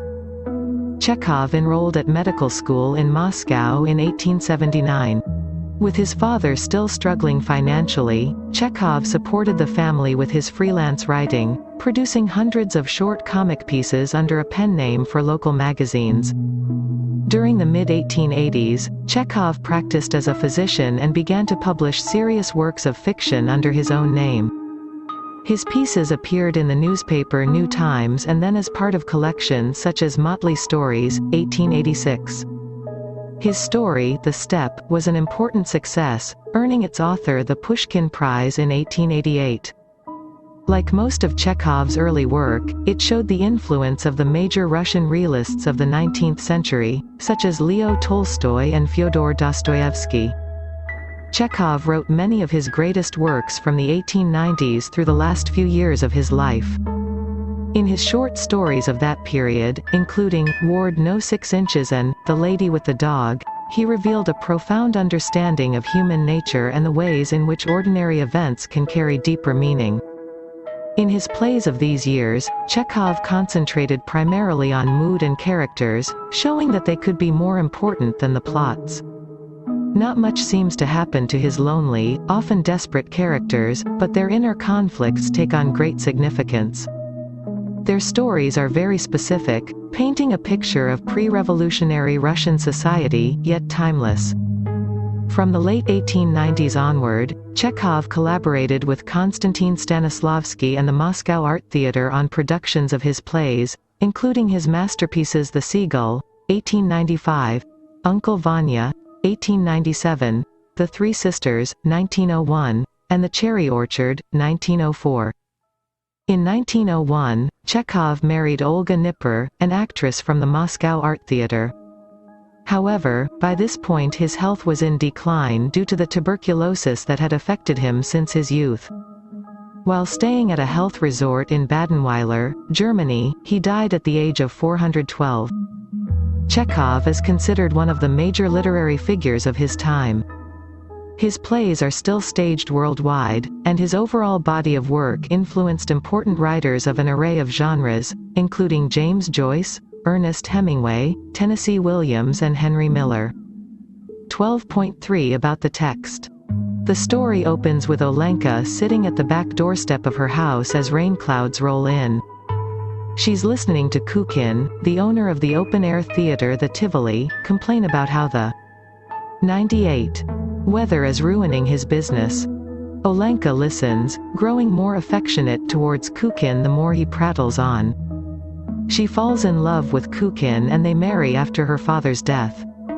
Olenka and Kukin led a comfortable happy life. Olenka starts to work at the Tivoli, soon adopting all of Kukin's opinions and becoming preoccupied with the theater. Kukin eventually leaves for Moscow to recruit a troupe for his theater, and Olenka anxiously awaits his return. But she receives a telegram that Kukin has been detained and, shortly after, another one stating that he has died. While mourning, Olenka meets Vasily Pustovalov, a lumber merchant. It does not take Olenka long to fall in love with him and promptly marry him. Olenka and Pustovalov live happily together, spending their time either preoccupied with the lumber business or enjoying a materially comfortable home life. Olenka absorbs all of her husband's ideas about business and religion, and becomes totally obsessed with lumber. On one winter day, Pustolatov goes to the lumber yard too soon after drinking hot tea, promptly falling ill.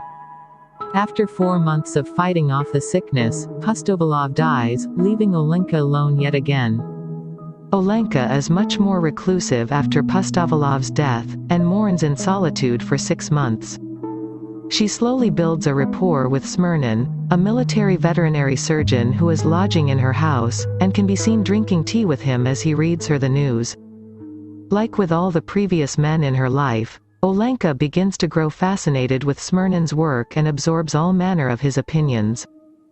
Yet their relationship cannot blossom since Smernin is married to a woman he's estranged from, and together they have a young son.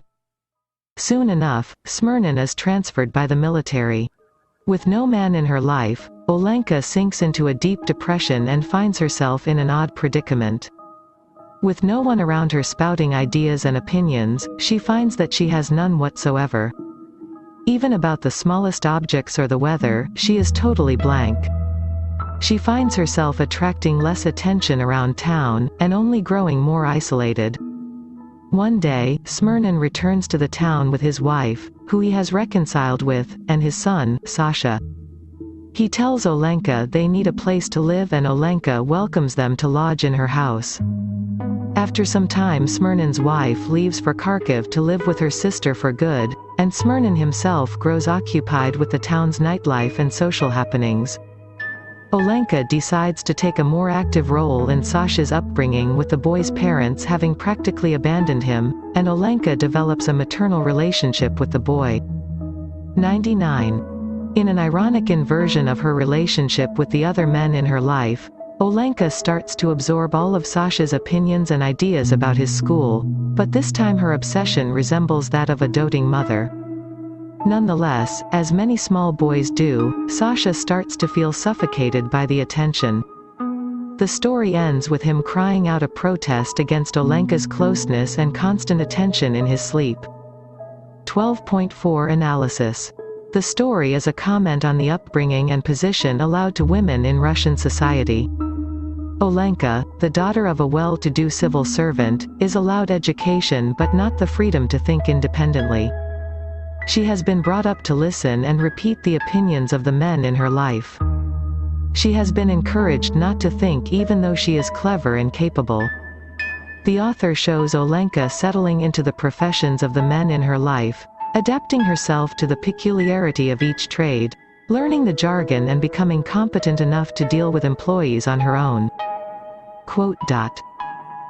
She sat in the cashier's box, kept the theater in order, wrote down the expenses, and paid out the salaries. She meddled in the rehearsals, corrected the actors, watched the conduct of the musicians, and when an unfavorable criticism appeared in the local paper, she wept and went to the editor to argue with him. In his absence, Olenka took his place in the office until evening, attending to the bookkeeping and dispatching the orders. The first 2 husbands trusted her enough to leave business in her hands and travel.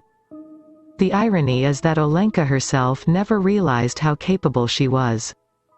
She believed that whatever she was doing was because the men were there. She was so used to thinking that she herself did not know anything, she could not see herself even when she was acting independently. The dependence instilled in her makes her incapable of surviving without a man. When the men in her life abandon her, she transfers that dependence to the young boy Sasha. Her attention to him is complete with no thought for herself or her comforts. The boy chafes under this smothering and protests, albeit in his sleep. 12.5 Setting. The story is set in a small town in Russia. It is a realist tale, set in the cultural and historical context of Russia in the decades following the 1861 emancipation of the serfs. The society. 100. Depicted as a patriarchal one where women are brought up to depend on the men. They are taught to be models of virtue, love and kindness. They are encouraged to support the men in the family by agreeing with them and not holding any contrary opinion about anything. They are to be self-effacing, selfless personalities who should spend their time in the service of the men and keeping them happy. 12.6 Characters. Olenka, the daughter of a government civil servant, is called the darling by all who know her because of her sweet, kind, soft nature. She is the true epitome of the ideal woman, unobtrusive, supportive and full of love for people in her life. She was always loving somebody. She couldn't get on without loving somebody. She had loved her sick father, who sat the whole time in his armchair in a darkened room, breathing heavily. She had loved her aunt, who came from Bryanska once or twice a year to visit them. And before that, when a pupil at the progymnasium, she had loved her French teacher. It seems like she was born to please the men in her life. However, after the death of her first husband Kukin, she found herself sad and worried about her loss. But soon she marries Vasily Pustovalov and immerses herself in marital bliss, becoming the ideal partner to her new husband. He too dies and she finds life empty because she was not brought up to be on her own or think for herself. A lifetime spent in parroting her husband's opinions. Living on her own becomes difficult when she invites Smirnov to make his home in her house. She finds completeness in caring for Smirnov's son Sasha. He becomes the center of her life and she finds purpose and meaning in caring for him. The irony is that none of the men in her life seem to appreciate her presence in their life. They did not seem to reciprocate the love and attention she was giving them. The more sincere her service, the worse they seemed to fare. Olenka grew fuller and was always beaming with contentment, while Kukin grew thinner and yellower and complained of his terrible losses, though he did fairly well the whole winter. While love made Olenka content and happy, it wrought no change in Kukin, who remained as he was before he married her. Her marriage with Pustovalov also made her happy, but it seemed to keep him outdoors most of the time. It was Smirnov who openly showed his irritation with her, probably because they were not married. Sasha, the last victim of Olenka's love, was too young to express himself openly. Hence, it burst from him in sleep. 101. The love that Olenka felt did not touch or influence any of the men she felt it for. It was a love that she alone felt but could not translate to the men in her life. If she had truly loved them, they could have helped but respond to it. Instead, they are all driven away by her love. It seems like she was more in love with the idea of being in love rather than loving anyone. She probably felt true maternal love for Sasha, but it came so late in her life that it became an oppressive love that made it very difficult for Sasha. Olenka had no other distraction other than the men in her life and so could never know what it meant to love herself. The men in Olenka's life seemed to wilt under the force of her love rather than flourish. Her father remained confined to his dark room, remaining silent till he died. Kukin became weaker, Pustovalov preferred to stay away from his home, Smirnov went to war and chose to reconcile with his wife, and his son Sasha was embarrassed and uncomfortable with her. It seems like the ideal woman did not make them happy at all. Kukin was a boarder in Olenka's house and after her father's death married her and lived there. He was the manager of a theater, a dour man who always complained and despaired about everything. His should have been one of contentment and happiness. He had a wife who loved him above all else and was also a helpmeet in his business. She supported his every idea and expressed no opposition to any of his opinions. Yet, he was not content. Even when his business was doing well, he tended to complain.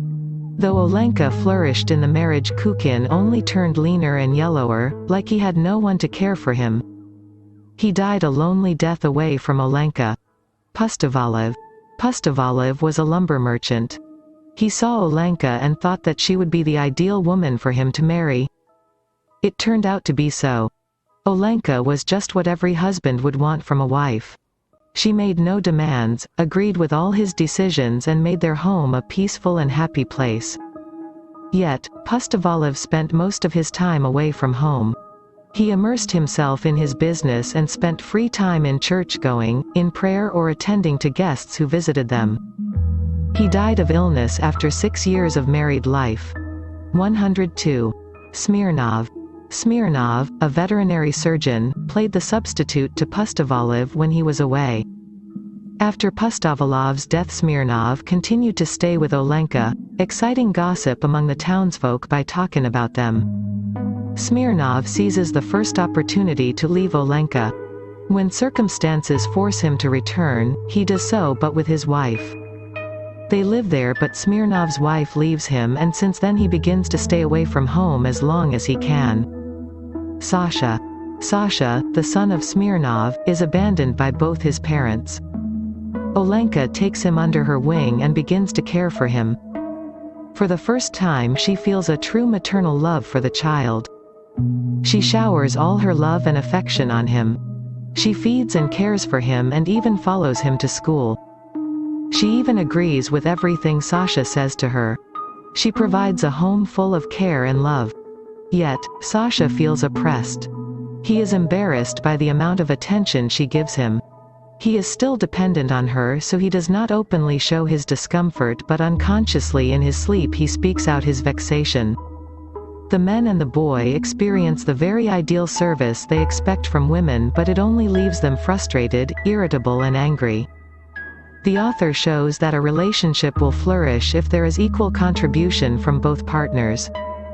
There has to be a healthy exchange of views, and marriage should allow for disagreement and confrontation. Too much of a good thing is never good, is the lesson one can take from the story. 12.7 Themes: the role of women in society. Women have always been treated as secondary citizens in society. They do not enjoy equal status along with men. They are considered physically weak, ruled by emotions rather than reason, incapable of making good decisions, easily frightened and slow learners.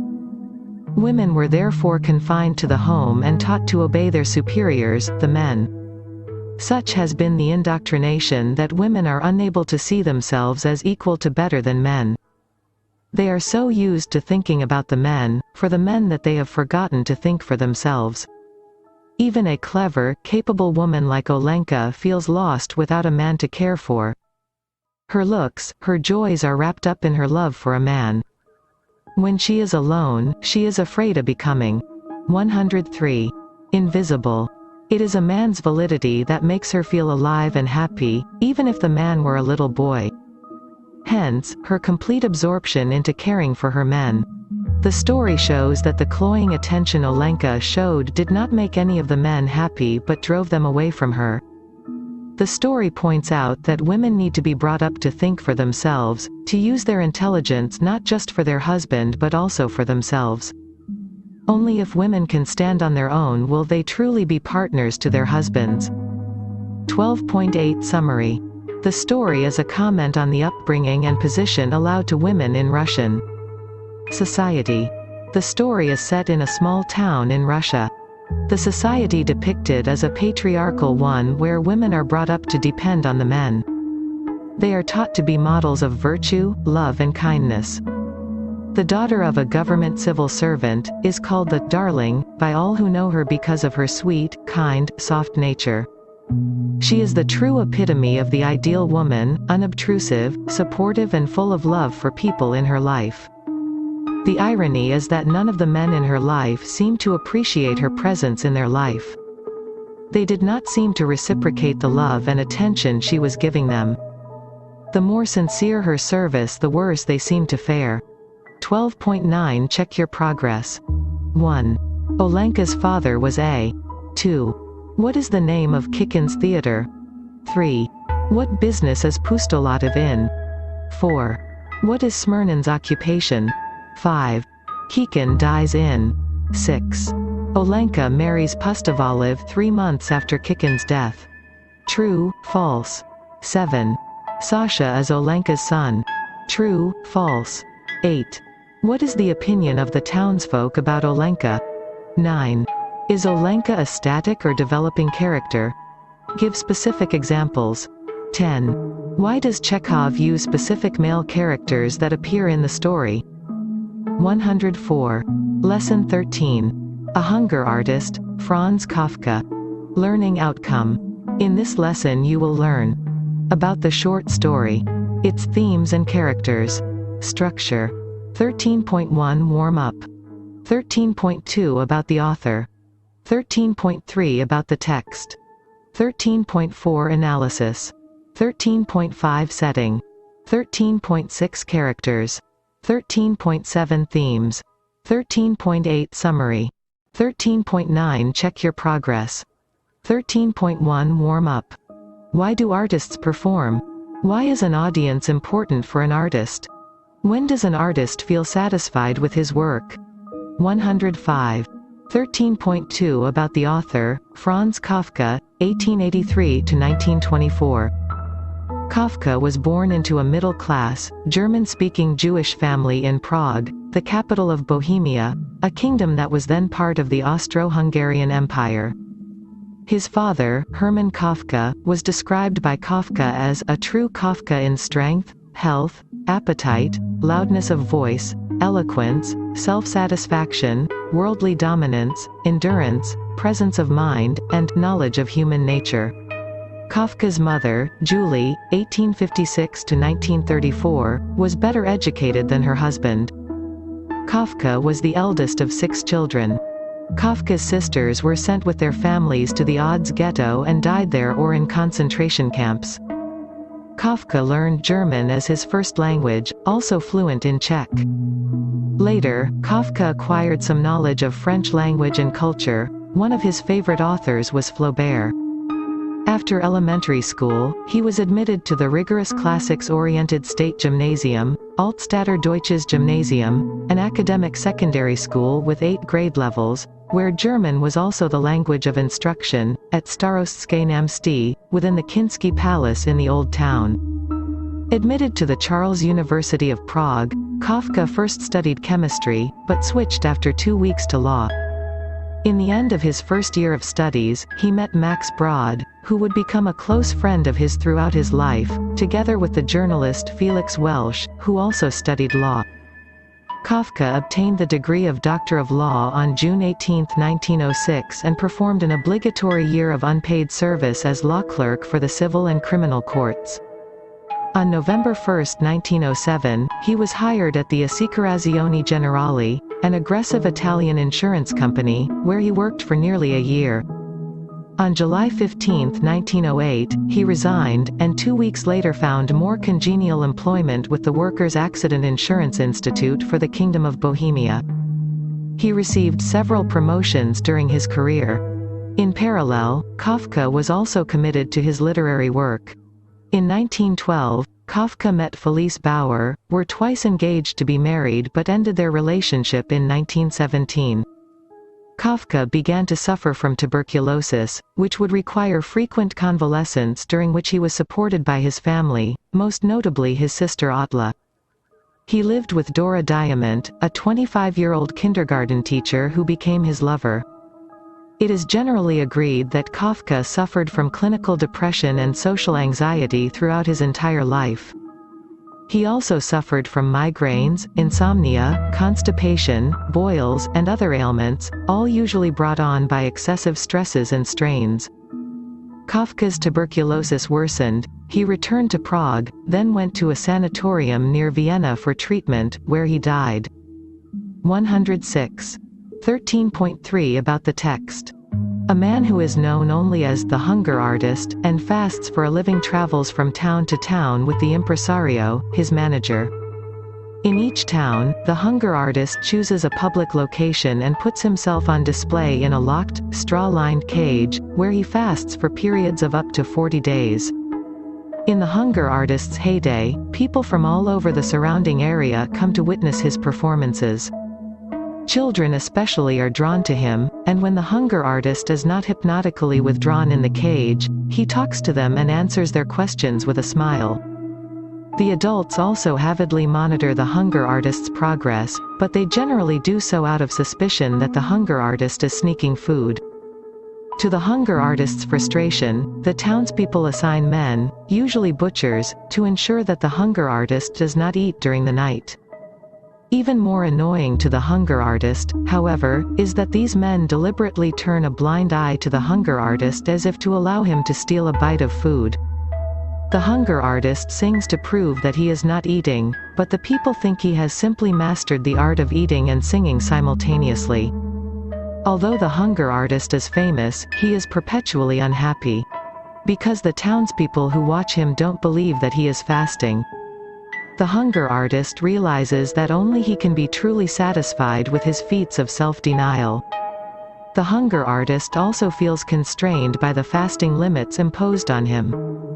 Although the hunger artist finds fasting easy and can go much longer than 40 days, the impresario always cuts the performance short because the spectators tend to lose interest.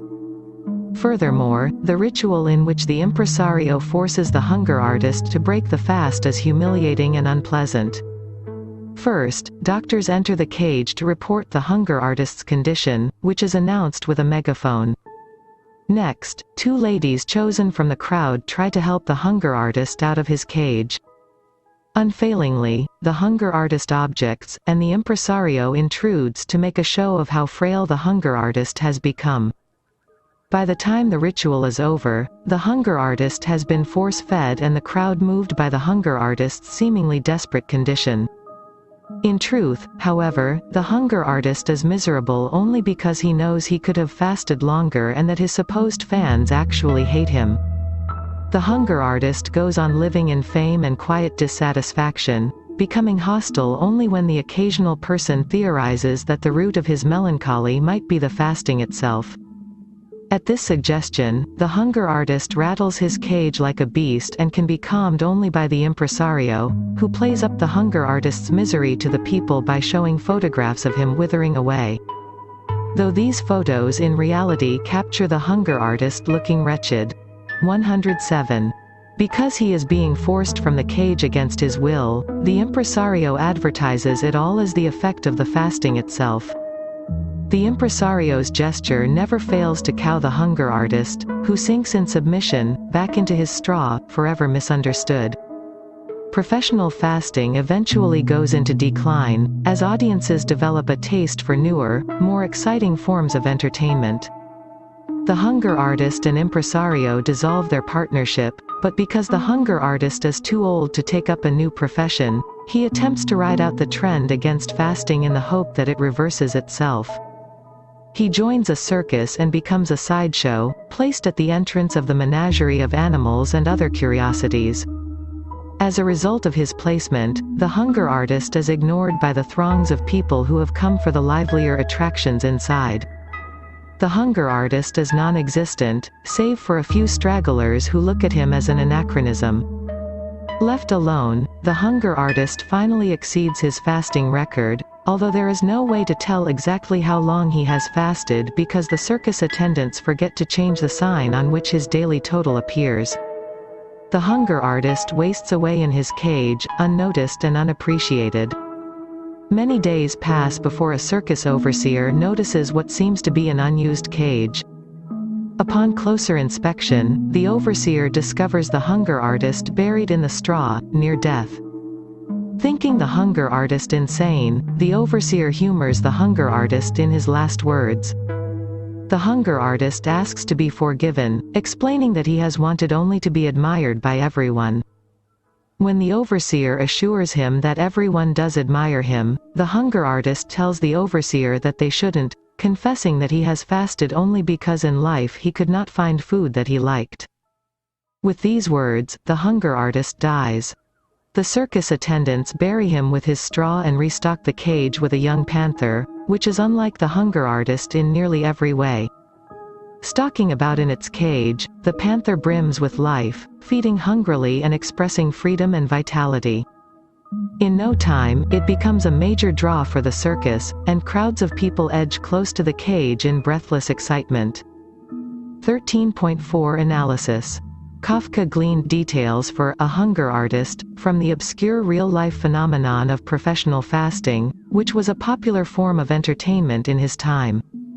The first well-known instance of fasting was by an American, Drive. Henry Tanner, who allegedly fasted under medical supervision for approximately 40 days, much like the hunger artist in Kafka's tale. Imitators soon followed, the most famous of which was Giovanni Succi, an Italian who staged fasts as public performances across Europe. Whereas Tanner seems to have fasted as an 108 experiment, Succi turned fasting into a profession, performing for the public upward of 30 times. Succi's performances were so similar to Kafka's fictional account of the hunger artist's performances, especially the fast's elaborate conclusion and the practice of selling photographic memorabilia, that some critics believe Kafka may have witnessed Succi or another professional faster firsthand. Symbols. The cage. The cage in which the hunger artist performs represents his alienation from society. In this sense, it suggests the division between spectators and spectacle and the barrier that prevents understanding. Unable to understand the artistic perfection for which the hunger artist strives inside his cage, the spectators see a pathetic madman who may be cheating on his fast. As the hunger artist suggests, the spectator's position outside the cage prevents them from truly appreciating the hunger artist's feat. The cage also represents security, protecting the hunger artist from those who do not understand him. On his side of the cage, the hunger artist may lament his separation from others, but he made the choice to isolate himself. The cage has symbolic meaning not only for the hunger artist's relationship to others but also for the hunger artist himself. The cage represents the hunger artist's body, in which he feels he is imprisoned. After all, his body and its physical needs are the ultimate constraint on his ambition to fast indefinitely. His body is a prison to him, and his effort to break out of the prison is actually a death wish. By fasting, the hunger artist attempts to step outside his skin, an act associated both with death and divinity. Because of the limitations of his body, the hunger artist can achieve the out-of-body experience he covets only by giving up his life. This achievement constitutes the hunger artist's idea of artistic perfection. The panther. The panther at the end of the story, with its power and liveliness, serves as the opposite of the hunger artist, who was powerless and, ultimately, lifeless. The hunger artist, who spent his life trying to achieve spiritual satisfaction, is replaced in the cage by the panther, which exhibits the uninhibited vitality of the physical world. The hunger artist lives in a state of constant want, for both food and recognition. The panther, on the other hand, wants for nothing. Though the panther is caged, it is so comfortable in its own skin that it projects an aura of freedom. The narrator claims that the panther's freedom lurks somewhere in its jaws, which suggests that hunting and consumption are what allow it to be so unconflicted. Ultimately, the panther, 109, embodies the power and grace that comes from engaging with the material world, which explains why the people crowd around its cage. Its vitality has attracted the recognition that the hunger artist failed to win. The clock. The clock in the cage represents the artist's own biological clock and draws attention to his body's limitations. Convinced that perfection in his art is a noble and lasting human achievement, the hunger artist labors under the misperception that his powers of starvation will exist for all eternity. The clock's presence, however, exposes the hunger artist's delusions by constantly reminding him of the reality of the present. Like all other animate beings, the hunger artist is subject to physical and earthly demands, including the passage of time. Just as he cannot exist without food, he cannot exist outside of time. The clock is a mockery of the hunger artist's efforts to become immortal. 13.5 Setting. The Europe of the hunger artist's time enjoys spectacle as a form of entertainment, which suggests that the society is one of mass culture and that individuals like the hunger artist are ruled by the crowd. The hunger artist turns the intensely private act of fasting into a spectacle and constantly seeks the public's approval. He is not content with knowing that he has achieved feats of fasting, he needs to know that others believe that he has not cheated. Knowledge of his own greatness is worthless because only the crowd's recognition can validate the hunger artist's effort. Only by becoming a spectacle does the hunger artist become real. Ironically, the hunger artist's reliance on spectators is why he never breaks his fasting records while he is famous. The public always forcibly ends the spectacle after 40 days. By attempting to join the circus, the hunger artist is trying to ally himself with an even greater spectacle, but he falls out of the limelight. He fasts longer than ever, but there is no sense of victory because his final triumph is out of the public eye. 13.6 Characters. The hunger artist. The key to the hunger artist's character lies in his identity as a professional faster, and at the center of his dedication to the perfection of his art is his ambition to achieve something that no one has ever achieved before. The hunger that the hunger artist willfully endures has a double meaning. It refers to his vocation of fasting as well as his insatiable yearning to defy human imagination by fasting indefinitely.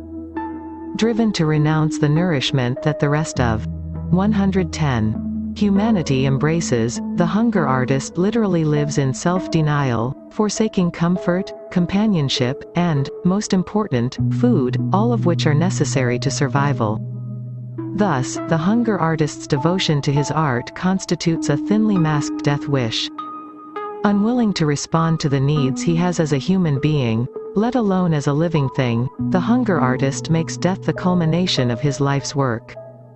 The hunger artist is doomed to be unhappy because he depends on others' understanding to validate his performance, which is, by his own description, beyond human imagination. He feels deep disdain for his spectators, but because the nature of performance art requires spectators, the hunger artist is tied to the people he seeks to evade. He is a misfit in a showman's position, and he comes to depend on the praise and wide-eyed amazement of his spectators as if they themselves were the food of life.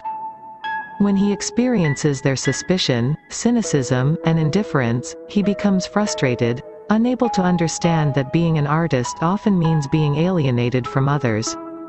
Only at the end of his life does the hunger artist seem to approach an understanding of the paradox that defines his existence. At this point, he no longer thinks that the world is cheating him of his reward, but rather that his aspirations could never be rewarded in the world in which he lives. The impresario. The impresario is part of a class of people who exploit art and artists for their own personal gain. Though the impresario is the hunger artist's partner in an unparalleled career, a description that would suggest camaraderie between the two men, he behaves for the most part as a parasite would, fattening himself on the proceeds given to the hunger artist for his performances. The impresario finds sustenance by capitalizing on another man's starvation. In essence, the impresario commodifies the hunger artist's suffering, when all the hunger artist aspires to do is be recognized for his efforts and achievements. The impresario's career trajectory and business practices, when taken together, further indicate his parasitic nature.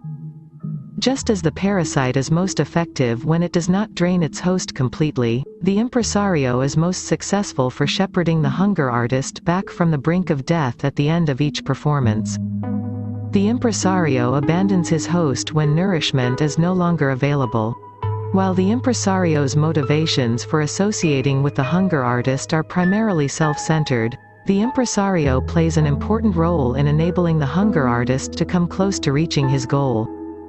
The impresario may behave as the hunger artist's parasitic publicist, but he also functions as the hunger artist's only connection to the people on whom he depends to. 111. Recognize his artistic achievement. By taking responsibility for the hunger artist's physical needs, even to the extent of force-feeding him, the impresario frees the hunger artist to focus solely on his aspiration to fast. Of the two, it is the impresario who most clearly perceives the disconnect between the hunger artist's apparent death wish and need to be recognized by the masses.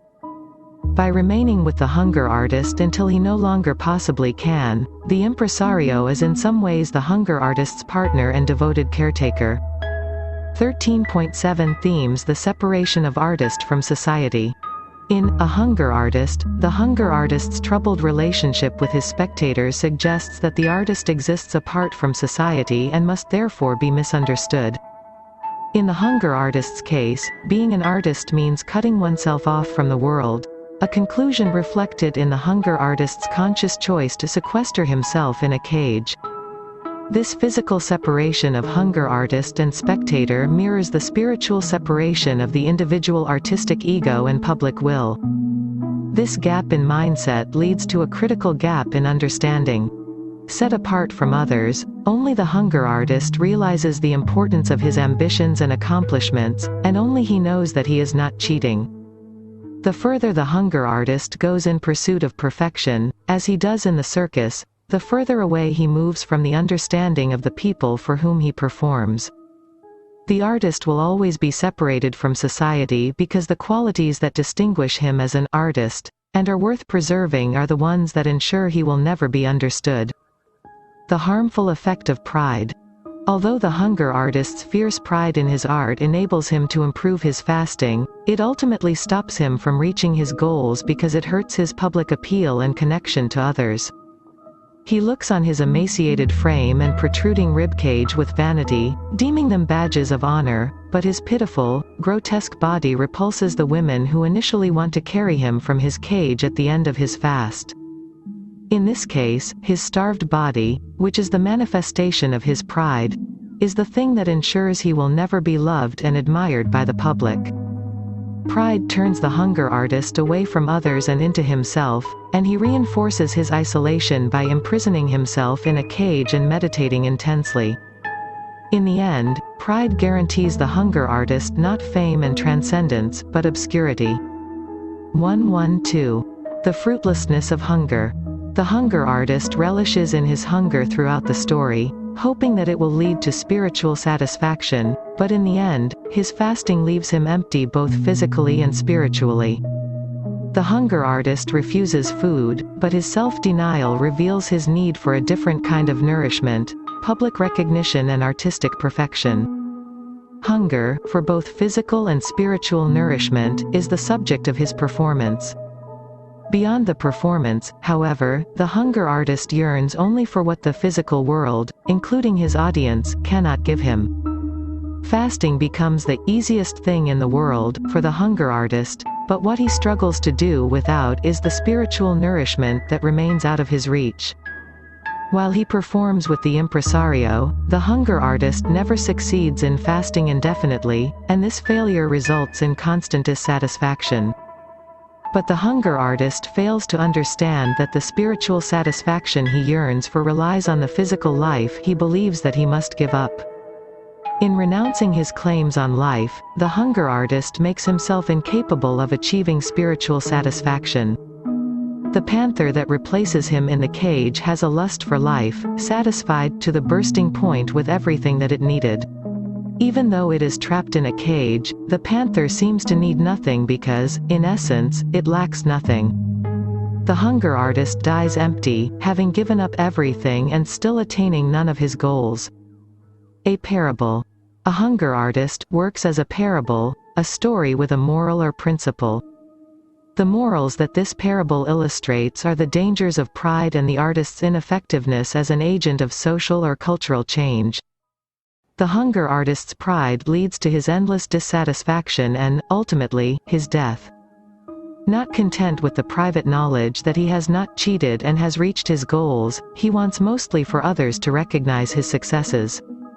Pride keeps him from being fulfilled, even when he fasts for a longer period than ever before, because he succeeds out of the public eye.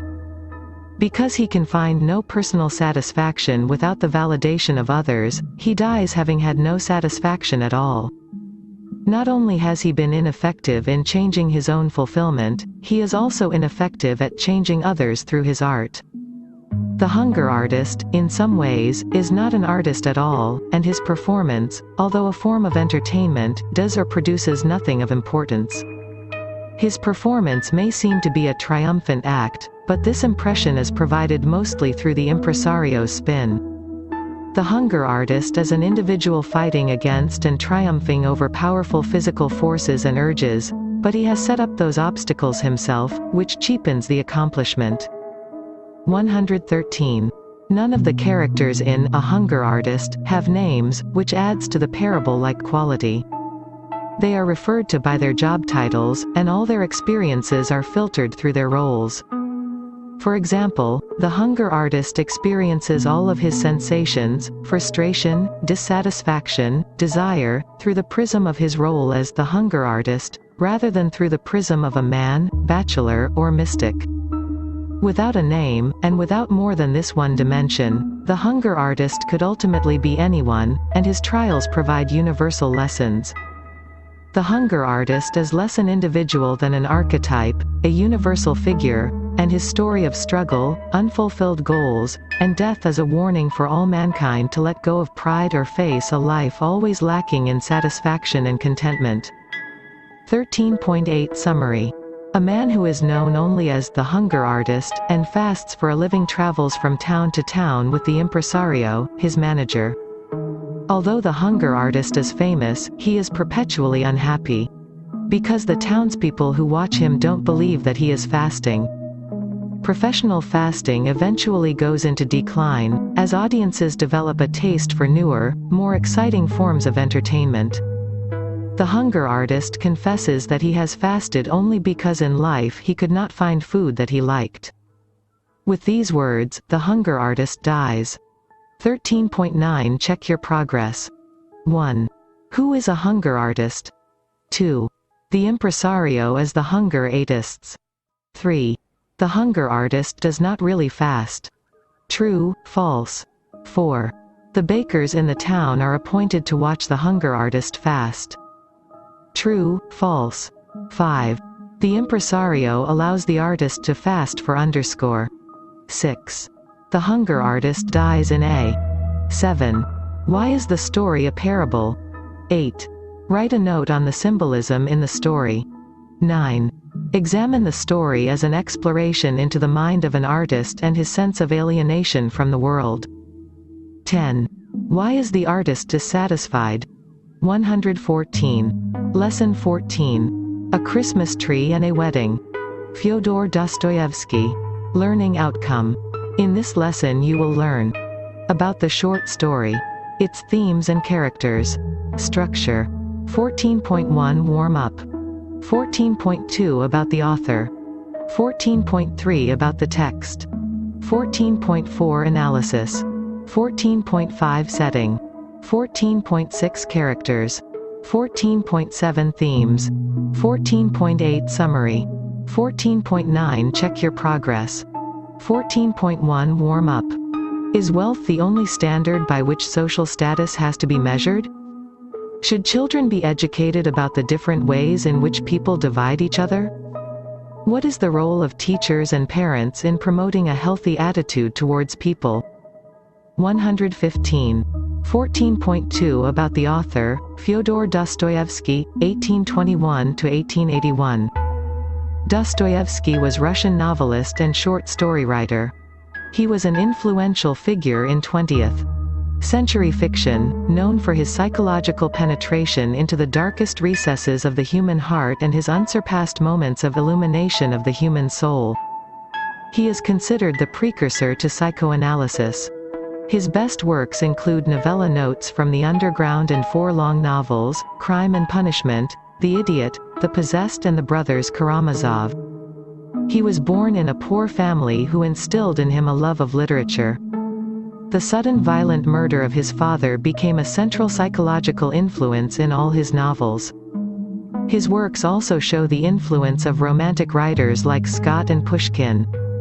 After his first novella, Poor Folk, 1846, he was hailed as the great new talent of Russian literature, a new Gogol, by the most influential critic of his day, Vissarion Belinsky.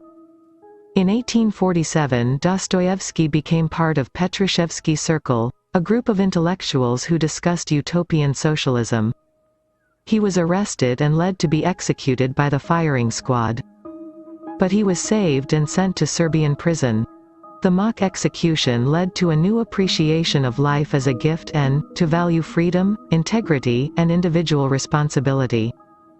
Dostoevsky developed the theory of the necessity of suffering. Suffering became man's chief means of salvation. The psychological profundity of his novels and the depth and contradictoriness of his heroes made for suspenseful plots with ultimate questions about faith, suffering, and the meaning of life.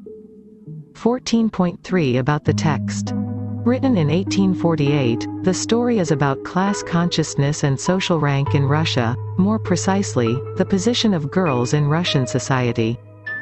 The author rebukes the Russian class system of the 19th century. The story can be linked to Dickens and Victor Hugo in its ability to manipulate the reader's heartstrings in favor of the poor. The story brings two children together, a poor boy and a rich girl, in a classically sympathetic pairing. The story contrasts their social and class divisions but presents their life as similar. Both, the poor boy and the rich girl lack agency. The story is a satire on social status, an ironic perspective on the rich and a sympathetic presentation of women's plight in patriarchal society. The narrator who represents the author laughs at the follies of the rich and is pragmatic about the status of the poor and the women. 116. The short story presents a psychological portrait of the rich man. The frame story is that of a wedding, but the actual story is of a New Year's party. The narrator begins by mentioning to the reader that he had just been to a wedding but recalls a New Year's Eve party that he had found more interesting. The party was given with the pretext of being a children's party, but its real purpose was for the wealthy host's family to talk business with rich members of the community. The wealthiest guest was Julian Mastakovich, a fat landowner. Without anyone to talk to, the narrator fell to simply observing the guests. The narrator took particular interest in the children. He saw how they were conscious of the social status of their friends. They were given gifts in accordance with their social standing. The 11-year-old daughter of a wealthy government contractor received an expensive doll, while the poorest child, the son of the family governess, received only a small book, without illustrations or even a front and back cover. After being bullied by the other richer boys, the poor boy retreats to another room where he and the rich daughter play happily with the doll. Julian Mastakovich also retreats from the rest of the crowd to observe the rich daughter, who already had a dowry of 300,000 rubles set aside. As Mastakovich observes the girl, he calculates what her dowry, with interest, would be in 5 years, and he comes up with the astounding sum of 500,000 rubles. Mastakovich approaches the girl and kisses her on the head. The girl recoils from his gesture, and she looks to her playmate for protection. Mastakovich tries to scare the poor boy away while trying to get creepily close to the young girl. The narrator observes Mastakovich's actions when chases the poor boy around the party, whipping at him with his handkerchief, and laughs knowing Mastakovich will understand why he was behaving that way. The narrator comes back to the wedding at the beginning of the story, which was 5 years after the events of the part, and says that the wedding between Julian Mastakovich and the little girl, now 16 and endowed with 500,000 rubles. 14.4 Analysis. It is a brief story but written with great psychological acuity. This can be observed in the way the author has drawn the character of Julian Mastakovich. The story satirizes the greed and selfishness of the wealthy. They use every opportunity, even a party for children, to promote their financial interests. The author shows how calculating men can be and how they can be driven to dastardly deeds if given an opportunity. The story also highlights the helplessness of women, especially the rich women. They are at the mercy of their parents' wishes and find that they have to accept even a cat as a husband if it is their parents' choice. Similar is the state of 117. Poor young men. They are victims of a system that works on recommendations and connections for employment. In this case, the boy gains the disfavor of Mastakovich and so loses his chance at gaining employment. 14.5 Setting. The story is set in Russia in the house of a wealthy person. The narrator is invited to a New Year's party and he records his observations about the other guests who were present there. The story presents a cross-section of Russian society and the relationship they have with each other. Their lives and relationships are driven by the state of their finances, and women who have no access to wealth or power are bereft of voice and agency. 14.6 Characters Narrator. The narrator is a keen observer of people. He is invited to the party but nobody talks to him as he is neither rich nor does he have connections. He is ignored by his host and other guests. He observes the drama played out by the adults. He sees the hosts ignoring those from whom they can expect nothing and ply their attentions on a man who has the power and connection to grant them favors that will be beneficial to them. The narrator moves to another room where he sees a similar drama played out among the children. A rich man's daughter and a poor lady's son are rejected by the group of children because one was a girl and the other was poor. The author also notices how the guest, Mastakovich, fails in his attempt to take advantage of the little girl. The narrator expresses his derision for Mastakovich by laughing at him to his face. The narrator's sympathy for the girl and the boy is evident in his narration of the events. He expresses the irony he feels when he sees the 16-year-old girl being married off to an older man in the hope of financial gain. Julian Mastakovich. Julian Mastakovich is fat, a sleek, red-faced, solidly built man, paunchy, with thick legs, what is called a fine figure of a man, round as a nut. Corpulence was a sign of wealth. He was the most wealthy guest and was being served by the host and other guests. From the first glance one could see that he was an honored guest. His attention was sought by the host to forward his own business plans. Mastakovich overheard a conversation about a rich heiress and the amount of dowry set aside for her already. His greed is immediately roused and he begins to calculate how much. 118. The dowry would increase in value in 5 years when the girl would be of marriageable age. He gets carried away by the thought of possessing so much money that he forgets himself. He approaches the little 11-year-old girl playing with dolls to propose love to her. His indecent attention scares the girl and the boy who was playing with her. The boy's fear reminds Mastakovich about who he is and what he was doing. He is angry with himself for giving into his baser nature and for doing in front of a witness. The narrator's loud laughter and enquiry about his marital status makes him all the more uncomfortable. Mastakovich shows his vindictive nature when he refuses to help when the host requests him to get the boy a job. "The son of my children's governess," said our host, in a tone of a petitioner, a poor woman, the widow of an honest civil servant, and therefore, Julian Mastakovich, if it were possible. Oh, no, no. Julian Mastakovich made haste to answer, "No, excuse me, Philip Alexeyevich, it's quite impossible. I've made inquiries, there's no vacancy, and if there were, there are 20 applicants who have far more claim than he. I am very sorry, very sorry." He does this out of spite because the boy was witness to an exhibition of his base behavior. Shame makes Mastakovich angry with himself and so he projects his anger and shame on the boy. Mastakovich is selfish and inconsiderate. He waits the 5 years and makes it a point to marry the girl and get control over her dowry. 14.7 Themes Wealth as Power. The society portrayed in the story is one which measures worth by the amount of wealth one has accumulated. The society is driven by money and the desire to make more, and all those who are poor or do not have the means to get rich are considered failures. The use of influence or recommendation to move ahead is common practice. People begin to cultivate acquaintances and connections in the hope that it will help them to progress. This cultivation of connections works only if it can be reciprocated, hence, people who only seek help but cannot help in return are ignored or considered a burden. Every innocent event is turned into a business opportunity. A party thrown for children on New Year's Eve is spent by the adults discussing business. The first man the narrator notices is one who has come to seek a favor from the host and so is ignored by the host and all the other guests. They do not want to know a man who cannot be of any use to them. 119.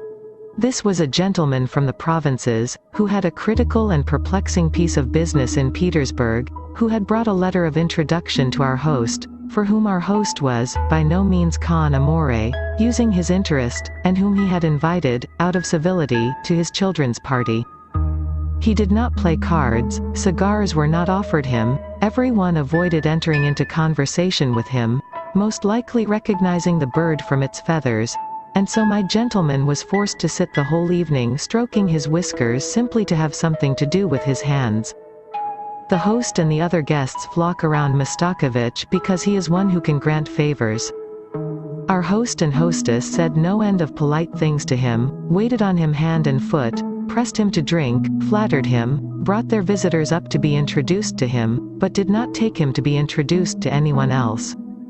Such is the desire to make a connection with him, the parents of the little girl agree to marry their daughter to a much older man.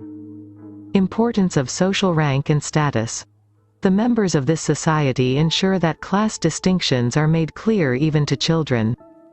It is conveyed in the kind of gifts distributed among the children. The most expensive gift is given to the richest girl and the poorest boy gets a book without pictures. The discrimination of the host and hostess in the distribution of the children's presents. The little girl, who had already a portion of 300,000 rubles, received the costliest doll. Then followed presents diminishing in value in accordance with the rank of the parents of these happy children. Finally, the child of lowest degree, a thin, freckled, red-haired little boy of 10, got nothing but a book of stories about the marvels of nature and tears of devotion, etc., without pictures or even woodcuts. He was the son of a poor widow, the governess of the children of the house, an oppressed and scared little boy. The children grow up watching the behavior and attitudes of their parents. They emulate and imitate their parents in fawning over the rich and bullying the poor. The boy was the son of a poor widow who was the governess of the children of the house, an oppressed and scared little boy. Therefore, he is not included in the games with the other children. Though he longed to play with the other children, he did not dare because he already felt and understood his inferior position. 120. He smiled and began playing with the other children. He gave away his apple to a fat-faced little boy who had a mass of goodies tied up in a pocket handkerchief already, and even brought himself to carry another boy on his back, simply not to be turned away from the theater, but an insolent youth gave him a heavy thump a minute later. The child did not dare to cry. Then the governess, his mother, made her appearance, and told him not to interfere with the other children's playing. The boy went away. The boy seeks the company of the other marginalized person in the party, the little girl. Nobody wants to play with her because she is a girl. They are together at play when Mastakovich tries to molest the girl. The poor little boy protects her from his advances and unwittingly becomes the object of Mastakovich's anger. The boy symbolizes the truth that being poor is a sin. He is despised by everyone as not worthy of being a friend, servant or a human being. He is dismissed as a rascal. Position of young girls in Russian society. The story highlights the helpless plight of women. Even though rich, women are unable to make their own life decisions. The little girl is presented in terms of her beauty and wealth, a girl of 11, quiet, dreamy, pale, with big, prominent, dreamy eyes, exquisite as a little Cupid, and endowed with 300,000 rubles. She is seen only as a rich heiress and potential marriage material. Mastakovich, attracted by the wealth, approaches the child. So blinded by numbers is he that he does not even see that she is just a child and not an eligible partner for him. 300, he was whispering. 11, 12, 13, and so on. 16, 5 years. Supposing it is at 4%, 5 times 12 is 60, yes, to that 60. Well, in 5 years we may assume it will be 400. Yes. ... But he won't stick to 4%, the rascal. He can get 8 or 10. Well, 500, let us say, 500 at least. That's certain. Well, say a little more for frills. HM... ... Quote. She becomes the focus of the attention of an unscrupulous, despicable man who is as old as her father. You go away, said the little girl, repulsed by the creepy man. However, the narrator's final revelation reveals her sad situation in life. She is married off to a man much older than her. Only the narrator is able to see the mute appeal for help in her eyes. 121. A marvelous beauty, who could scarcely have reached her first season. But the beauty was pale and melancholy. She looked preoccupied. I even fancied that her eyes were red with recent weeping. The classic severity of every feature of her face gave a certain dignity and seriousness to her beauty. But through that sternness and dignity, through that melancholy, could be seen the look of childish innocence, something indescribably naive, fluid, youthful, which seemed mutely begging for mercy. The wedding in the title refers to her wedding with Mastakovich when she turned 16. The narrator ironically refers to Mastakovich's luck in marrying her as a good stroke of business. 14.8 Summary. Written in 1848, the story is about class consciousness and social rank in Russia, more precisely, the position of girls in Russian society. The author rebukes the Russian class system of the 19th century. The story brings two children together, a poor boy and a rich girl, in a classically sympathetic pairing. The story contrasts their social and class divisions but presents their life as similar. The frame story is that of a wedding, but the actual story is of a New Year's party. The story is set in Russia in the house of a wealthy person. The narrator is invited to a New Year's party and he records his observations about the other guests who were present there. 14.9 Check your progress. 1. The story opens with the narrator recollecting a blank he attended. 2. The party was for Christmas. True, false. 3. Who is the rich guest at the party? 4. How does the host treat the honored guest and the narrator? 5. Who are the two children in the party?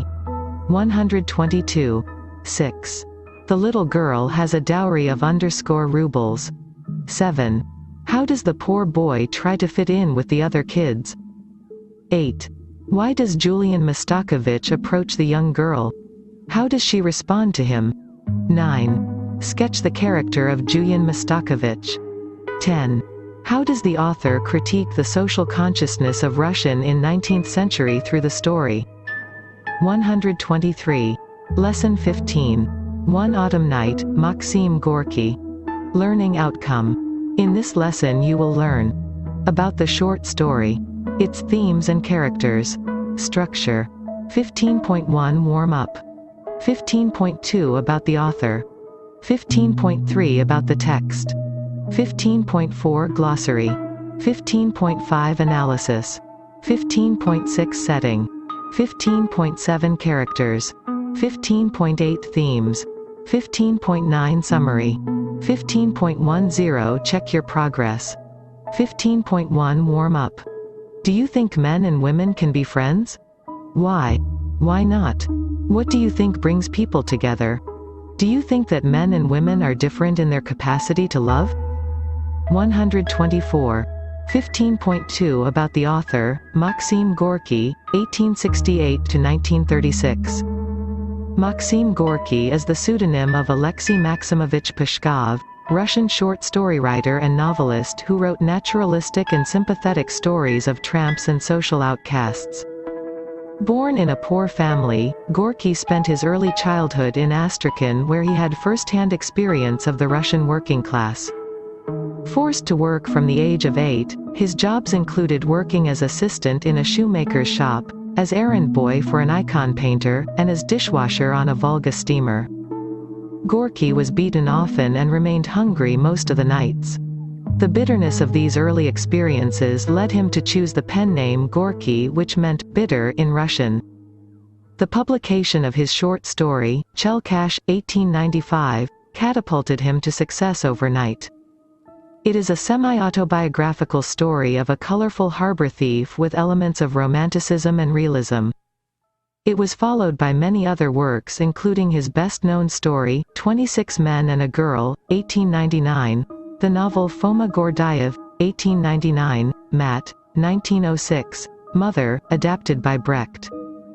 Gorky also attempted the dramatic form successfully in Na Dne, 1902, The Lower Depths, and in Meshchain, 1902, The Petty Bourgeois, or The Smug Citizen. A lifelong Marxist sympathizer, Gorky's tramp stories are marked by his sympathy and self-identification with the strength and determination of the hobo or criminal.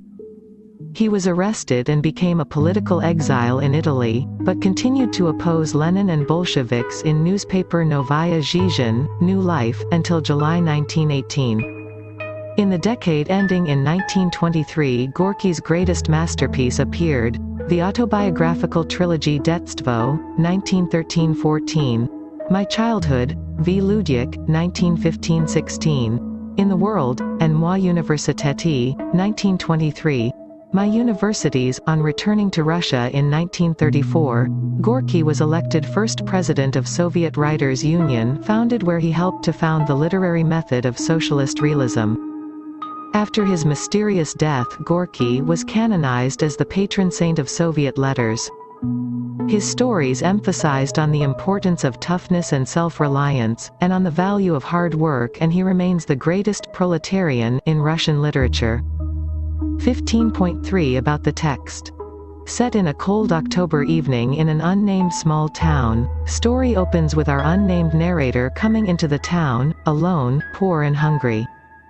In the harbor yard, he is met by a cold north wind and accompanying rain. His hungry body and bitter mind lead him to search for food in the empty cold street. He meets an equally ragamuffin girl named Natasha, cold, hungry, 125, and bruised, also searching for scraps of food under a booth. Both work together in the hope of finding bread or meat, break open the lock and get at one loaf that they eat ravenously. Once hunger is satisfied, they look for a place to escape the cold, and take shelter under an upturned boat. Natasha shares her bitter love story. She lives with her lover Pashka, a baker who drank, stole her money, chased other girls and when questioned, beat her up. Natasha denounces all men in her bitter rant, "What wretches all you men are! I'd burn you all in an oven, I'd cut you in pieces. If any one of you was dying I'd spit in his mouth, and not pity him a bit. Mean skunks. You wheedle and wheedle, you wag your tails like cringing dogs, and we fools give ourselves up to you, and it's all up with us. Immediately you trample us underfoot. Miserable loafers." Yet she immediately offers the narrator her warmth when he shivers from the cold. He is unable to make sense of this irony. Yet he is moved to tears by her actions and cries, while she comforts him through the night. The next day they go their separate ways, and though the narrator tried to locate Natasha for a year, he couldn't find her. All he is left with are the memories of that one autumn night. He ends the story with a blessing for Natasha, who could be dead or alive. 15.4 Glossary. Wharves, docks near a harbor boisterous, lively. Obstinately, stubbornly scrutinizing, inspecting ingenious, clever taverns, inns or pubs. Physiognomy, features of one's body inimical, unwelcome. Countenance, face disquieting, disturbing croaked, died. Hiding, beating. Abysmal profundity, unbelievable wisdom skiff, small boat. 15.5 Analysis. The story follows the experience of an unnamed working-class protagonist who represents the many young disillusioned youth in pre-revolution Russia. The narrator has an instance of human understanding with a stranger one autumn night, and he tells us how it changed his life. It is a sentimental story that provides vignettes of human psychology. The two main characters in the story are the young narrator and the girl Natasha. 126. The analysis is on two levels, literal, symbolic. It will focus on the symbolism of characters, setting, time and the experience of the autumn night. The major theme explored here is Gorky's love and respect for humankind and his concern for social injustice. However, the story also presents the truth that though poverty and injustice exist, human beings are still capable of being kind to each other. 15.6 Setting. The story presents the harsh social reality of life. The setting of the story is Russia, a relatively cold and barren land. For the poor and the marginalized, the land is unkind and unforgiving. Every winter many die of the cold, lack of food and shelter. Their life and death are ignored by the rich, well-fed who are immune to their suffering.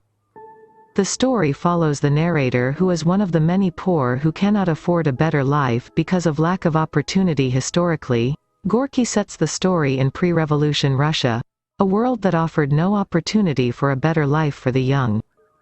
Gorky dreams of a Russian revolution, where the people overthrow of Tsar and come to power, promising better life for the social outcasts.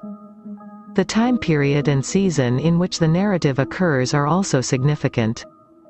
Both autumn and evening denote the coming of winter and the end of life and hope. The rain and cold north wind that greets the narrator in the new town also are unwelcoming, reinforcing the loneliness of the young man. 15.7 Characters Narrator. The protagonist of the story is a young, poor lower-class citizen who represents the masses, the marginalized, the invisible, and the outcast. He is the tramp, a favorite Gorky figure, who is forced to move around from city to city looking for better opportunities and ways to survive. At the beginning of the story, he arrives in a new town, however, he chooses the wrong time, the harsh cold autumnal October. The job opportunities are as dry as the cold evening and with no prospects, he is forced to sell his clothes for food. The protagonist is drawn from author's own life, perhaps, he is a recreation of Gorky's own early life experience of bitter poverty, hardship and struggle. The man is only 18 years old, signifying a life full of possibilities and opportunities. However, his attitude to life is bleak and pessimistic. 127. Everything around me was bankrupt, barren, and dead, and the sky flowed with undryable tears. ... Everything around was waste and gloomy. It seemed as if everything were dead, leaving me alone among the living, and for me also a cold death waited.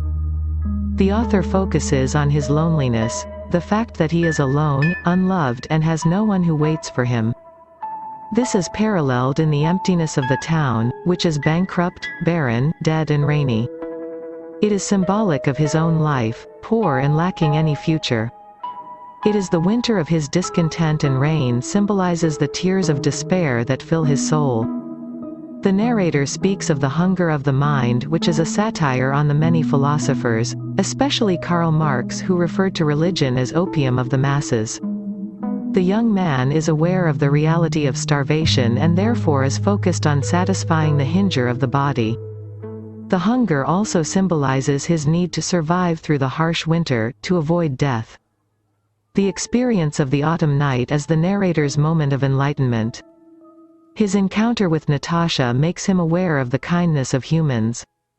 It transforms his ignorance and disdain for humanity, and he grows to accept the good in people. Natasha. Gorky presents Natasha as a young, poor lower-class woman, doubly marginalized, an invisible outcast.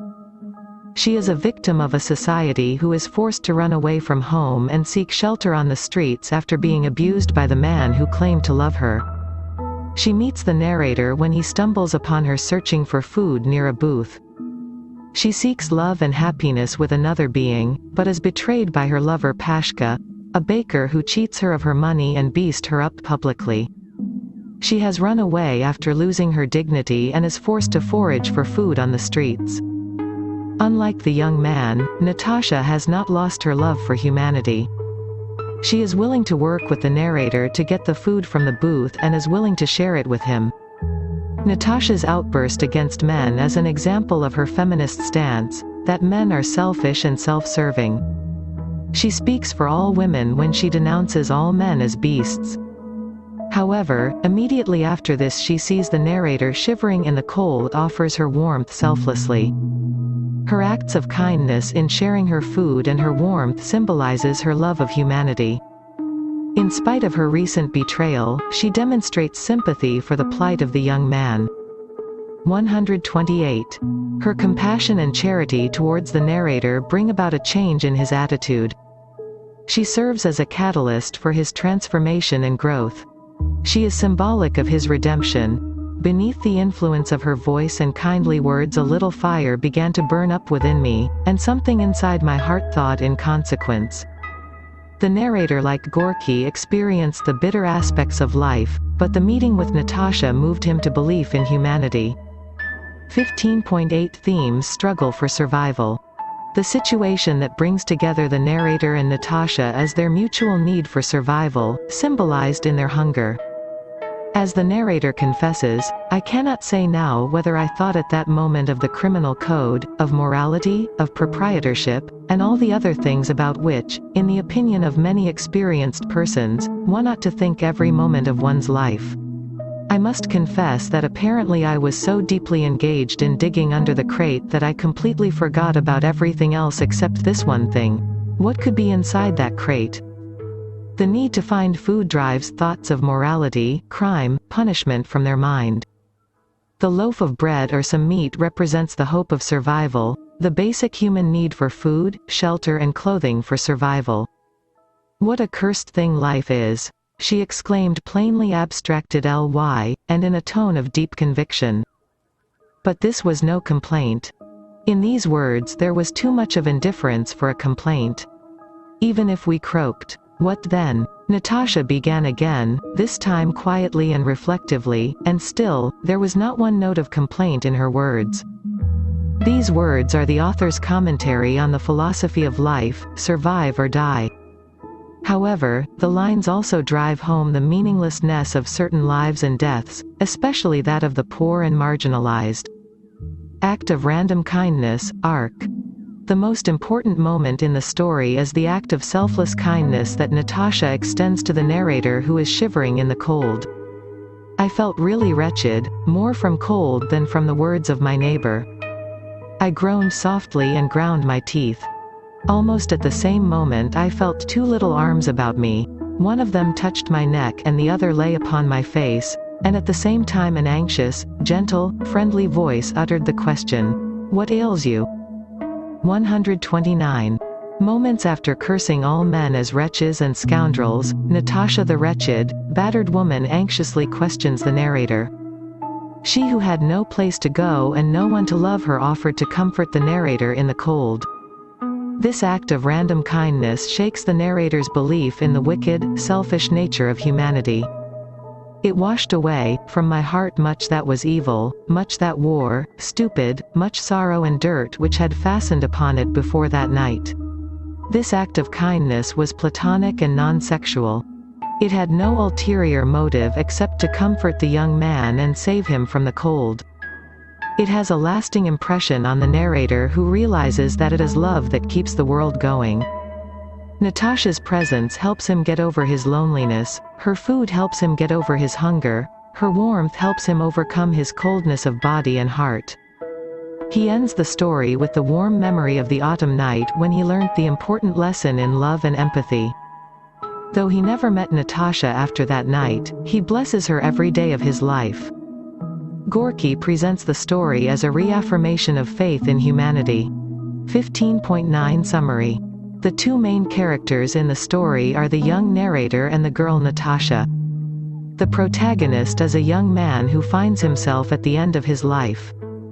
He is a recreation of Gorky's own early life experience of bitter poverty, hardship and struggle.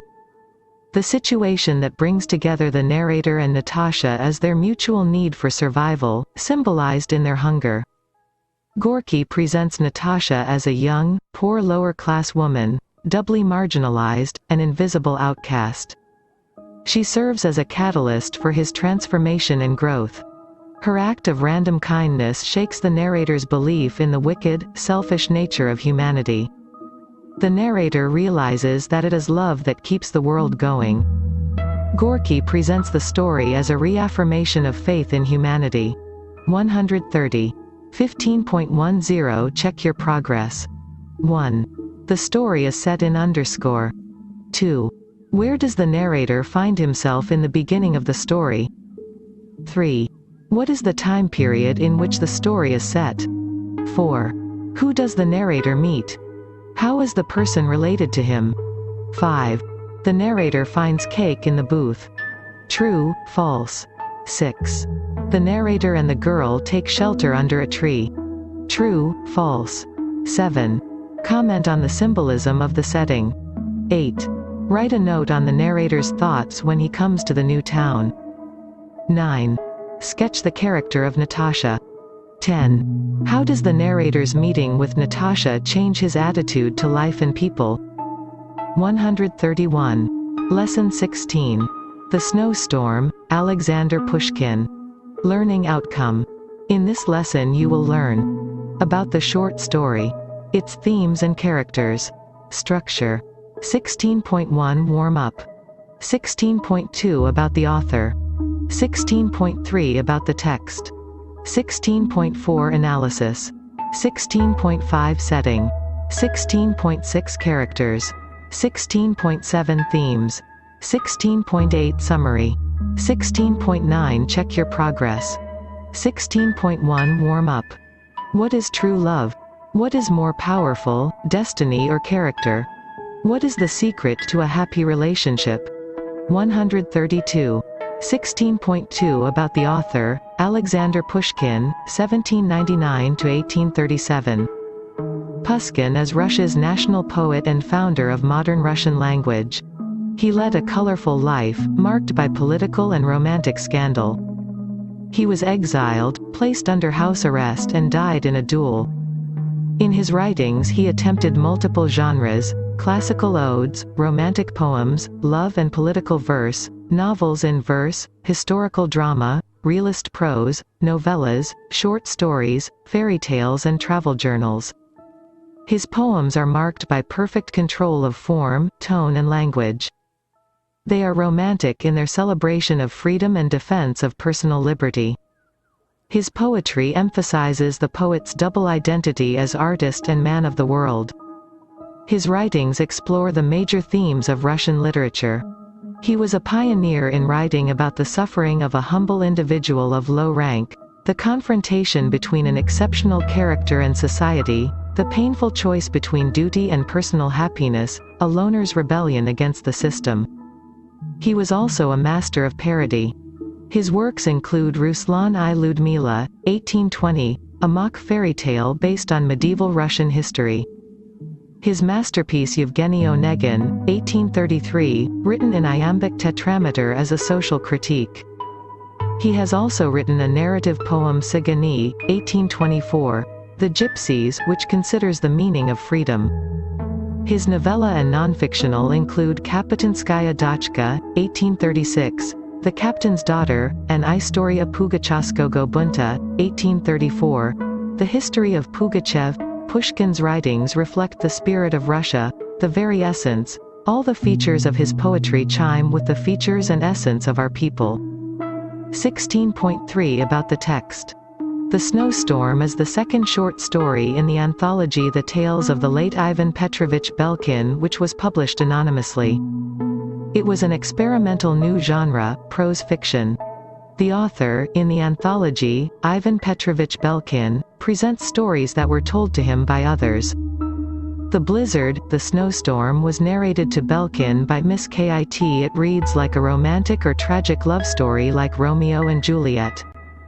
The stories show the influence of Walter Scott.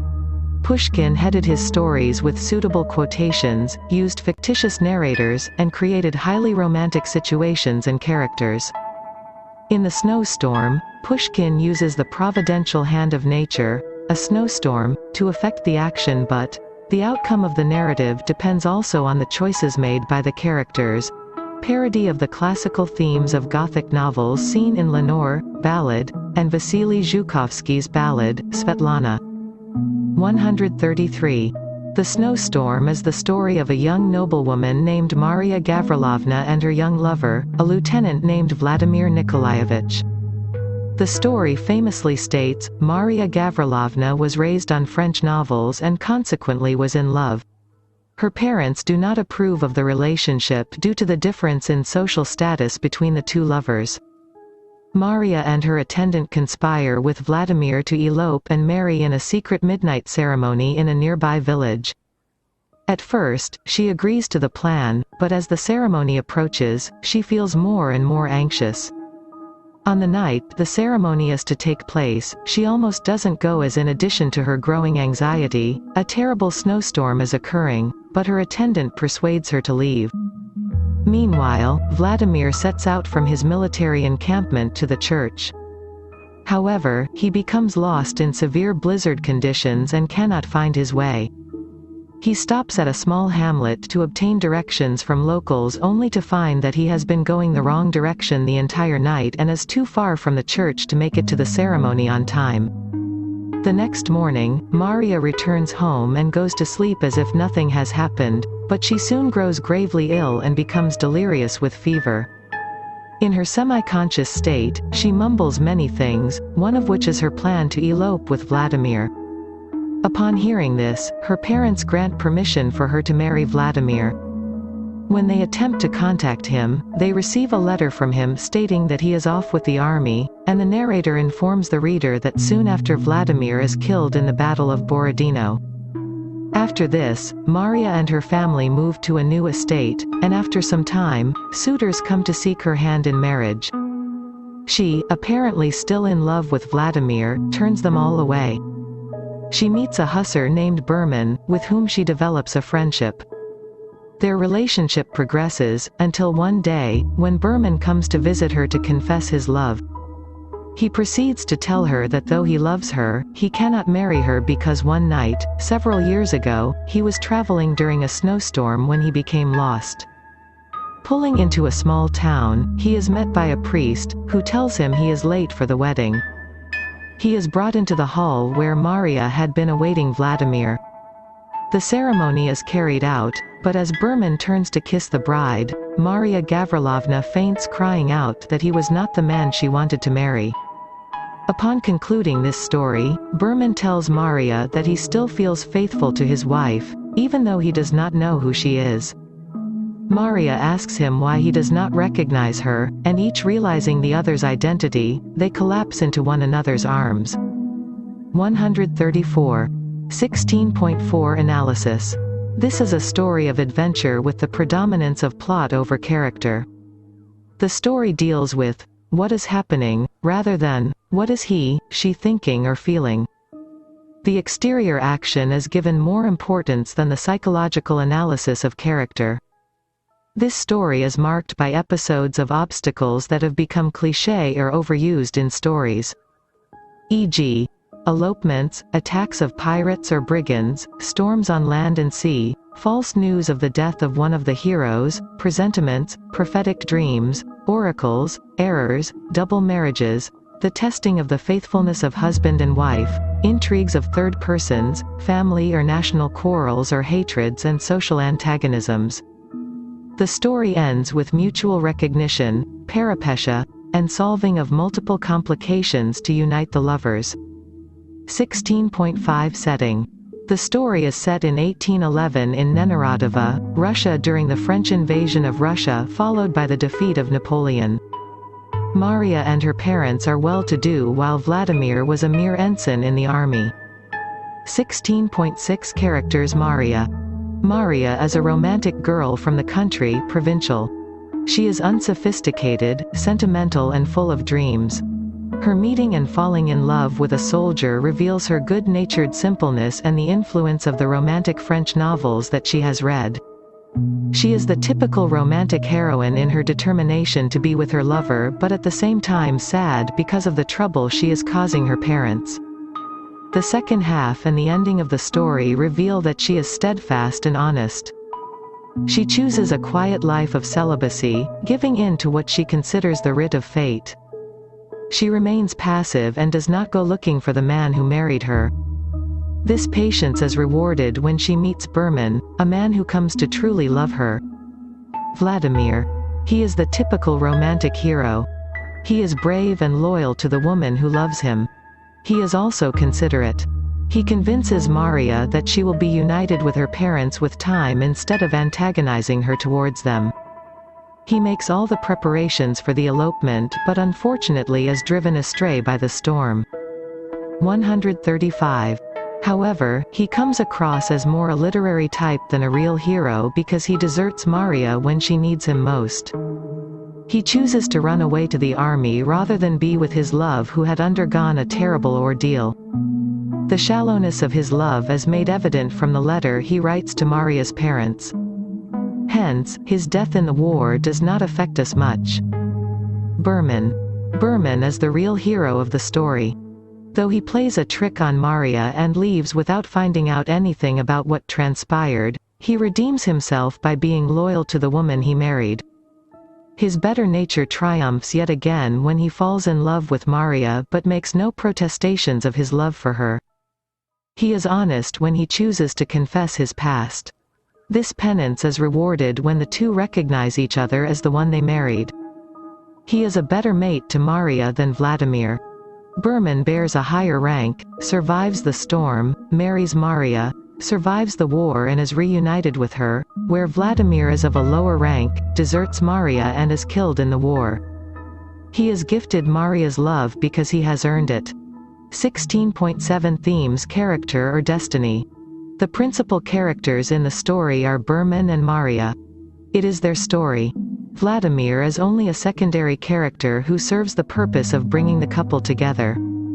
The snowstorm is another character that contributes to the movement of the plot. The story explores the question, which is more powerful, character or destiny? The characters seem mere puppets in the hands of the greater power, destiny. The snowstorm determines who comes together and who is separated. The war too seems to have a hand in this. The war ensured that Berman would return and not Vladimir. However, character determines the choices made by Vladimir, Maria and Berman. Vladimir was brave in love, ready to take on the world for his love Maria, but he turned out to be a coward in the hour of crisis. When his love was tested, i.e. when Maria must have told him about what happened at the church, he deserted her without a thought. This resulted in his setting out for a war that he did not return from. His cowardice probably was more obvious in the battlefield and he succumbed. Maria, very much in love, is shocked to find herself married to a stranger who chose to abandon her, was crushed when she realized that the man she loved and trusted, one for whom she was ready to leave her loving parents for, deserted her. She recovers and steals 136 herself to a quiet life. She chooses to live life on her terms, determined not to trust any man and to remain loyal to the unknown stranger who married her. Her patience and strength is rewarded when she is reunited with Berman, who was brought to her door by destiny. Berman, when he enters the story, is a war veteran who had distinguished himself. His behavior shows him to be a gentleman of good character. He carries himself with dignity, and even when he is attracted to Maria and falls in love with her, he holds himself in check, denying himself all opportunities to express his love for Maria. When put under pressure to speak, Berman chooses to speak the truth of his past and not his love for Maria. It is this choice that ensures he wins Maria's love. She accepts him because of the fidelity he has shown to her in the years they were separated. She knows that even though the wedding was a joke for him, he had taken the marriage seriously enough to stay true to that unknown woman. His confession proved the mettle of his character, and so the two were reunited. Even though destiny determined that the story was to be Berman and Maria's, it was the individual choices the characters made that ultimately brought them together. Snowstorm. It is obvious that Pushkin intends the natural elements to play a central role. The title of the short story The Snowstorm makes central the external circumstance that will direct the action. By titling the story as he did, Pushkin directs the reader's attention to the natural world and suggests that this element is more important than any of the actions that will be taken by the characters. In fact, the agency that the characters are permitted to exercise is limited because the sheer power of the snowstorm prevents them from being able to fulfill the plans they have set for themselves. Pushkin uses images and metaphors of nature effectively in order to symbolize the psychological barriers that exist in romantic relationships. The relationship between Maria and Vladimir is a literary trope, a naive and unfounded love. The snowstorm also symbolizes the difficulty that they need to experience independently before they can unite in true love. Their love is tested by the snowstorm and fails, they are separated. Later, Vladimir is taken out of the story and replaced by Berman. Berman's and Maria's love is more profound and wiser that they unite. Their relationship stood the test of time and distance and proved stronger than any other temptation. 137. 16.8 Summary. The Snowstorm is the second short story in the anthology The Tales of the Late Ivan Petrovich Belkin, which was published anonymously. This is a story of adventure with the predominance of plot over character. The story is set in 1811 in Nenarodova, Russia during the French invasion of Russia followed by the defeat of Napoleon. The principal characters in the story are Berman and Maria. It is their story. Vladimir is only a secondary character who serves the purpose of bringing the couple together. Vladimir is taken out of the story and replaced by Berman. Berman's and Maria's love is more profound and wiser that they unite. 16.9 Check your progress. 1. Who is the author of the story? 2. Where is the story set? 3. Name the village where the church is? 4. What is the year in which the story is set? 5. Name Maria's parents. 6. Who agree to stand as witnesses for the secret marriage? 7. Who does Maria marry? 8. Comment on the title of the story. 9. Sketch the character of Vladimir. 10. Discuss the irony and suspense in the story. 138. Lesson 17. The Fairy Amoureuse, Émile Zola. Learning outcome. In this lesson you will learn about the short story, its themes and characters. Structure. 17.1 Warm-up. 17.2 About the author. 17.3 About the text. 17.4 Analysis. 17.5 Setting. 17.6 Characters. 17.7 Summary. 17.8 Check your progress. 17.1 Warm-up. What is true love? Why is love the most important emotion for human beings? Do all love stories have to end in death or marriage? 17.2 About the author, Émile Zola, 1840–1902. Zola was a French novelist, critic and political activist in the late 19th century. He was noted for his theories of naturalism, in his monumental 20-novel series Les Rougon McCourt. He was 139. The schoolmate of the painter Paul Cézanne, joined him in Paris and introduced to Edward Manet and other Impressionist painters. His early life was one of poverty and suffering. He was hired as a clerk in publishing firm, Hachette, which he later quit to become full-time writer. In 1865 Zola published first novel, La Confession de Claude, a sordid, semi-autobiographical tale.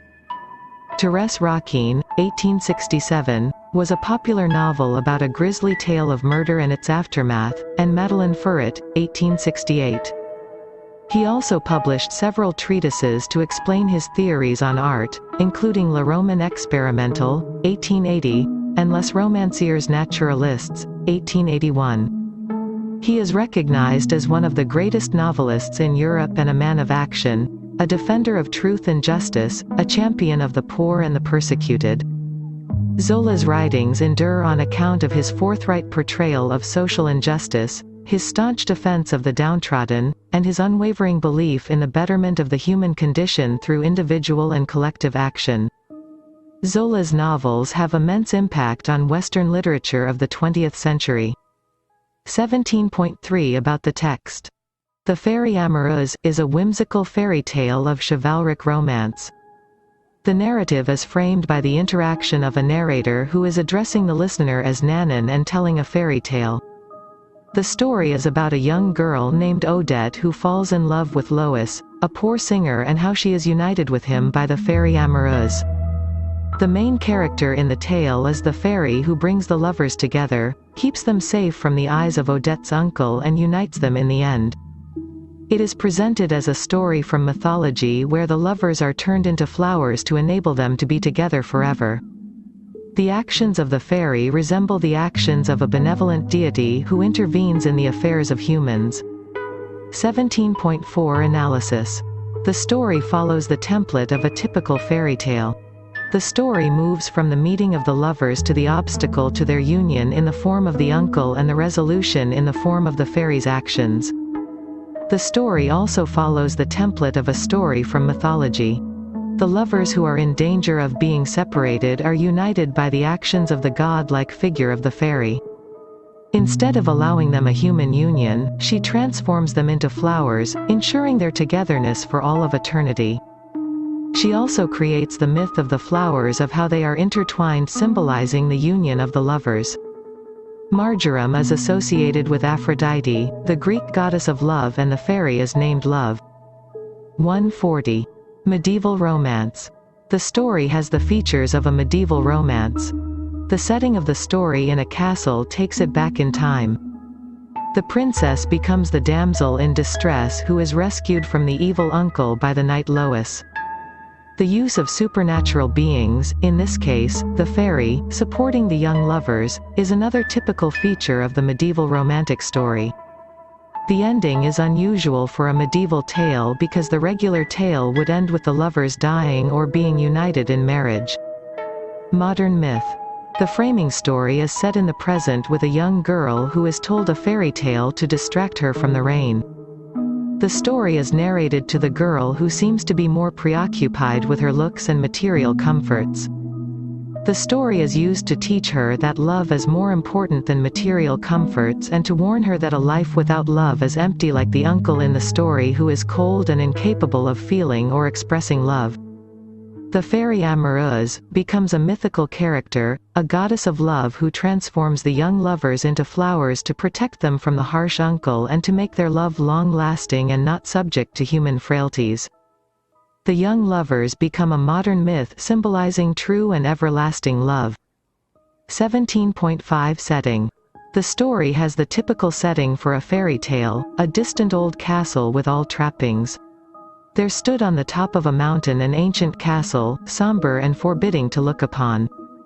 It was a mass of turrets and ramparts and portcullises with heavy clanking chains. Men at arms clad in steel from top to toe stood guard night and day on its battlements. The obstacle in the path of the young lovers was the condition that only soldiers were allowed inside the castle. The arrival of the fairy ensures a happy ending for the lovers. 17.6 Characters. Odette.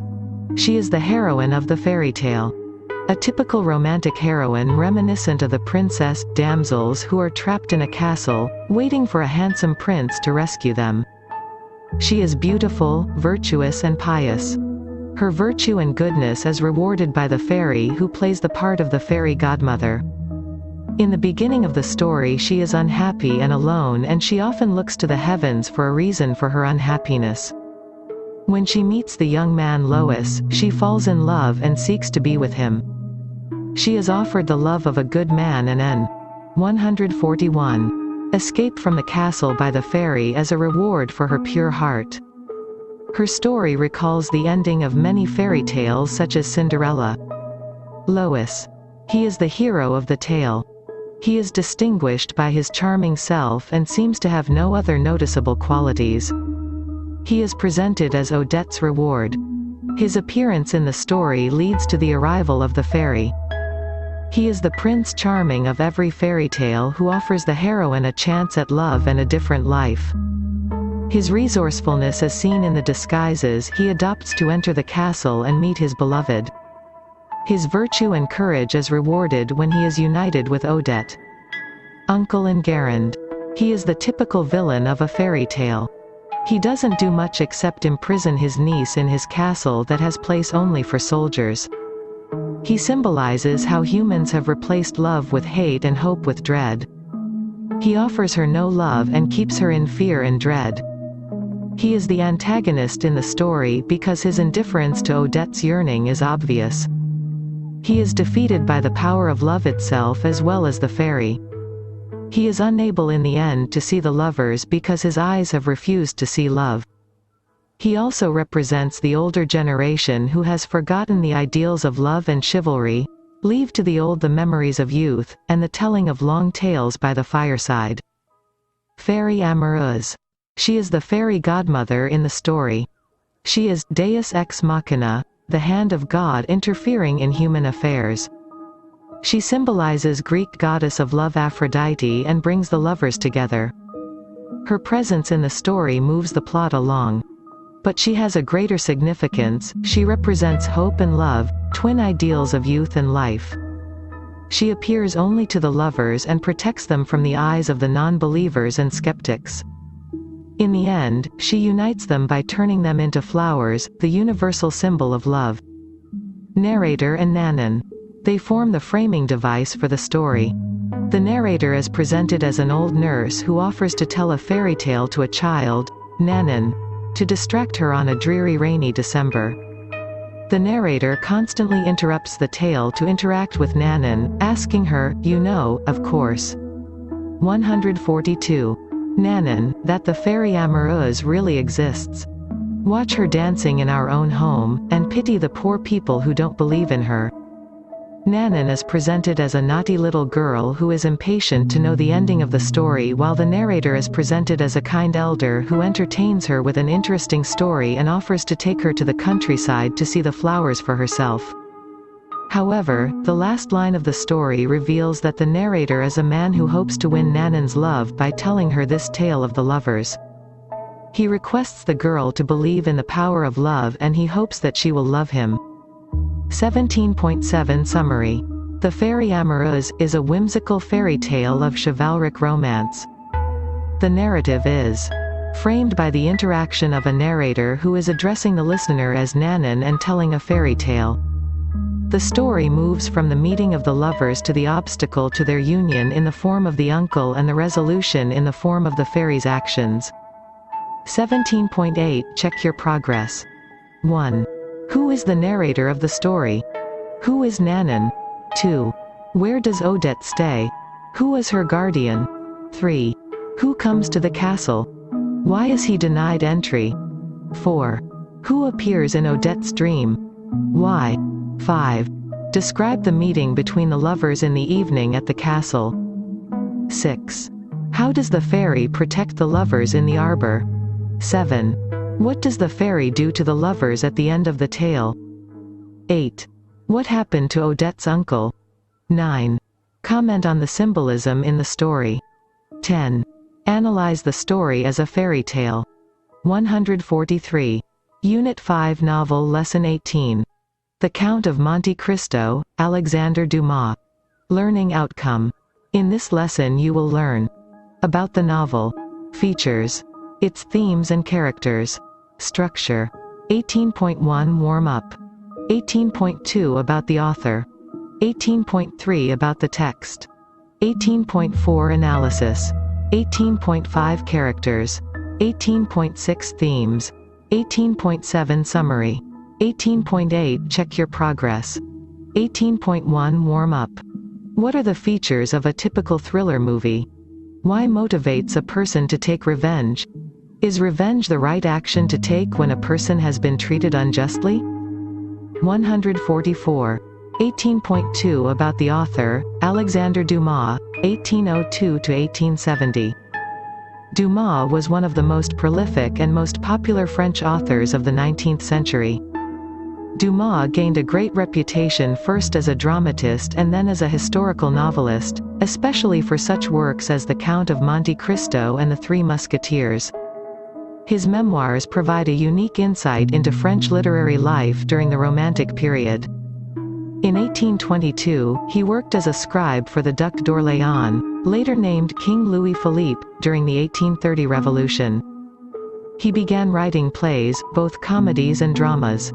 Dumas' romantic style, often compared to that of his contemporary and rival, Victor Hugo, proved to be exceptionally popular. Dumas was a prolific writer of essays, short stories and novels, as well as plays and travelogues.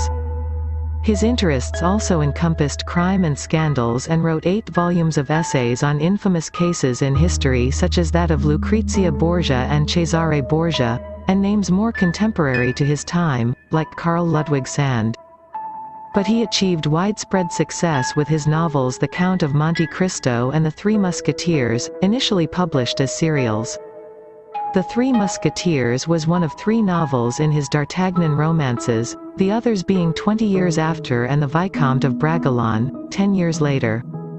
The story, The Man in the Iron Mask, from Le Vicomte de Bragelonne, also stands out as one his most widely known. Among his many volumes of romantic novels are the series of Valois, which center on Queen Marguerite, the last in the Capetian dynasty, and 8 novels dubbed the Marie Antoinette romances. He also penned the fantasy novel The Wolf Leader, which is considered one of the earliest werewolf-themed books. The popularity of his writing made Dumas a household name in France and a celebrity throughout much of Europe. Dumas' swashbuckling adventures continue to appeal to readers worldwide, with his work having been translated into more than 100 languages and adapted into a multitude of films. In 2008, an unfinished manuscript, The Last Cavalier, was published. 18.3 about the text. The Count of Monte Cristo is an adventure novel where a young man who is imprisoned under false pretexts, escapes from prison, finds a great treasure and returns to his home to wreak vengeance on the people who betrayed and cheated him and help those who were loyal to him. The hero, Edmond Dantes, undergoes a transformation in prison where the aged Abbé Faria prepares the young man to survive in the world. He also gains the support of Jacopo, 145, whose life he saves. He avenges the injustice done to him and in the end goes away with the beautiful Haydée. At the age of 19, Edmond Dantes seems to have the perfect life. He is about to become the captain of a ship, he is engaged to a beautiful and kind young woman, Mercedes, and he is well liked by almost everyone who knows him.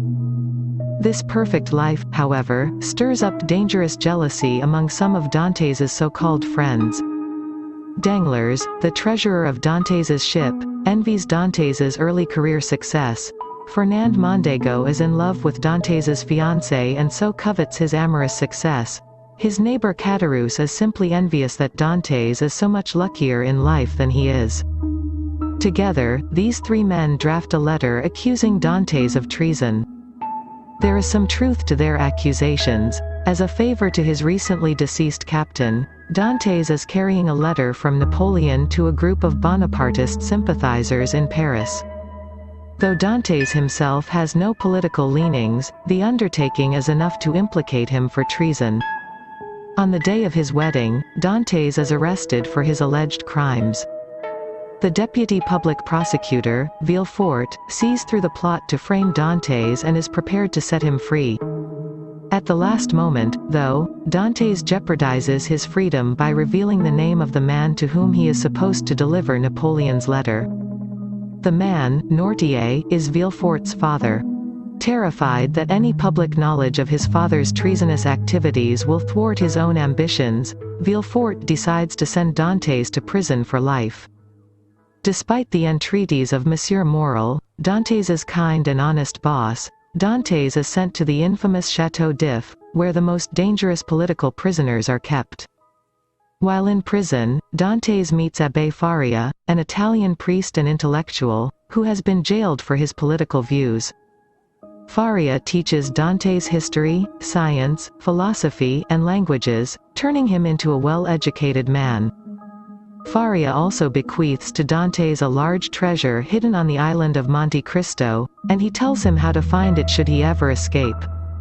When Faria dies, Dantes hides himself in the abbé's shroud, thinking that he will be buried and then dig his way out. Instead, Dantes is thrown into the sea, and is able to cut himself loose and swim to freedom. Dantes travels to Monte Cristo and finds Faria's enormous treasure. He considers his fortune a gift from God, given to him for the sole purpose of rewarding those who have tried to help him. 146. And, more important, punishing those who have hurt him. Disguising himself as an Italian priest who answers to the name of Abbé Busoni, he travels back to Marseille and visits Caderousse, who is now struggling to make a living as an innkeeper. From Caderousse he learns the details of the plot to frame him. In addition, Dantes learns that his father has died of grief in his absence and that Mercedes has married Fernand Mondego. He learns that both Danglars and Mondego have become rich and powerful and are living happily in Paris. As a reward for this information, and for Caderousse's apparent regret over the part he played in Dantes' downfall, Dantes gives Caderousse a valuable diamond. Before leaving Marseille, Dantes anonymously saves Morel from financial ruin. 10 years later, Dantes emerges in Rome, calling himself the Count of Monte Cristo. He seems to be all-knowing and unstoppable. In Rome, Dantes ingratiates himself to Albert de Morcerf, son of Fernand Mondego and Mercedes, by saving him from bandits. In return for the favor, Albert introduces Dantes to Parisian society. None of his old cohorts recognize the mysterious Count as Edmond Dantes, though Mercedes does. Dantes is thus able to insinuate himself effortlessly into the lives of Danglars, Mondego, and Villefort. Armed with damning knowledge about each of them that he has gathered over the past decade, Dantes sets an elaborate scheme of revenge into motion. Mondego, now known as the Count de Morcerf, is the first to be punished. Dantes exposes Morcerf's darkest secret. Morcerf made his fortune by betraying his former patron, the Greek vizier Ali Pacha, and he then sold Ali Pacha's wife and daughter into slavery. Ali Pacha's daughter, Haydée, who has lived with Dantes ever since he bought her freedom 7 years earlier, testifies against Morcerf in front of the Senate, irreversibly ruining his good name. Ashamed by Morcerf's treachery, Albert and Mercedes flee, leaving their tainted fortune behind. Morcerf commits suicide. Villefort's punishment comes slowly and in several stages. Dantes first takes advantage of Madame de Villefort's murderous intent, subtly tutoring her in the uses of poison. As Madame de Villefort wreaks her havoc, killing off each member of the household in turn, Dantes plants the seeds for yet another public exposé. In court, it is revealed that Villefort is guilty of attempted infanticide, as he tried to bury his illegitimate baby while it was still alive. Believing that everyone he loves is dead and knowing that he will soon have to answer severe criminal charges, Villefort goes insane. 147. For his revenge on Danglars, Dantes simply plays upon his enemy's greed. He opens various false credit accounts with Danglars that cost him vast amounts of money. He also manipulates Danglars's unfaithful and dishonest wife, costing Danglars more money, and helps Danglars's daughter, Eugenie, run away with her female companion. Finally, when Danglars is nearly broke and about to flee without paying any of his creditors, Dantes has the Italian bandit Luigi Vampa kidnap him and relieve him of his remaining money. Dantes spares Danglars's life, but leaves him penniless. Meanwhile, as these acts of vengeance play out, Dantes also tries to complete one more act of goodness. Dantes wishes to help the brave and honorable Maximilien Morel, the son of the kind shipowner, so he hatches an elaborate plot to save Maximilien's fiancée, Valentine Villefort, from her murderous stepmother, to ensure that the couple will be truly happy forever. Dantes gives Valentine a pill that makes her appear dead and then carries her off to the island of Monte Cristo. For a month Dantes allows Maximilien to believe that Valentine is dead, which causes Maximilien to long for death himself. Dantes then reveals that Valentine is alive. Having known the depths of despair, Maximilien is now able to experience the heights of ecstasy. Dantes too ultimately finds happiness, when he allows himself to fall in love with the adoring and beautiful Haydée. 18.4 Analysis plot. The novel is a novel of adventure.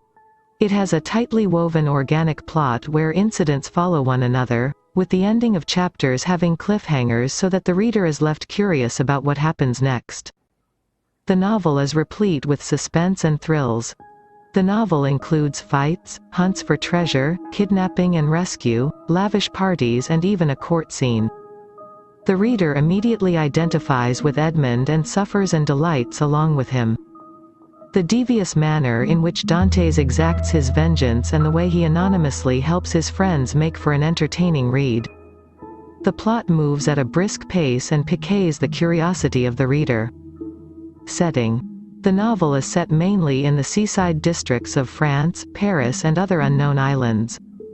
Since Dantes is a sailor, the novel focuses on the life of sailors and the business of shipping. The Château d'If is a hellhole of prison where Dantes spends the most difficult part of his life. It is also the place that redeems him in his meeting with Abbe Faria. His life takes on a new 148 meaning after being trained and educated by the priest. The priest's dying revelation of the treasure adds zest to Dante's burning desire for revenge. His adventures as he escapes from prison and finds the treasure earns him useful friends, especially Jacopo and Luigi Vampa. On his return as the Count, the setting moves to castles and palaces where lavish lifestyles are described. Characters. The characters in the novel are a mix of static and dynamic characters. Static characters are those who remain who they are till the end of the novel. The jailers, sailors and other stock characters like Jacopo, Luigi Vampa, the members of the Moral family remain static and unchanging. Dante's enemies Danglars, Mondego and Villefort change as their fortunes change.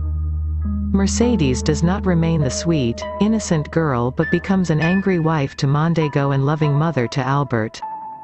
Dantes is the one character who is dynamic. He starts as an innocent, clever, loyal sailor to an angry avenger, to a sophisticated count and from there to a man seeking the peace and calm of domestic bliss. Description. Dumas' description of the seaside, its people, their food, clothes and their language brings the seacoast alive. The description of the prison evokes horror and pity for the inmates and also makes the reader aware of the hardships faced by Dantes. The description of the pirates and the unmapped islands make it seem real. His description of the life of the rich in France gives the reader a glimpse of French life, cuisine and manners. Point of view. The novel has been written from the third-person point of view. The narrator is omniscient and can tell the reader what is going on in the minds of all the characters. The narrator is able to see and hear everything and controls what the reader can or hear. The narrator has complete control over the plot and decides what has to be revealed when to make the narrative interesting and build suspense to hold the reader's attention.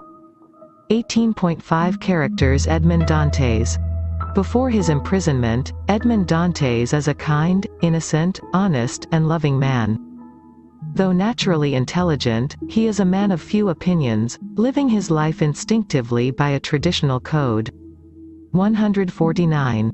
Of ethics that impels him to honor his superiors, care dutifully for his aging father, and treat his fellow man generously.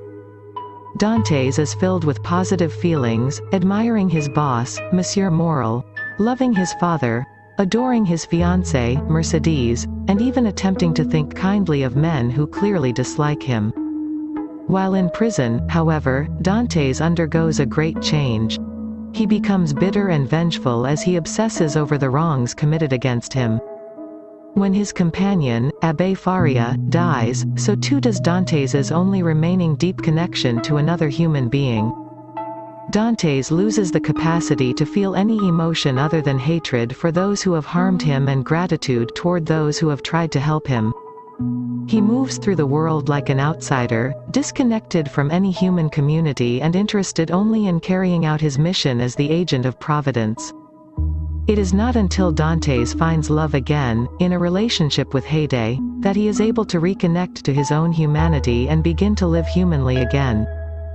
Danglars. A greedy and ruthless man, Danglars cares only for his personal fortune. He has no qualms about sacrificing others for the sake of his own welfare, and he goes through life shrewdly calculating ways to turn other people's misfortunes to his own advantage. Danglars' betrayal of Dantes starts him on the path to utter disregard for other people's lives, but this betrayal is not the cruelest of his acts. Danglars abandons his wife and attempts to sell his own daughter, Eugenie, into a loveless and miserable marriage for 3 million francs.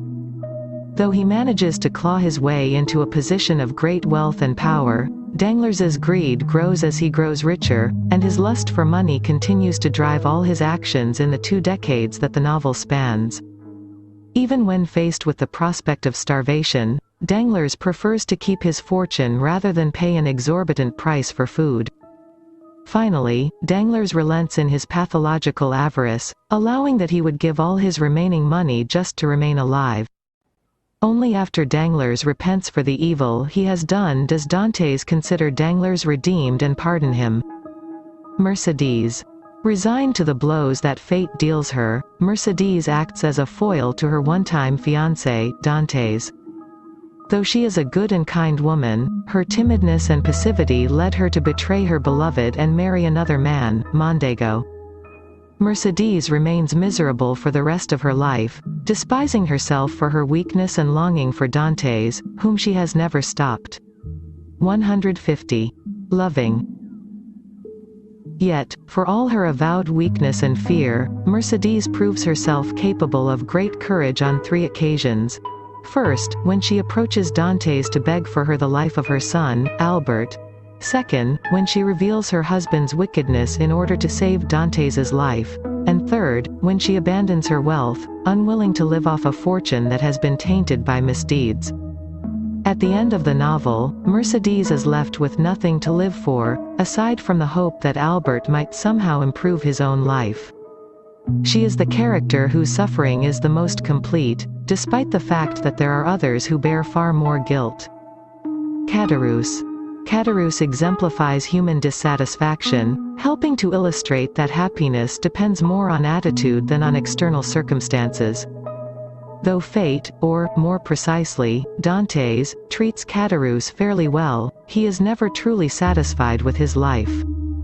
No matter how much he has, Caderousse always feels that he deserves more. With each improvement in his position, Caderousse's desires only increase. He is pained by the good fortune of his friends, and his envy festers into hatred and ultimately into crime. Not only covetous but also lazy and dishonest, Caderousse consistently resorts to dishonorable means in order to acquire what he wants, thieving and even murdering in order to better his own position. Ultimately, Caderousse's unending greed catches up with him, and he dies while trying to rob Monte Cristo. Abbé Faria. A priest and brilliant thinker who Dantes meets in prison. Abbé Faria becomes Dantes's intellectual father. During their many years as prisoners, he teaches Dantes history, science, art, and many languages. He then bequeaths to Dantes his vast hidden fortune. Abbé Faria is the most important catalyst in Dantes's transformation into the vengeful Count of Monte Cristo. Fernand Mondego. Dantes's rival for Mercé's affections. Mondego helps in framing Dantes for treason and then marries Mercedes himself when Dantes is imprisoned. Through acts of treachery, Mondego becomes a wealthy and powerful man and takes on the name of the Count de Morcerf. He is the first victim of Dantes's vengeance. Gérard de Villefort.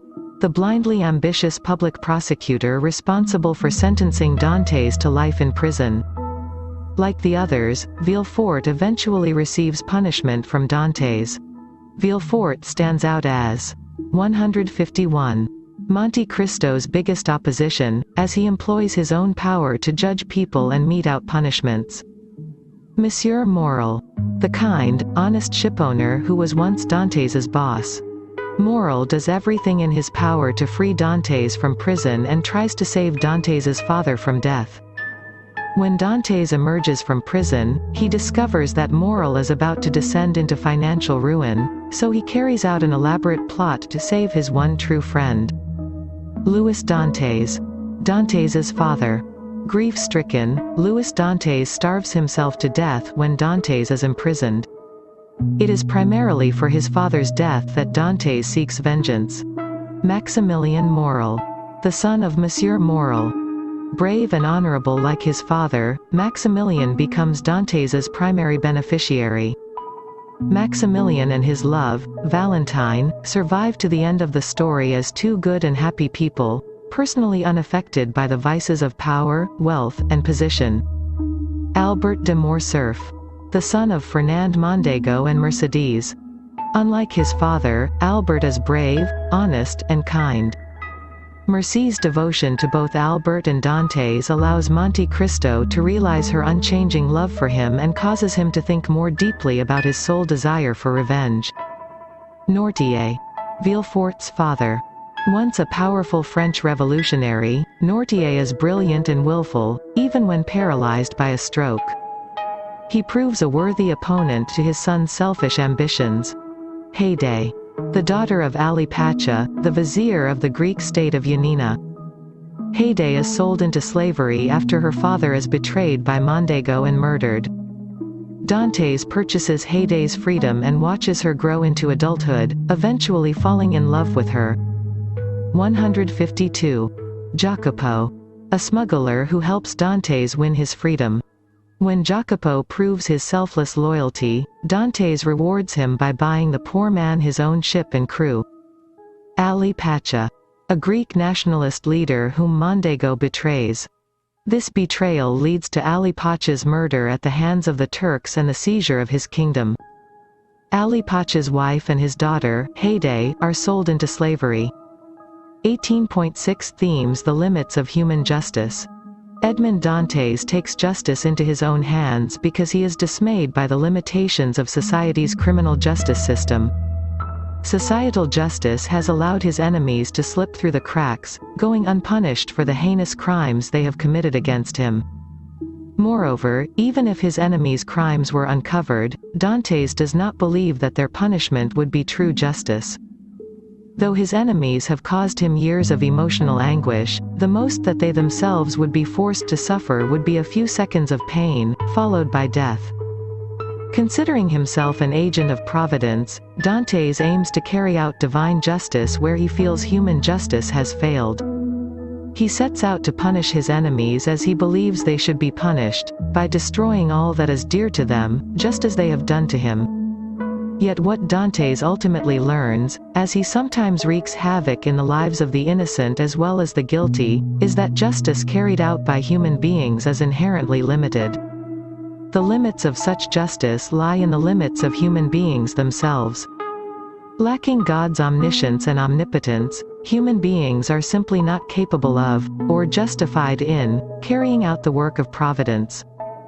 Dumas' final message in this epic work of crime and punishment is that human beings must simply resign themselves to allowing God to reward and punish, when and how God sees fit.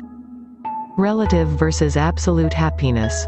A great deal separates the sympathetic from the unsympathetic characters in the Count of Monte Cristo. The trait that is most consistently found among the sympathetic characters and lacking among the unsympathetic is the ability to assess one's circumstances in such a way as 153. To feel satisfaction and happiness with one's life.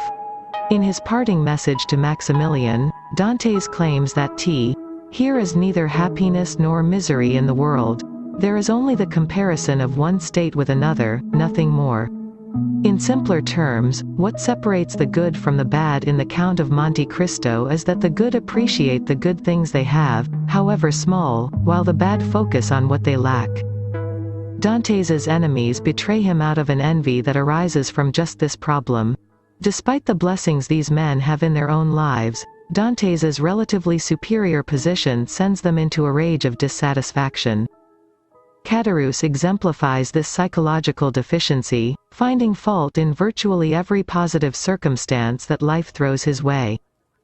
Caderousse could easily be a happy man, as he is healthy, clever, and reasonably well off, yet he is unable to view his circumstances in such a way as to feel happy. At the other end of the spectrum are Julie and Emmanuel Herbeau. They are fully capable of feeling happiness, even in the face of pressing poverty and other hardships. The Dantes of the early chapters, perfectly thrilled with the small happiness that God has granted him, provides another example of the good and easily satisfied man, while the Dantes of later chapters, who has emerged from prison unable to find happiness unless he exacts his complicated revenge, provides an example of the bad and unsatisfiable man. Love versus alienation. Dantes declares himself an exile from humanity during the years in which he carries out his elaborate scheme of revenge. He feels cut off not only from all countries, societies, and individuals but also from normal human emotions. Dantes is unable to experience joy, sorrow, or excitement. In fact, the only emotions he is capable of feeling are vengeful hatred and occasional gratitude. It is plausible that Dante's extreme social isolation and narrow range of feeling are simply the result of his obsession with his role as the agent of Providence.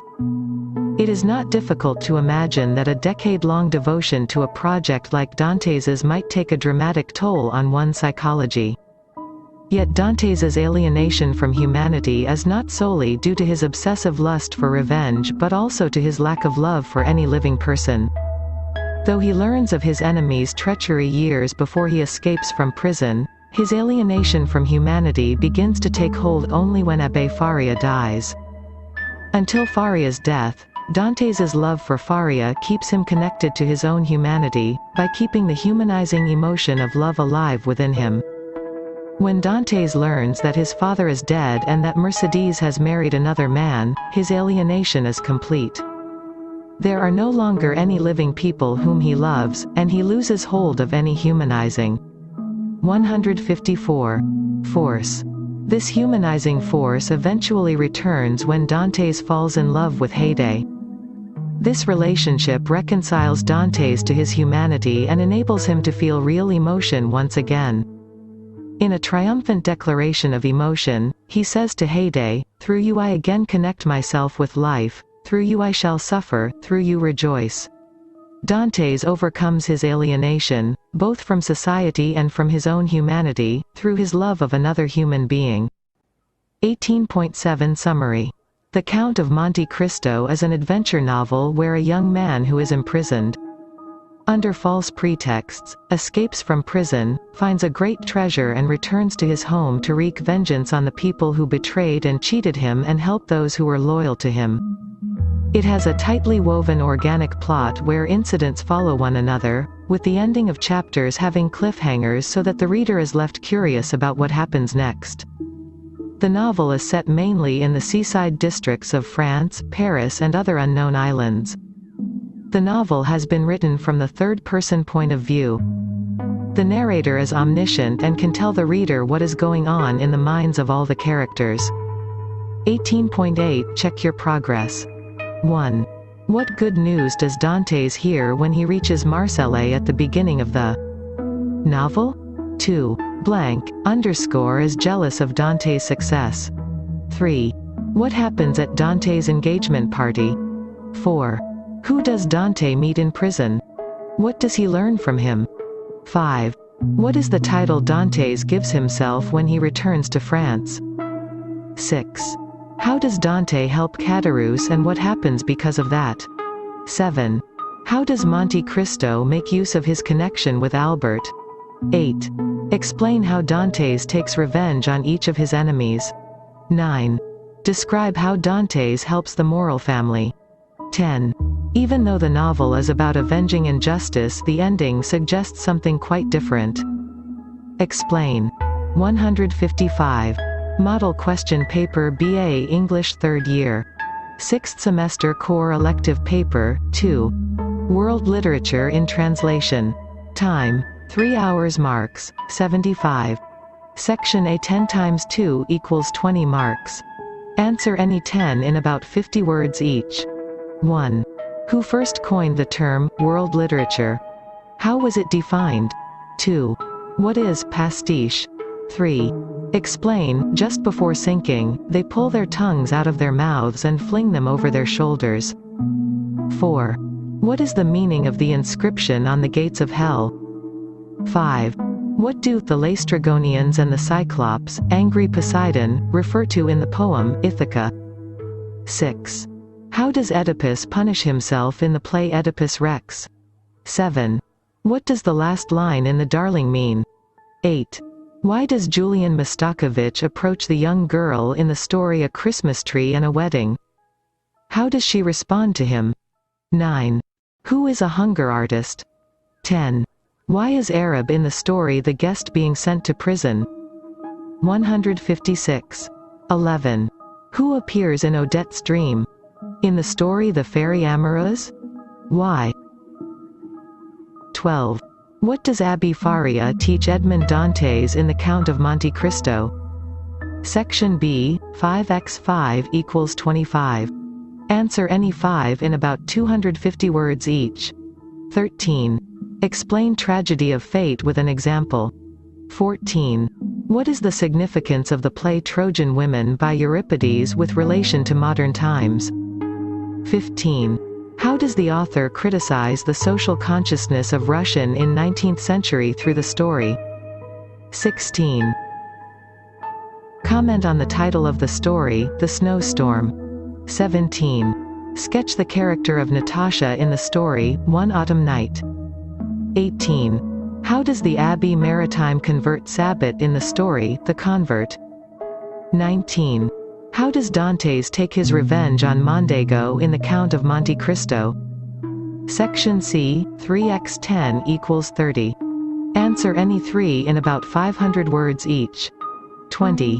What is multiculturalism in world literature? 21. Examine the poem The End and the Beginning as a criticism of war. 22. Study the play Oedipus Rex as a contest of wills, that of the gods and man. 23. In the story War, how does the woman's question towards the end of the story bring about a change in the fat traveler? 24.